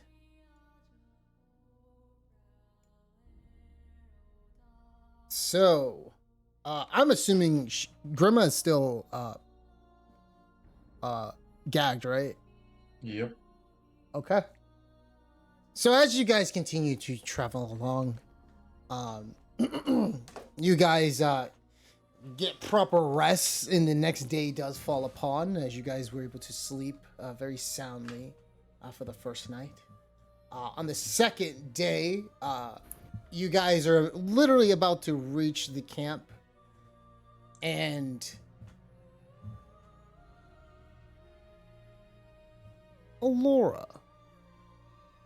Aurelia, please roll me a 1d4.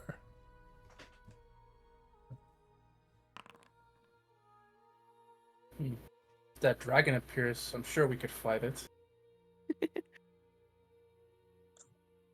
Nothing the barbarian brothers can't handle. Yeah, man. Get the front, I get the back.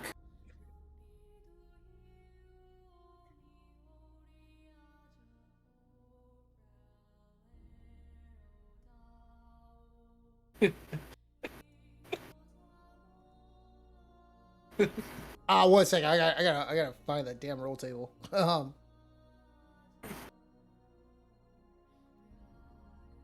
Give me 1 second. Let me just.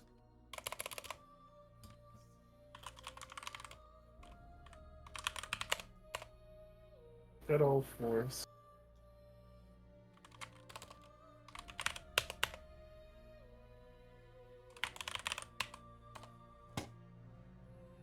All right, let me roll a 1d4. Wait. Oh yeah, you rolled a 4. Okay. You rolled the 4.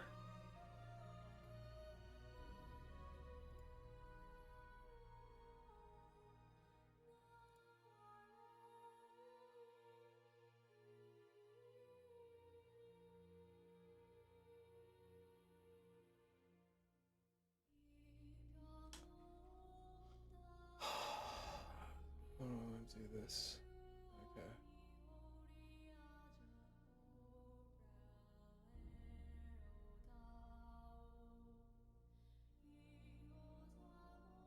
All right.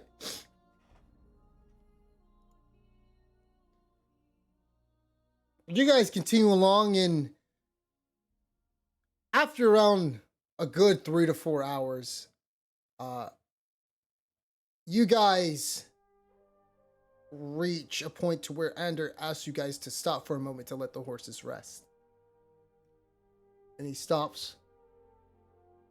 And let me go ahead and put you guys on the map. And you guys take a pit stop by a river. That's good. That's fine enough.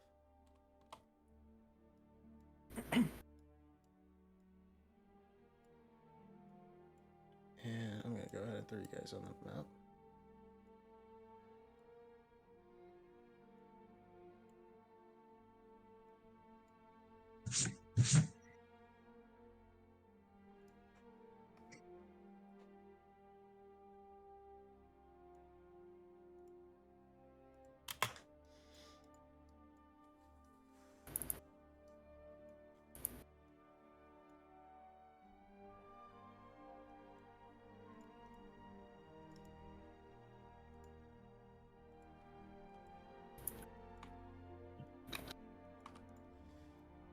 So, you guys currently right now are simply resting by a river.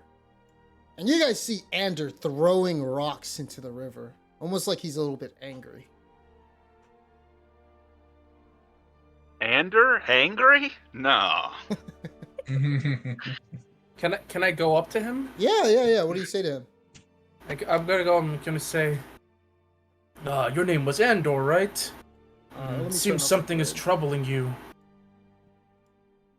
So you see him turn around and he says to you, just gotta turn off the grid. Make it gridless. He says to you, now you wouldn't know. You just got here. Yes, I'm sure you must have been through a lot.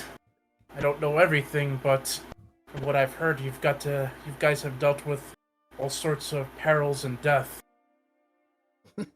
Death? Not me. Mostly them. Especially that one over there. The one who you keep bumping fists with. Zeno. And he throws another rock into the water. And he's not looking at you. I go and I say, it seems Zeno's been through a lot, but there's no need to be worried for him. He's probably been through this many times. You can tell he's got a strong character, but his resolve will not waver to do the right thing. What if I told you he killed some men? Knights.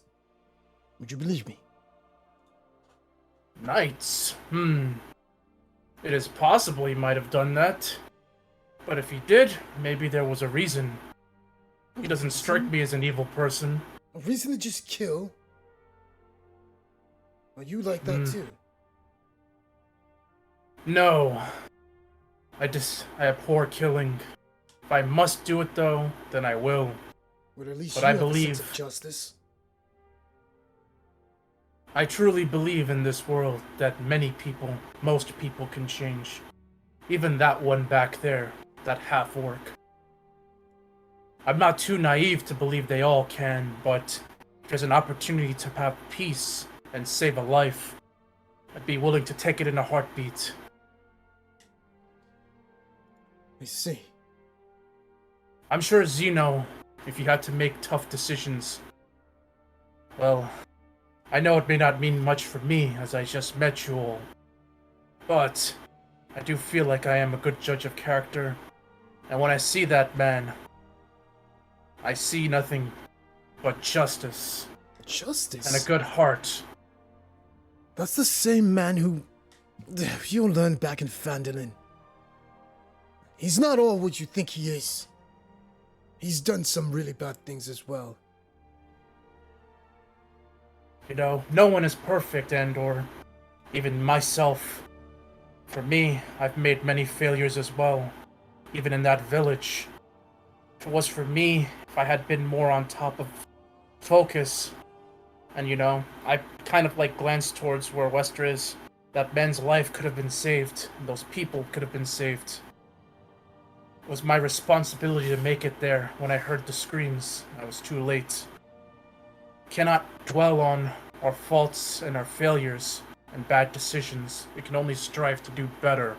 And I give him a nice pat on the back, a little rough pat on the back.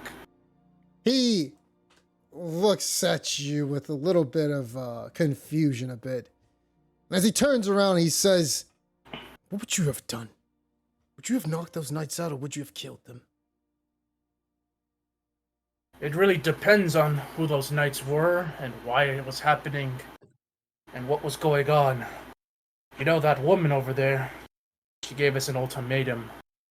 She said she would leave if we had let her go and not you told believed that. her? I don't know, but I do know that. And like he sighs, I know that letting her go could have led to more people dying, even if I saved that man over there. But even still, I can't just watch someone die in front of me. It's my flaw. He begins to turn around and look at you, holding up the rock, and he says, listen, there's a lot of things that I don't understand about all of this. But Would you really? What the hell? And he looks flabbergasted as he's looking in the far distance, right around here. And he sees a woman standing who is also a half-orc. And he drops the rock and starts to fall back a little bit and point in the direction.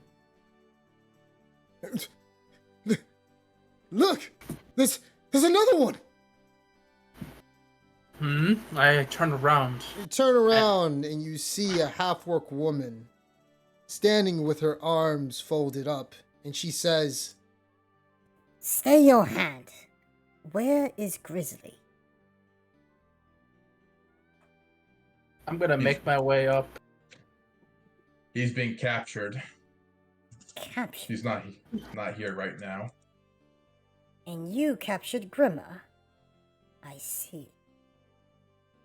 You should kill that one where she stands. And Wait. why should I do that? Because she works for my brother. And my brother is going to kill every single one of you. And I want to stop him.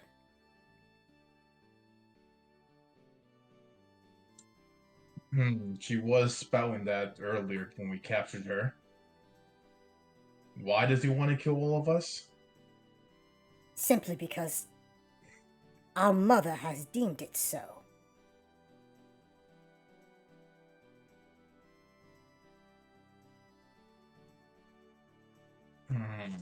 Ever since the dragon came, our mother has been plotting things from Waterdeep. She's a noble.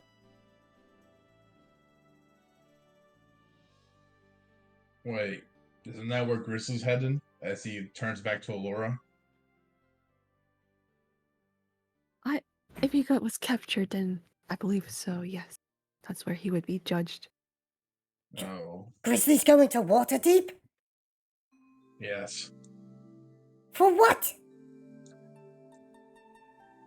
Apparently there's a group of mercenaries that wanted to capture Grizzly. We had a run-in with them while talking to Lord Neverember from Neverwinter, and Grizzly ended up killing one of their leaders, I guess, or so. So they had a personal grudge against him. You hear the woman, Grimma, in the back of you muffling. What do you want to do?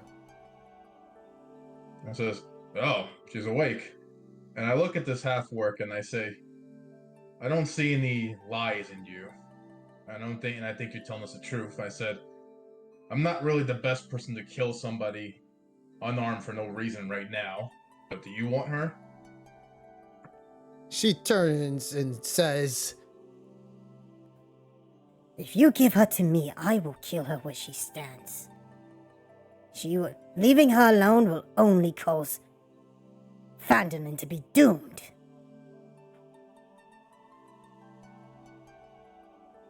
I look at Laura and says, "I'm willing to hand her over to her.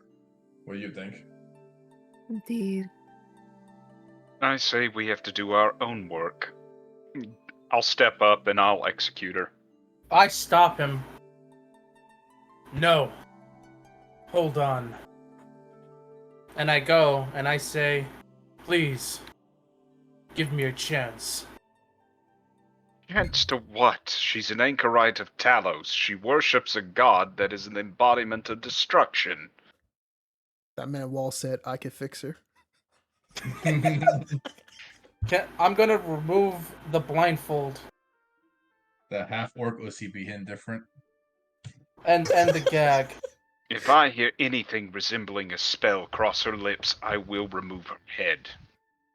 She hisses and then she says, Is that Drethen I hear? Ah, you show your face. How is it? Oh, let me guess. You plan to kill me? Please, do so. and you see Drefna, she holds out her hand and she says, If you keep talking, Grimma, I will. And Grimma says, You will what? You can't cast magic anymore, right? Talos has taken away your powers. You're useless now. Seven? I'm gonna interrupt. I'm gonna say, you said your name was Grimma, right?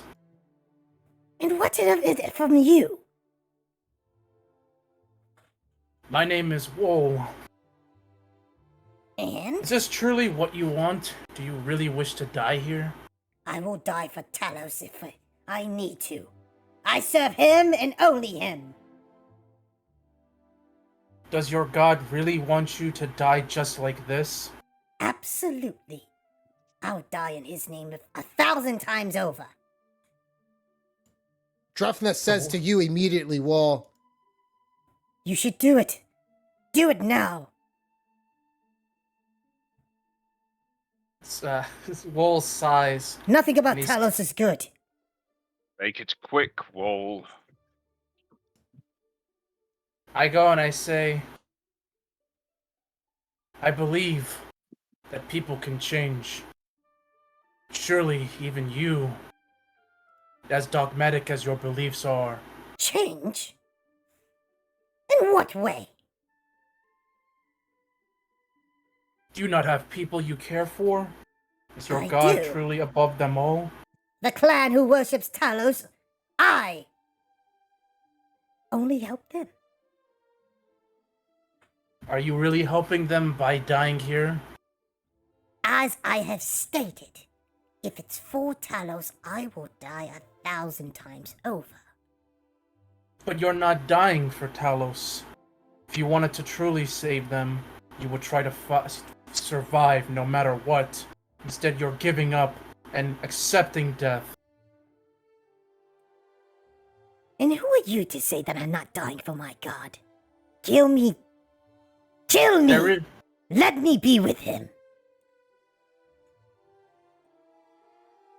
I go, I stand back and I say, if you really believed in your god, and you really believed in the cause of your people, you would be willing to live no matter what. Instead, you've given up and watched to go to the grace of your god. It's a shame. I understand why they want to kill you. To protect the other lives that you may take. Is this truly what you want in the end? You asked that 1,000 times over. Also, Drefna. and Drufna looks at her. Let's just say your mother sent a message. And apparently, it's not a good one. That young boy, Leon, is going to be in big, big trouble. Drufna pulls out her hand axe and she says, What? Grimma turns to Drufna and says, Oh, believe me, Galistar is looking for that young boy right now. Also, once he kills all the rest of the orcs, those bastards, thinking that will help them, he will soon be taking over. He knows and plans on letting the hobgoblins die off, and he's going to use that to his advantage. It's inevitable.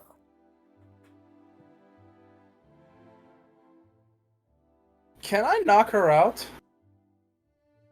Sure. I go.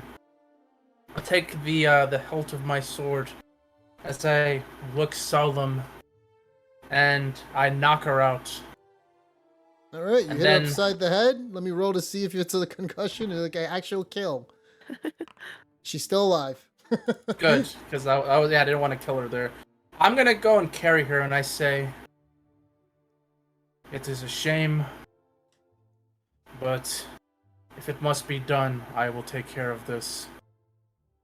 And I go, I'm gonna carry her. I'm gonna just move like somewhere over here, Okay. like out of sight, so I don't like kill her in front of So, Wester over here. Don't yeah, want to yeah. have him see something. I go, and I say, if there is some way you return back in this world, I hope next time you will come back with a better perspective. At least now you may go in peace, as I draw my sword and cleanly chop off the head of Grima. All right. And it does so, and she dies.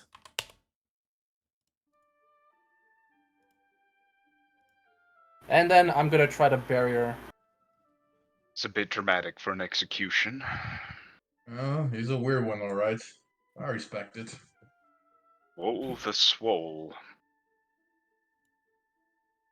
I come back after I do that and I say, life is precious, but there's no such thing as a perfect ending in this world. At the very least, she was able to go out painlessly. It's the least I could do. And as you guys are speaking, Drefna turns to the rest of you. She says, Well, it's good that you did that now. Do you remember where they took Grizzly?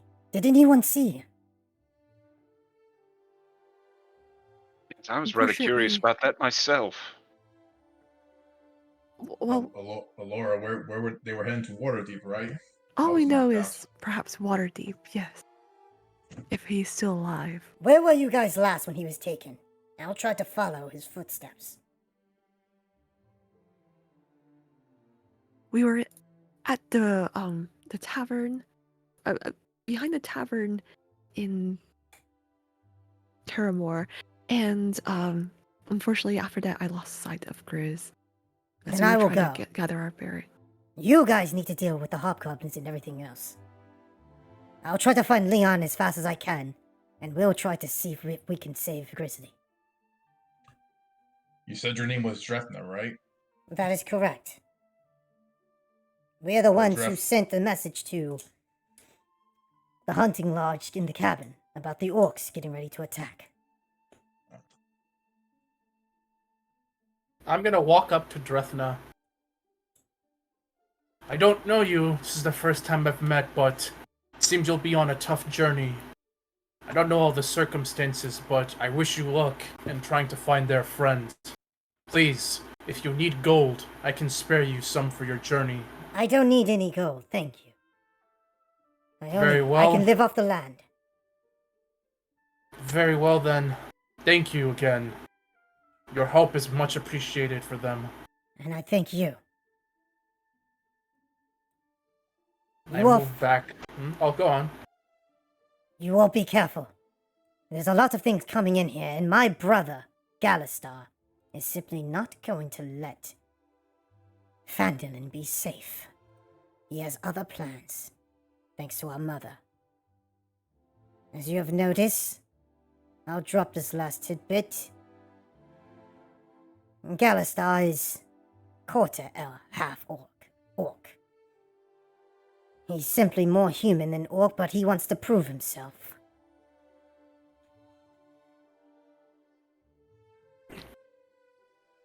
I see. Wait, I'm sorry. He's quarter elf. Not elf, orc, right? And human. yeah. Okay, I thought you said elf first. I got confused. Like quarter Drefna is elf and also orc. quarter orc. Yeah. She's not technically a half orc, and this is, I'm not actually making this up.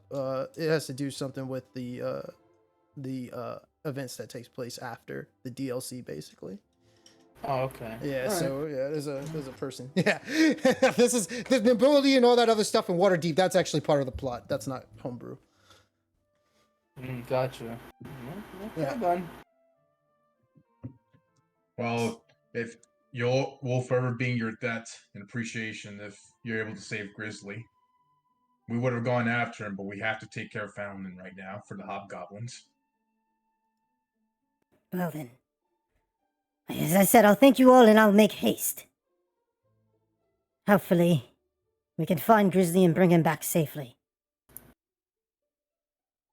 We would appreciate it. I wish you luck. And with that, she begins to run off into the forest, as she cannot become a boar anymore, as her powers were taken away from her. Wait, before she goes, so sorry. I got Oh. distracted by real life aggro. Can we tell her that there's a purple-skinned elf looking out for half-orcs and for her family to be careful? She said she'll tell you that she heard that from Oh, okay, Leon, okay. because you guys told Got it. Leon that, and Yep. back at Falcon's hunting lodge, and Okay, yeah, got he's it. informed her.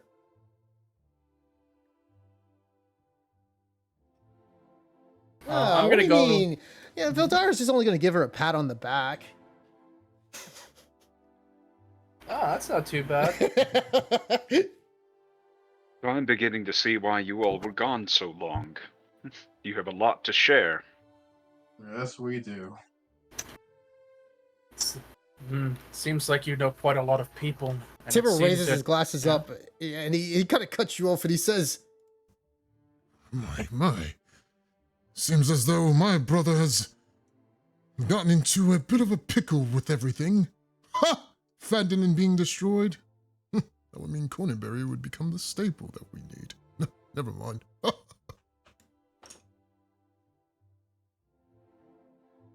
that's all he says.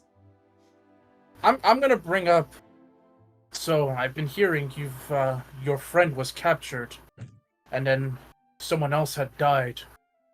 Seems like you guys have been through a lot.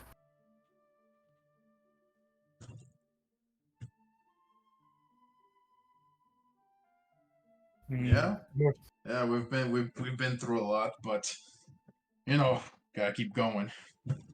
Hopefully things turn out in our favor, as they apparently have so in the past, but we'll see if our Indeed. luck runs out or not. I feel like you joining us is a boon in our favor already. Yeah. Thank you for the praise, but I don't deserve it. If only I had come sooner, those lives could have been saved. But it is not your fault, it is my own. All right, so are you guys gonna head back? Drop Tibber Wester off? Yes. Okay. So after a while, you guys are shortly outside the village, and you guys begin to, you guys do drop Tibber Wester a little bit outside the town, and he turns to you all and he bows and he says, Remember, you can always come to the Cornberry and I'll give you the proper reward that you need if you're ever over there. I thank you all for helping me. No problem. Anytime. It's been a pleasure. Please take care of yourself. It's been a pleasure to you as well.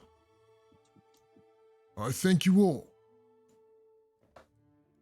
and he begins to move and go away back into the village. And so much time has passed as you guys are heading back to Phandalin. The camera shifts back to our good old buddy, Grizzly.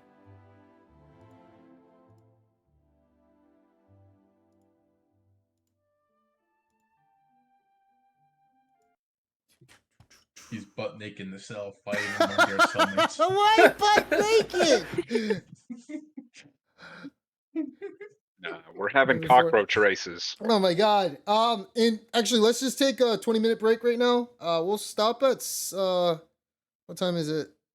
Oh man, we're gonna take a while. 6:03. 6:03. Yeah, so we're just gonna like take a 20-minute break and we'll stop after 30 minutes of playing. You guys cool with that? Sounds Yeah, that's good. fine. Yeah. Aurelia, you cool with that? Yeah. Okay. All right, cool. All right, so 20-minute break. We'll be back at 6:23, 6:24, and yeah. All right. Alrighty.